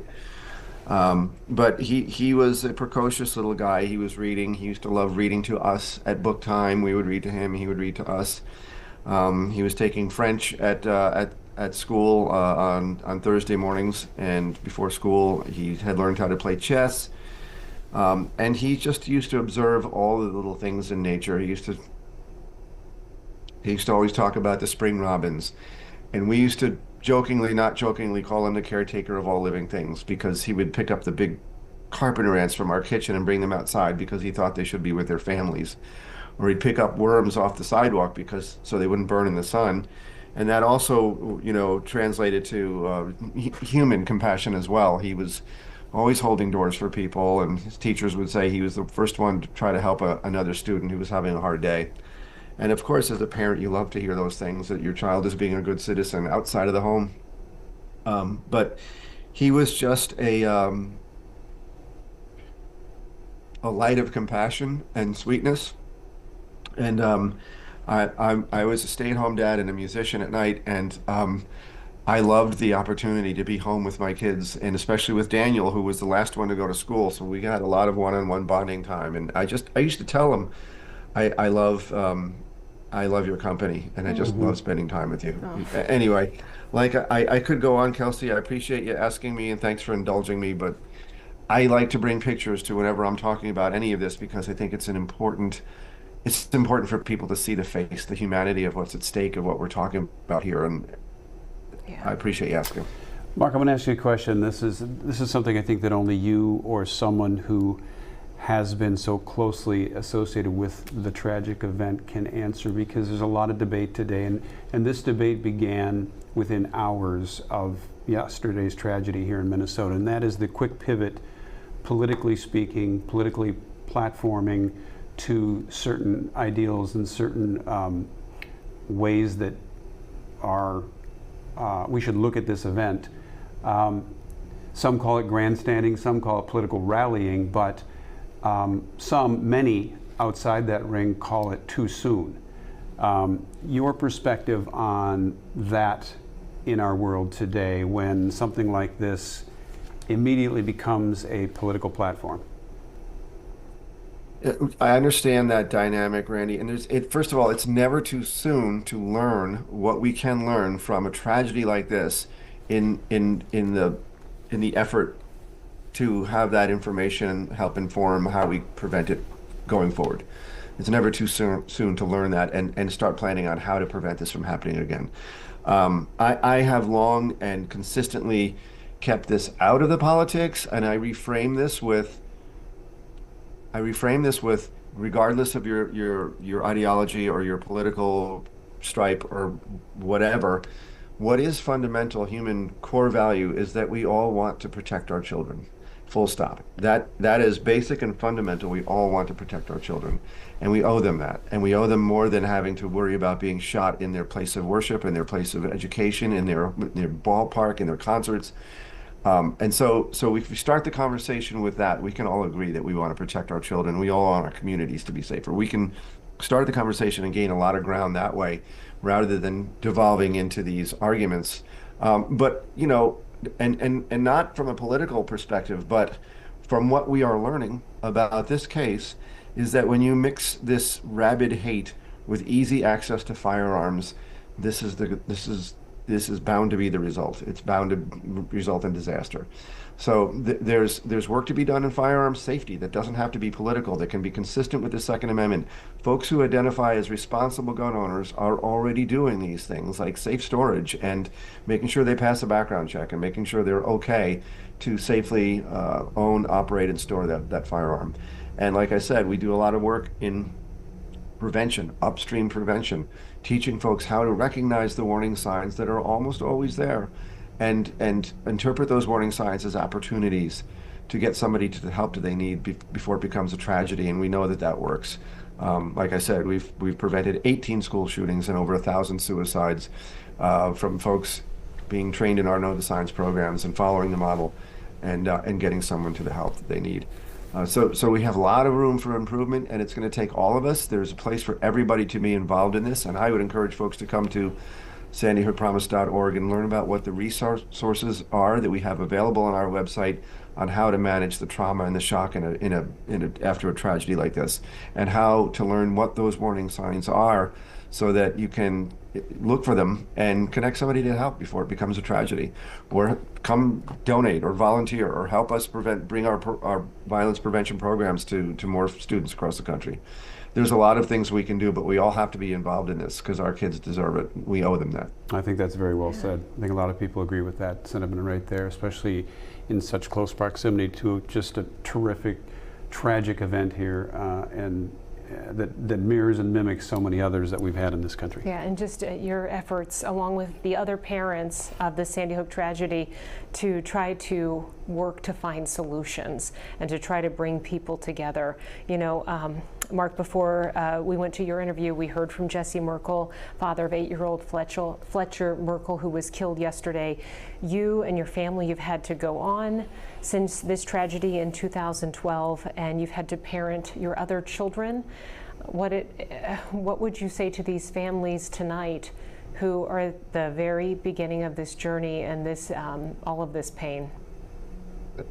You know, just that everybody processes grief differently, and to allow each other the space and the grace to manage this. My wife and I process differently, and we are very conscious of that with each other. And, you know, to be very honest, James and Natalie were 12 and 10 when this happened, when their little brother, who they adored, was shot to death and taken away from us and from them. They were very instrumental in helping Jackie and me. It wasn't all the parents doing all of the work. They were helping us through this. We were working together. So everyone processes this differently, and allow time for that. And there is no wrong way to grieve. There's no wrong way to move forward. It's a moment at a time, and I'm still doing this a moment at a time 13 years later. It will always be a moment at a time. Folks will come out of the woodwork from your friends and your family who want to help because they don't know what to do. They want to take your pain away, and they can't. So if you are able, let them help, because it serves them to help you, and they will understand. If you also just feel like, you know what, not right now, I just need some time and space. It's just going to be a moment by moment basis, and the folks who love you will understand that. Before we let you go, I want to give you another opportunity to talk about Sandy Hook Promise and let people know what they can do if they're interested in being involved, and if they feel like they need or want to do something. It's an organization that they can lean on. Tell us about that. Thank you for the opportunity, Randy. Sandy Hook Promise, it's a privilege for me to honor my little Daniel through the work of Sandy Hook Promise, and to do what we had set out to do, which is quite literally prevent other families from having to endure this lifetime of pain, from losing a loved one to preventable gun violence. And that's what we do. We have a model that works. We don't charge anything for it. And in addition to stopping the bad things, we are building and fostering a culture of upstanders, of students who understand the importance of being present and visible for one another, and being compassionate, and noticing when somebody is in the potential emerging mental health crisis, and knowing how to get them the help. They take it seriously, and they do this. Our programs start with hello, address social isolation, and say something, as I said before, teaches them how to know those warning signs. They can access our crisis center, which is staffed with trained professionals around the clock who can intervene, and they do great work. So in addition to stopping bad things, we're also building this culture of students who are more compassionate and more connected to one another, and it doesn't cost anything. So it's like win-win-win, and for me, it's very personal, and it's how I honor the caretaker of all living things and prevent other families from having to live this pain. And I would just say to the families in Minneapolis that I would never intrude into your life, but if you ever come to a place where you feel you could gain any kind of comfort or a shoulder to cry on or an ear or a heart, I'm here for you. Mark, we recognize that when these things happen around the country, it opens up wounds for you again. So we appreciate you being able to talk to us today about this. I know it can't be easy, so thank you. My heart is with those folks. Thank you. Yeah, Mark, I know you have to relive this over and over and over again. We're thinking about you and your family and the pain that you do endure as a result of this tragedy. And I know that a lot of people have been able to lean on these resources as a result of your action too. We really appreciate you talking with us today and sharing your thoughts as a survivor of all of this. Thank you. Thank you, Kelsey. Thank you, Randy. Thank you both. Appreciate it. All right, so for our viewers right now, that's a lot. We get it. It's pretty heavy stuff. Can't avoid it on a day like this. I know. It's so difficult to talk about. And I mean, here we are talking about it again. All right, we're going to send you to a break. More coming up right after this. Compose yourselves. We will do the same, and we'll be right back.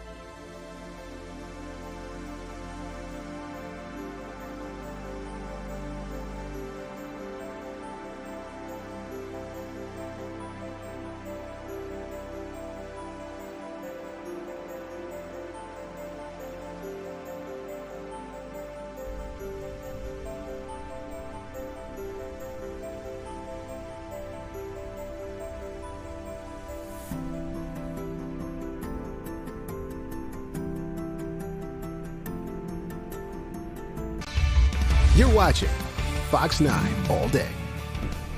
Welcome back to All Day. It is a tough day for many people today as we reflect upon what happened yesterday, and there are more details coming out obviously about what happened. But a lot of today though is about remembering those children and the victims, offering thoughts and prayers, and trying to get through the grief. Yeah, 30 minutes ago we heard from the parent of Fletcher Merkel. He was the 8-year-old killed yesterday in the shooting at Annunciation Catholic Church. Jesse Merkel addressed the crowd shortly with a prepared statement, did not take any questions, but just talked about who his son was, the value of his son's life, and his prayers that people will remember who his son was, not the tragedy that took his life. But there are hundreds of children who go to this school. There were a couple hundred children at this mass yesterday. We know that 15 were hurt, but all of those children who experience this are hurt. There's the emotional toll, and the staff as well, and any parishioner that was inside that church. So the numbers and the grief, it just expands because the neighborhood is connected to this church. So many other families know, they have friends who go to this church. I have a friend who is cross-country kids, they are on this team, and some of them go to this school.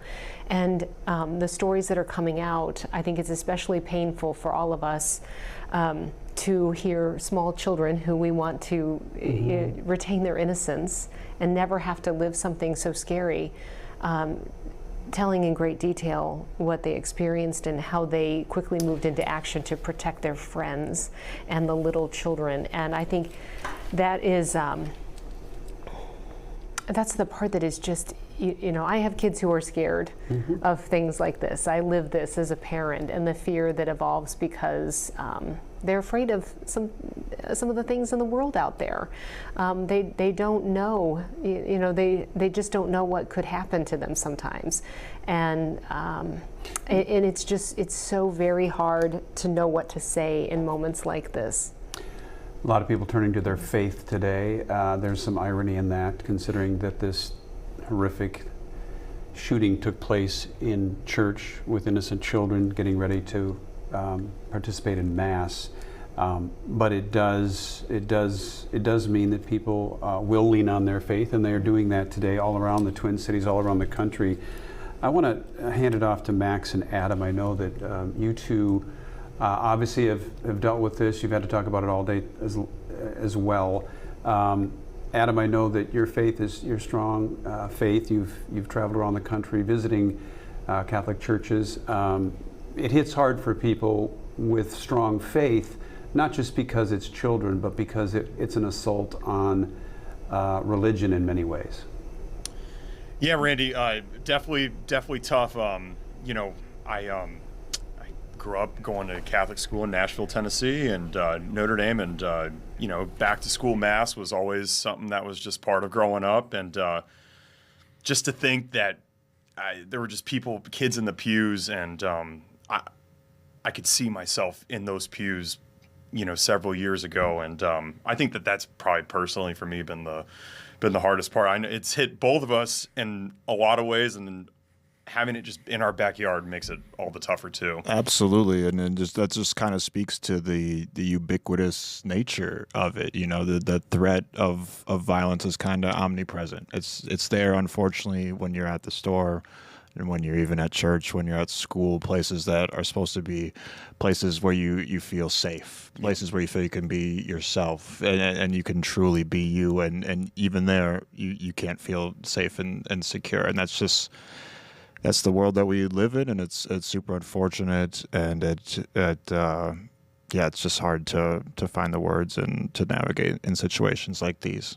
Absolutely. One person that can maybe help us navigate a couple of things is Father Dan Griffith. He's the pastor and rector of the Basilica of St. Mary tonight at 5:30, so that's in about 50 minutes. Father Dan and the people at the Basilica will be leading an interfaith prayer service. Father Dan, thank you so much for joining us. Good to be with you both as we continue to process the horrific events at Annunciation. I appreciate the invitation. Absolutely, Father Dan. You've been a part of the Archdiocese of St. Paul, Minneapolis for 23 years. Father Dennis Zarin, he is the pastor at Annunciation. He was inside the church yesterday. I know he was just really installed at that church, at that parish last month. Have you touched base with Father Dennis today? How is he doing, if you have?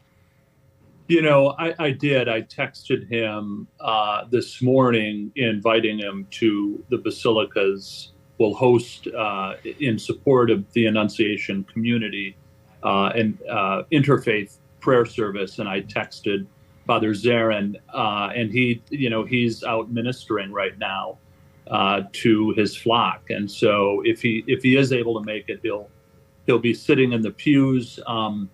I conveyed the love and condolences of the Basilica community and to him, and our closeness with them, both Minneapolis parishes. So I knew Dennis. We're not super close friends. I have a ton of respect for him. He's a wonderful pastor. We were in seminary together. Great sense of humor and a great man of God.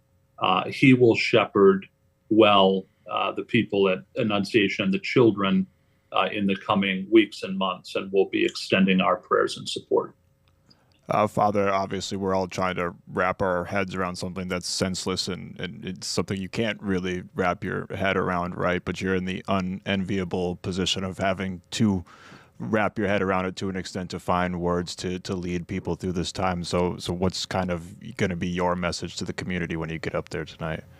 You know, my message, Archbishop Hebda will be presiding and offering a reflection. Rabbi Zimmerman will also be giving a reading, doing a reading from Hebrew scripture, and will also be giving some reflection. I'll talk a little bit at the end. And my message is just that God loves all of us. We are all created in God's image and likeness, and we have an inviolable dignity and worth in God's eyes, and that God wants us to come together and comfort one another, no matter our faith, no matter who we are, where we are on our journey of faith, that God wants us to come together to share God's love and goodness. So I think that is it's something I say at the end of every Mass. I think Adam knows because I've seen him at Basilica a couple of times. I always end our Masses by saying, please know that God loves you with a deep and abiding love. What's challenging sometimes is people are trying to reconcile, and this has been they call it the theodicy question for centuries. You know, how can a good and loving God, permit this sort of evil? We don't know that, but what we do know by faith is that God was present there and with those children, and will continue to be present with all of that community and restoring and healing them in the long journey ahead. I know that. I'm convinced of it. I've seen it. I've felt it. And so to answer your question, that's going to be a central focus and communication of mine, is the abiding and deep love of God. And the fact that God expresses that through one another. The people who show up tonight, and I said this at the Hortman funeral, that's one of the ways that we know of love, is when people show up and they're present. We can feel that tangible expression of love. Well said, Father Dan. You've been, like I said, a part of this archdiocese for 23 years. Just you personally, yesterday when you got this news, and obviously a parish within the archdiocese, how is it sat with you, and your thoughts on all of it?